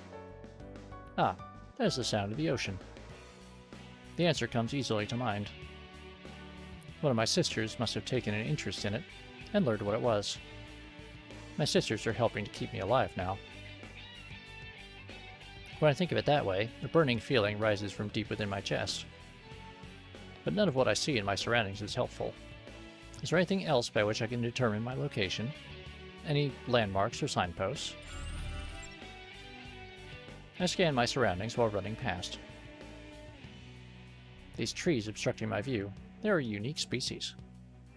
That may be a hint. I review the tree's characteristics once more and run another search on them. I attempted this once already, but there is much more data available to me now. Once again, results come easily. This variety of tree is known as a cedar. It is found in many habitats, but the cedars here are unique. The tree's shape and the age it implies is so different that it is nearly a separate species. If that is because of differences in the environment, it may be useful in determining my location. That's when an unfamiliar sound reaches my ears. The heavy rumble of what sounds like a motor. It seems that they have dispatched a vehicle to pursue me. I expected this. Their response was swift. It seems that they had measures in place in the event one of us escaped.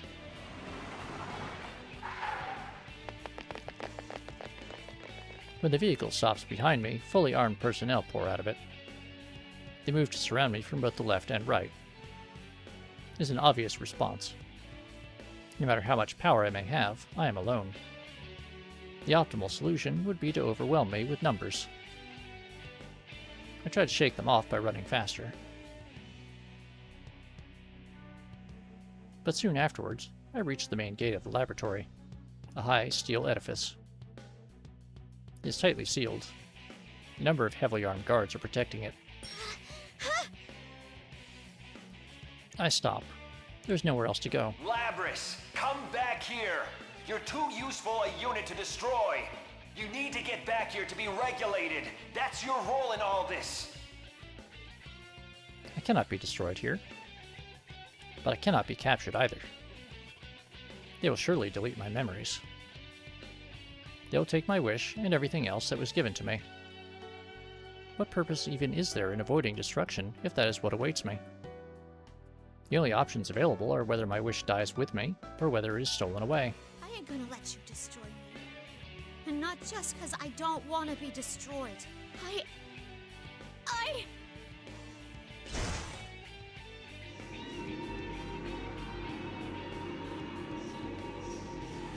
The moment I focus my concentration to remove the limiters on my onboard weaponry, I sense an unknown strength rise within me. Directly afterwards, something that cannot be quantified fills my body and the surrounding area. Huh? What the... The pursuit vehicle suddenly stops. The research staff gets off, one after another, shocked. This reading! Is it on the verge of a persona reaction? Shit, it's awakened? Ah, damn it, why now? Well, at least this proves that mental stress is the key to activating a persona. Who cares about that right now?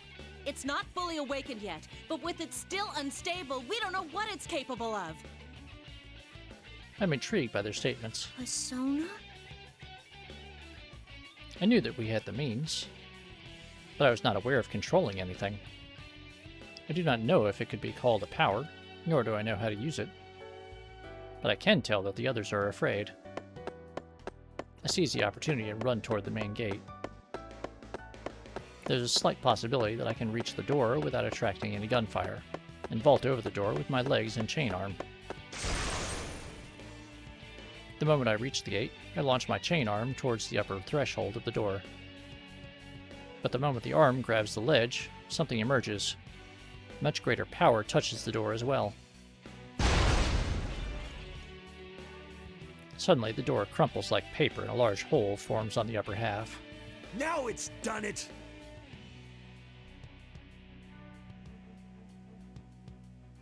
We need to hurry! If it's that strong already, we won't be able to stop it once its persona completely awakens! That's... persona.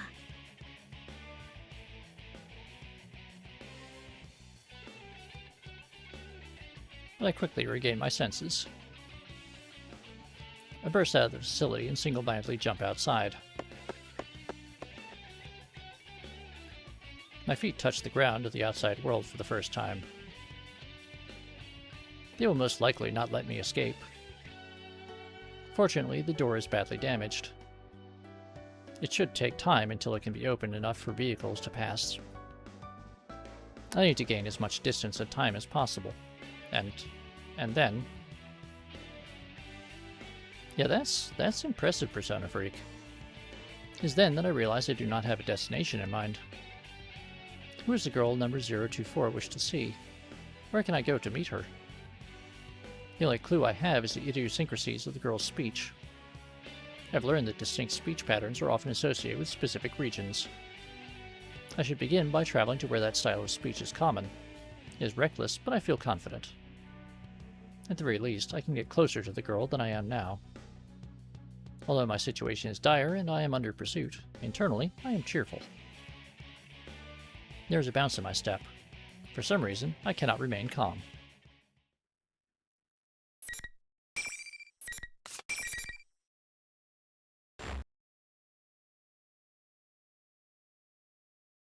Just then, 5 meters ahead, something white and fluffy crosses my path. It is Snowy. It notices me and approaches. I am worried about my pursuers, but I cannot dismiss number 024's beloved Snowy. I lower my speed and run with it.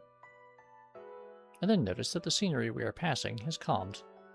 My surroundings are very different now. The blue sky that was previously obstructed by the trees is now clearly visible. The green grass is shining vibrantly in the light of the sun. There's a deeper blue than the sky ahead. Many lines of white run across it. Is that the ocean?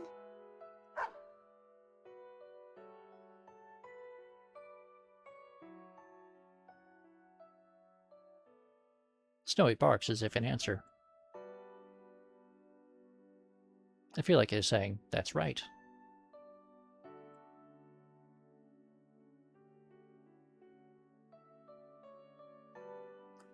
I could not previously comprehend Snowy. I did not have an interest in trying.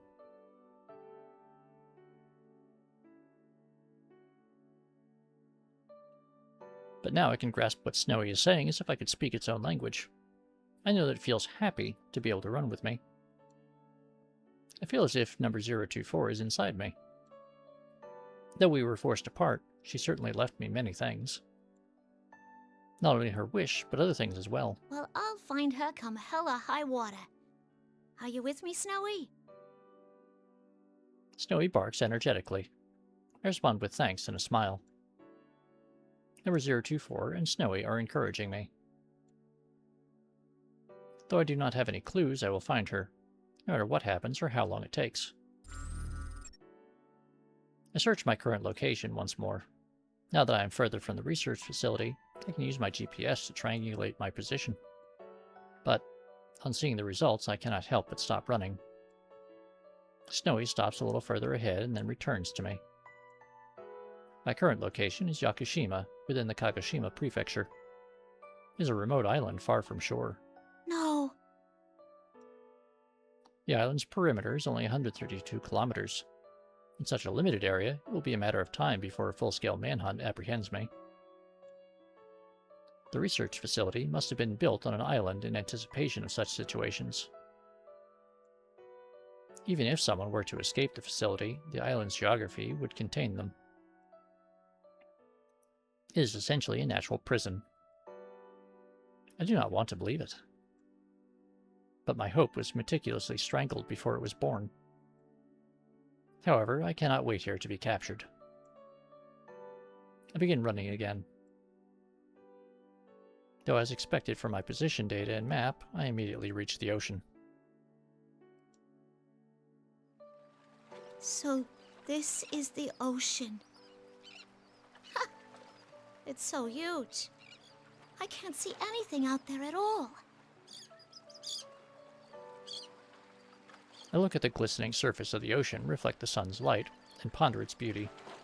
I am at a loss. Though I knew it would come to this, I could not stand idle. Despite this, my feelings sink.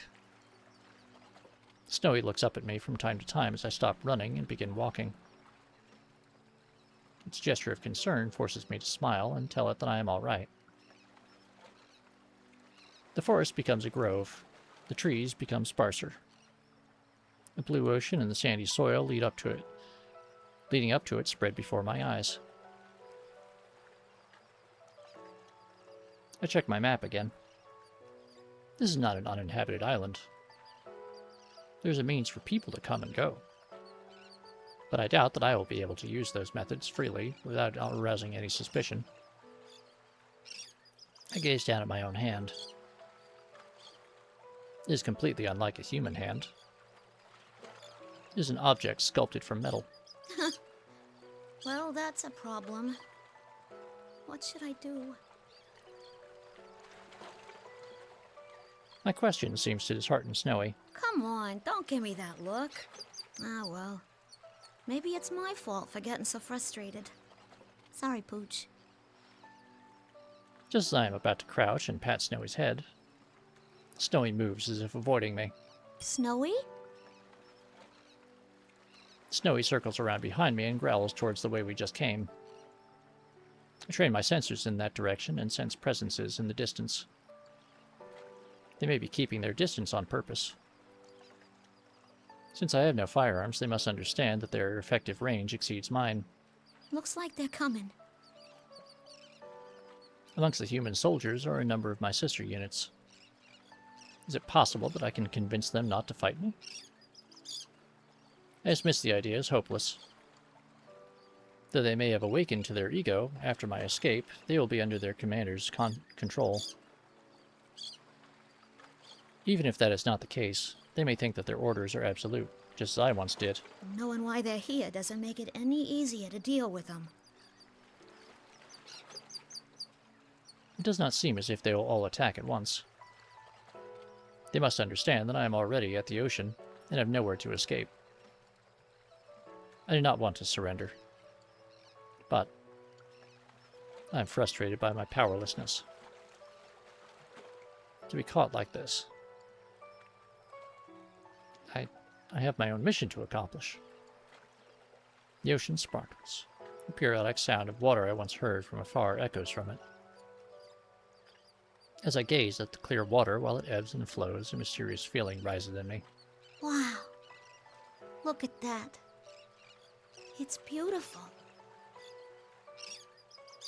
My opponents show no indication of moving. I step out onto the sand. After cataloging that sensation, I approach the pier stretching to the ocean. When I step onto it, the wooden planks creak. I can hear Snowy's light tread behind me as well. I stand at the end of the pier and look out to the ocean.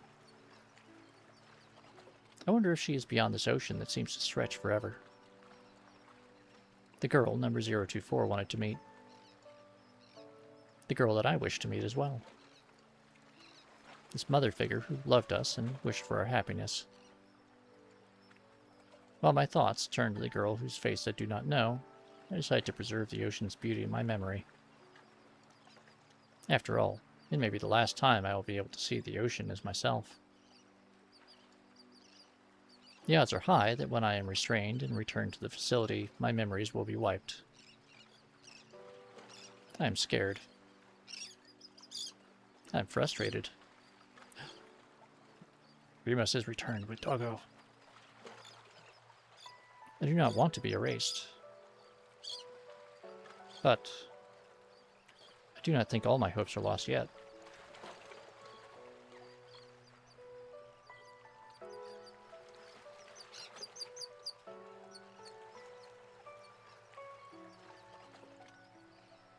This may be the end of me. Feisty Doggo. I see. But just as I inherited the memories of number 024 and other units, my memories will surely endure into the next generation. So I will keep these feelings, along with this beautiful ocean scene, deep within the origin of my heart. There, it cannot be erased or tampered with. The blue sky and ocean. Shining sun and glittering water. And the gentle breeze and calm sounds of the waves. The scenery from this pier is so stunning, it is unimaginable from inside the research facility. I'm glad that the last place I see is so beautiful. With the ocean before me, I speak to any future sisters that I have yet to meet. It might be called a type of prayer. To all the ones I'll never meet, but will receive my memories. My emotions race ahead of my thoughts. I cannot find the right words to say. There's so much I want to say to you that I don't know where to start. I close my eyes again and calm my heart. To my descendants, whom I will probably never meet. If you ever find someone precious to you, as I did with number 024, and wish to meet them, may you meet them here. May you go beyond this pier to places I could not. I just pray from the bottom of my heart that everyone can find happiness. As long as that happens, I don't mind if I... Even though my wish may not come true, I'm still satisfied if I can entrust it to someone I believe in. Number 024 said something along those lines. Could this be it? Snowy rubs against my leg. Is it warning me to be cautious of my pursuers who have arrived and are coming closer? Or does it only want me to pet it? I look closely and realize that it is the latter. It must be worried. I crouch down and scratch Snowy's head. Hey, Snowy. You think this is what it means to feel alive? Snowy looks at me while wagging its tail. I pick up Snowy and gently hug it. Snowy shows no sign of resistance and allows me to do so.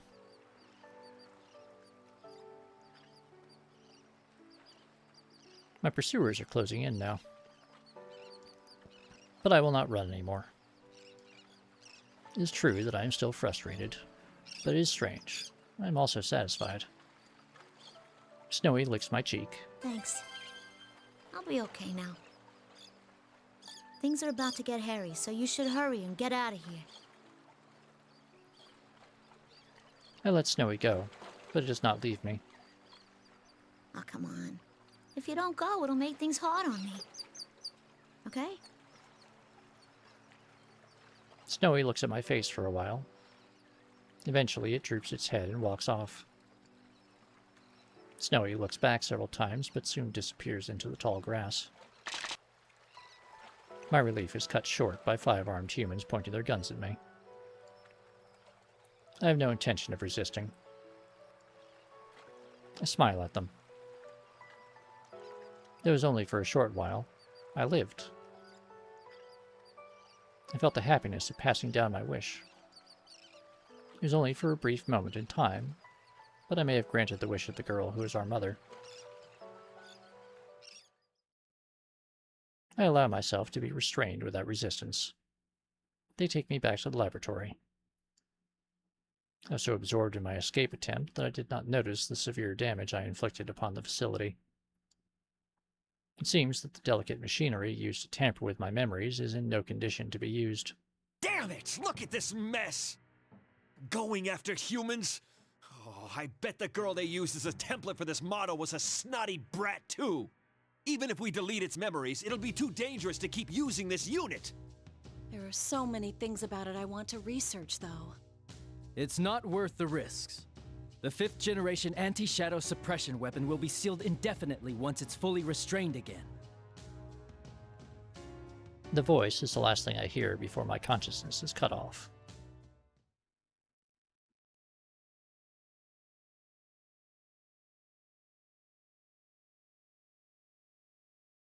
Huh? My consciousness should have been shut down. But I have awakened. This place. It's that ocean. I am on that pier. The blue sky and ocean. The shining sun and glittering water. And the gentle breeze and calm sounds of the waves. Even Snowy is next to me. The scene is identical to the one from before, though this time I sense no pursuers. I was captured. I remember that clearly. This is obviously an abnormal situation, at odds with my memories, but the clear blue sky and ocean are still so beautiful that I cannot help but gaze at them. If only I could go beyond it. Just as the thought crosses my mind, my viewpoint ascends. Soon afterwards, I realize that I am floating, as if my body is weightless. I am astonished at myself to be thinking such strange things. But then my field of vision drifts and I turn my attention to that. The scenery I knew already begins to mix with other environments I do not know. They become a connected, continuous image and pass like a slideshow. From time to time I pass through the drifting images. But I cannot grasp anything within those spaces. Even when they are about to collide with me, they pass right through. Could this be dreaming? I remember something I once heard from a researcher at the facility. They said that it is possible for us to dream since we have a mind and may develop an ego. Though it would technically not be identical to a human's dream, the phenomenon would be very similar. I feel that the example the researcher gave of what a dream is like matches my current experience. If I'm having a dream, then things that are not possible in reality may be possible here. For example, if I can leave this island. If I can go beyond the ocean. The girl that 024 and I wanted to meet said that even though she knows the world is big, she would not be able to see it for herself. What could that have meant? Was she in a place that limited her world, as I was unable to leave the island? Just when it seems that the images flowing around me have stopped, I find myself in an unknown room. There's a bed here. Next to it is a flat-screen monitor. There's also white shelves surrounding the bed. To one side is a stand for an intravenous drip. There's a machine connected to it by cords. Though it is small, it appears to function as a life signs monitor. This is similar to the research facility. Could it be a hospital? The voices that sound from somewhere belong to a man and a woman. I have not heard these voices before. She said during this morning's checkup that she wanted to go to school. She asked how much better she needs to get to be able to go. Understandable. This ward is right near the road most of the students take. She must have been lonely too, not having seen her parents lately. How much better she needs to get. She still doesn't know that her condition is incurable. Why don't you be honest with her and tell her she won't ever be able to go? It's cruel to string her along like this. Shh, keep your voice down. Room's next door. I understand at once that these people are speaking of the girl I wish to meet. The scene feels as if it comes from my own memory. I do not doubt it at all. The girl is suffering from some kind of illness. She may not be able to go outside. Her condition prevents her from leaving her small world. Her life is like ours. Could the girl have heard this conversation? How did it make her feel to hear it? I want to spend more time in the outside world. I want to live a normal life. The thoughts that come to my mind are not my own. I wonder if the nurses thought things like the student council were too much trouble to bother with when they were in school. I don't know. It sounds fun to me.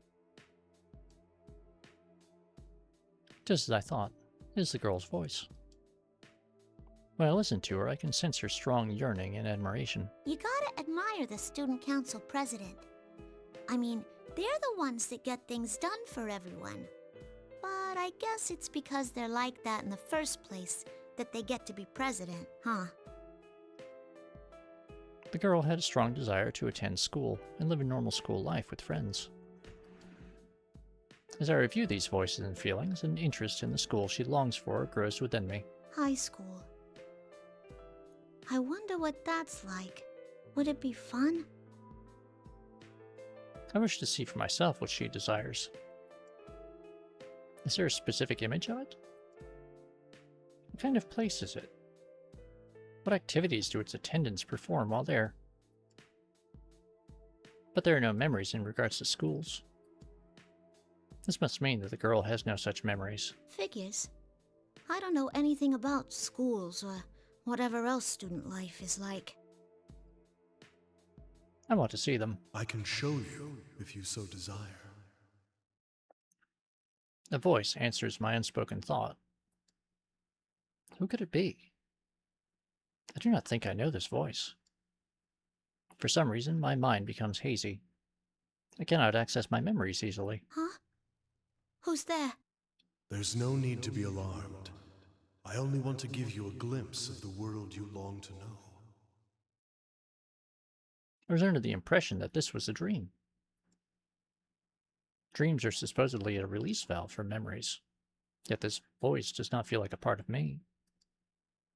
Is that even possible? As I ponder these things, the scenery around me changes completely. I first see a 3-story concrete building. What? I do not know this building. As I examine it, my surroundings change again. The same desks and chairs are lined up. In front of me is a dark green rectangular board on the wall. Is this a school? A real classroom? This is the place the girl wished to see. It's here that I have gained an interest in. I find myself forgetting that this is a dream and focus my senses to the desks and chairs.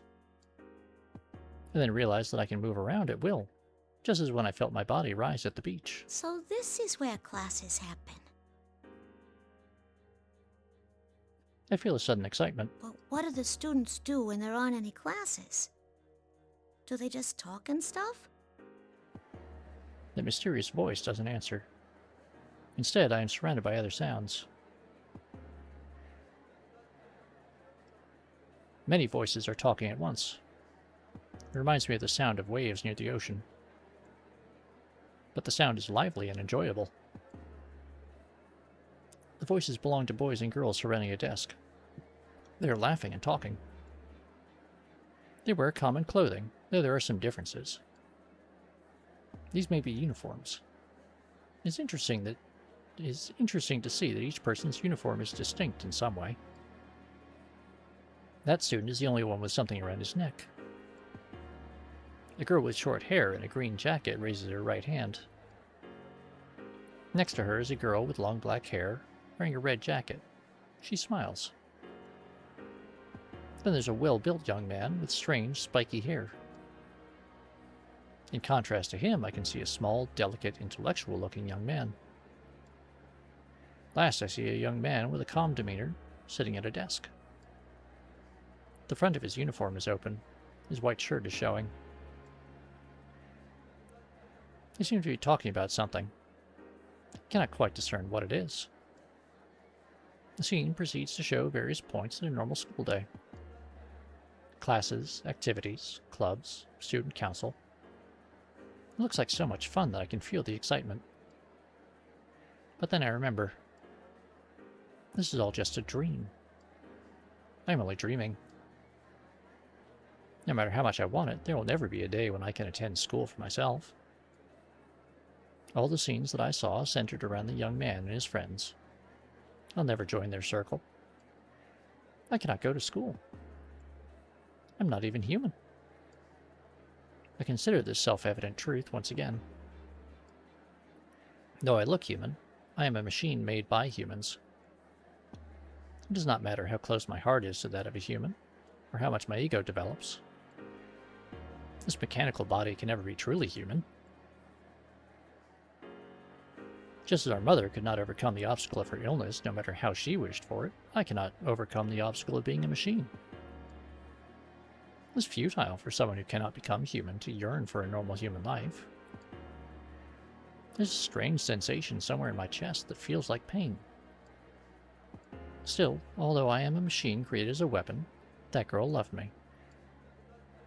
What if there are other people like her who could understand me?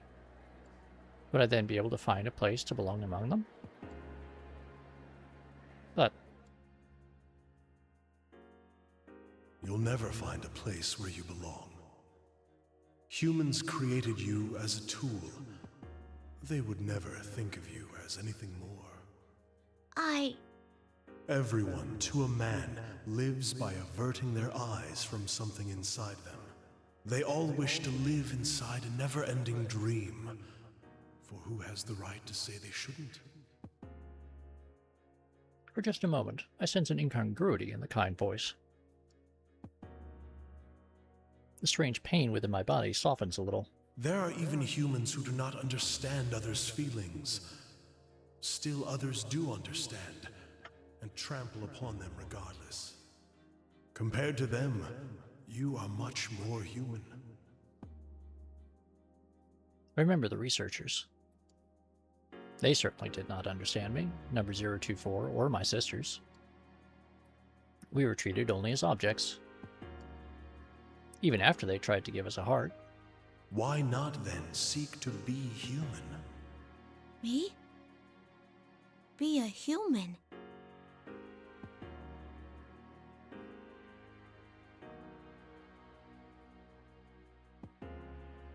I'm assuming ladder is a another auto-corrupt typo there. But the voice there, maybe talking about Strega, maybe talking about characters that we've encountered in the past, like the some of the researchers from the ergonomics lab, some of Mitsuru's ancestors. The voice whines gently inside my mind.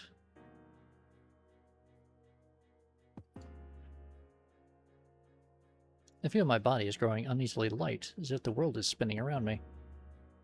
I mean, the voice might also be referring to people like Adachi. Loners who reject personal connections and look down on the rest of human society. People sort through their memories in dreams. Each night they let go of painful memories and continue their lives with the morning sun. That's all you need do. Forget anything contrary to your desires. If I forget... Do not fear the act of letting go. The ones you admire wished only for you to be happy. My mind seizes upon something. That precious wish. The desire given to me to meet our mother someday and tell her thank you. I must not forget that. But as long as this wish is precious to me, as long as I cannot erase it from my heart, the fact that I am not human will remain. And I too. All I wish from the depths of my heart is for you to find joy. Happiness. I think back. I wish from the depths of my heart for you to be happy.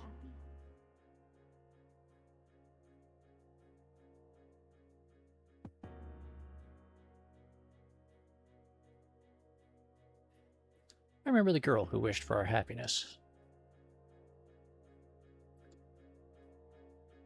I want to grant that wish. I want to tell her thank you, but that will be difficult for me now. I mean, yeah, Persona Freak, we've encountered a number of characters who, in different ways, either don't understand other people, or other people as being fully formed independent agents. And we've also encountered a large number of people who, while they recognize that other people exist and are complete entities, they look down upon them as uninformed, foolish, or otherwise not worthy of respect and consideration, and not as peers or equals. People to be used, people to be manipulated, people to be not as people, but as resources. Certainly the researchers and Ikutsuki look at people that way. Adachi looks at people in a similar way, although his uses for them obviously differ, but that similar concept of not recognizing shared humanity or shared personhood.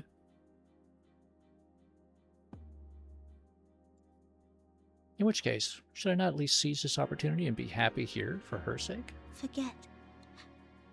And be happy.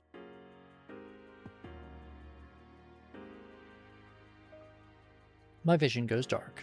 The sounds I heard fade away. I feel as if I am falling. Everything is now in readiness.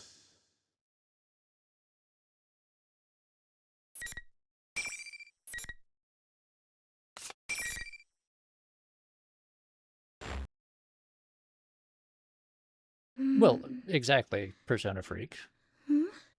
Adachi doesn't think of anyone other than himself because he doesn't think that they are deserving of consideration. He sees them as simply sources of... as things to fill his various needs. That's his, particularly his behavior towards the women that he killed was due to their lack of fulfillment of his, of some of his needs. He then manipulates others for his own amusement. He's using and manipulating people in a very different way from the way that Ikutsuki did and the way that the ergonomics lab researchers did, but it is all broadly a refusal to acknowledge full personhood and regarding other people as, well, not people.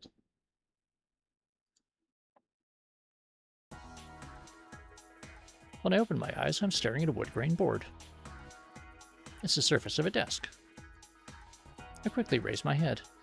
It looks like I fell asleep in class. My sleeve was pressed against my forehead while I was asleep, and the texture left a mark. Oh man, I hope no one sees this. I rub my forehead a little and look around the classroom. According to the clock on the wall, it's 3:30 in the afternoon. The only thing written on the blackboard is May 1st, 2012, Tuesday.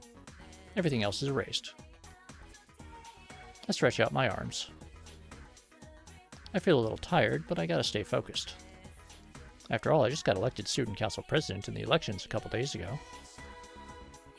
I have to keep in touch with what the people who voted for me want in a leader. Things with the student council will get pretty hectic after school. I should hurry to the student council room.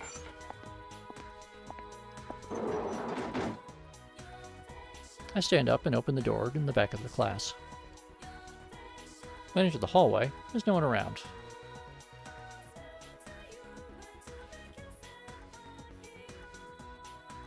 I check inside the classrooms as I go, but I still don't see anyone. Where the heck is everyone? It's weird. The whole school is usually rowdier than this after classes. I should hear people talking and laughing in classrooms, and teachers yelling at them to quiet down. Where's all the bustle of the students and everyone getting ready for their after-school activities? Just when I'm wondering that, I turn around and look down the way I came. Oh, there they are. There's some students in the hallway. Some of them are chatting and others are coming out of the classrooms. A few of them run past me carrying their bags. Yeah, this is more like it. This is how school's supposed to be. Hey, no running in the hallway. The student gives an apologetic smile, but he just waves to me as he zooms down the stairs. Sheesh, you'll put your eye out if you don't look where you're going. Oh well, I just gotta clamp down on him more from now on. I put my hands on my hips and sigh. Hey there, Miss President. Are you off to the student council room? Have fun. You're always so excited about that. Bye, Miss President. See you next Monday. Everyone walking down the hallway talks to me. I wave back to them. I always had a lot of friends and people who knew me, but ever since I got elected student council president, all the students seem to know who I am. The job comes with a lot of pressure, but I know I'm up for it. I'm going to be busier than ever around school now. I did have my doubts, but in the end, I'm glad I ran for student council president. Yeah, I did the right thing. I head to the student council room.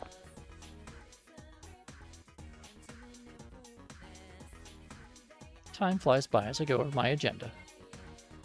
Before I know it, there's red light pouring in from the west window. It's already sundown. Whew. Guess that's enough for today. There's no one else left in the student council room. I had the others go home before it got too late. But when I said that if they pushed themselves too much at the start, they'd burn out quick, they just laughed and said, "The same goes for you." I leave the student council room and lock it up. As I go down the hall to return the key, I see a strange woman at the far end of the hallway. She's not wearing our school's uniform. She's got on an odd hat, some gloves, and a one-piece dress. They're all the same deep blue color. Underneath, one arm is holding an odd-looking book. I can't see her face with her back towards me, but her short, straight hair draws my attention. Her hair is this radiant silver, like if pearls were stretched out into strands. Who in the world is that? Maybe it's the clothes, but she gives off this strong presence. I get a little uneasy looking at her. I'm not tiptoeing or anything, but she doesn't turn around until I'm about 2 meters away. When she finally does, though, I gasp a little. Her features are so perfect that she's like a sculpture. Hey, excuse me. You got some reason to be at our school? Are you sure this is how things should be? Huh? Now, we saw this conversation from the other side in Elizabeth's run. I don't understand what she's getting at, but for some reason the question throws me. I am a wanderer who only stopped here because I sensed great power gathering. I am in no position to give advice, but, this place will soon be caught in a bit of a fracas. If you continue to avert your eyes from everything, I think it will have an impact on your life in the near future. My life? What she just said sounded pretty scary. She may have some screws loose. But something is whispering to me deep in my heart, asking me, doesn't she have a point? Aren't you looking away from something important? What you choose is up to you, but I believe there are factors preventing you from making the right choices at the moment. I couldn't bring myself to just stand by and watch as you lost your life before my eyes. That is why I was waiting here to give you one last chance. The lady opens the thick book she's holding.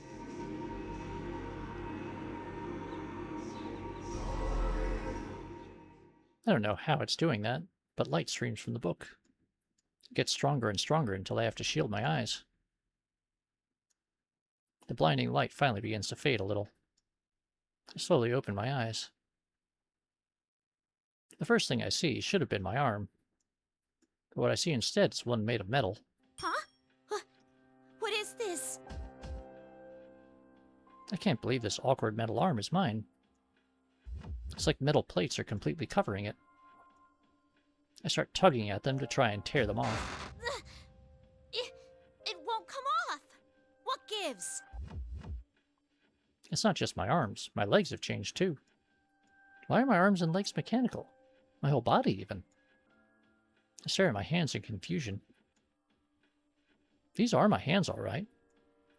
Part of me knows that, and I shake my head. What am I thinking? There's no way these are my hands.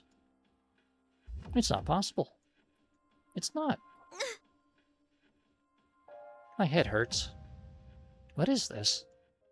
I will be your opponent for a short while. During that time, why not think back about who you are? Huh? My opponent? The lady takes a slightly defensive stance. And away we go.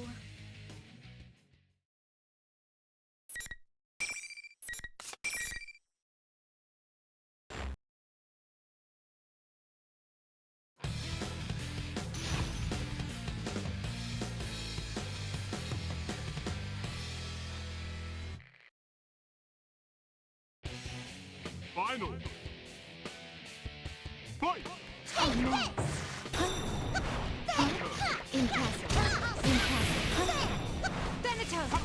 Ow, nope. Ow. Cease.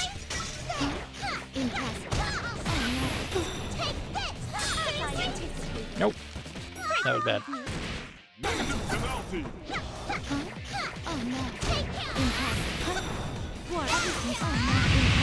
The time has come. Nope. Out. I will stop you. Ooh. Oh my. Let it go. Let's go. No, no, no, no, no, no, no. Freeze. Please do watch it. Oh my. Oh no.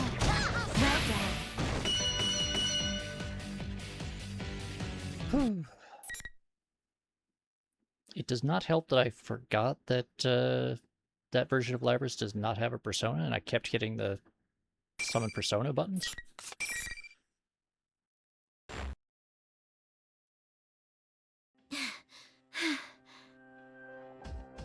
I somehow managed to beat the lady in blue who attacked me. How did I win? How did I use these metal arms and legs like it was second nature? I don't understand. The lady in blue stands before me, exactly like she was when I first saw her. She's not even breathing hard. Well done. But I'm sure you realize now, you are not human. There must have been an important promise that could only be kept in that guise. That must have been your reason for living. Whether it's worth losing that or not, I ask that you give it serious thought. An important promise. My reason for living? I repeat that to myself. It seems important somehow. Now, it seems the tumult of trials is about to begin. In which case, I bid you good luck. The thick book in her hand closes with a loud thud. Strangely, that ordinary sound lingers in my mind. When I come back to my senses, there's no one here anymore. I take a nervous look at my arms and legs. Nothing seems different about me. There's no metal on my limbs now. Just ordinary skin and bones. What the heck was that? A dream? Yeah, what was that? Would daydream be the word for what just happened? I can't sort out my thoughts, so I think to myself, I can't let it get to me. Just let it go. But some things I can't dismiss that easy. You are not human. You have an important promise, which must have been your reason for living. She said, I'm forgetting something? That I need to remember? My head's hurting again. The pain brings back another memory. It's just for a second, and I can't quite catch it, but I saw blue skies and the ocean, and someone else was there. Maybe a white dog, too. I don't know. I think there was a lot more to it, but the last voice I heard stays with me. I mean, we're loved after all. When I came to, my hands are balled into fists. That's when I make a decision. That promise, that reason for living, I have to hang on to it.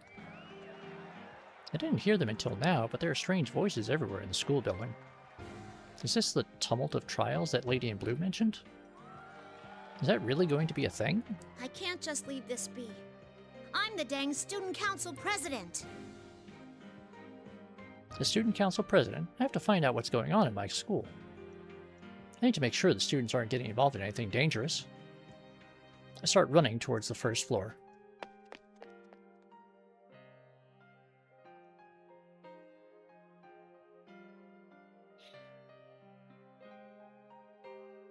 And we know what happens to Labrys from there on.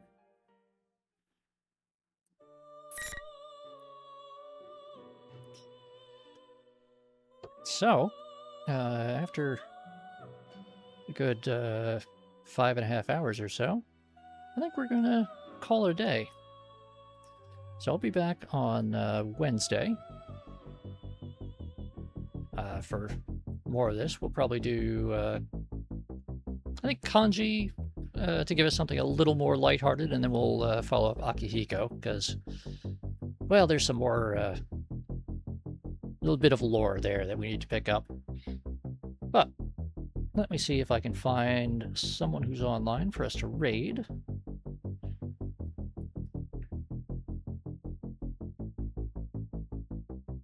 Well, it looks like, oh, we got a couple of options.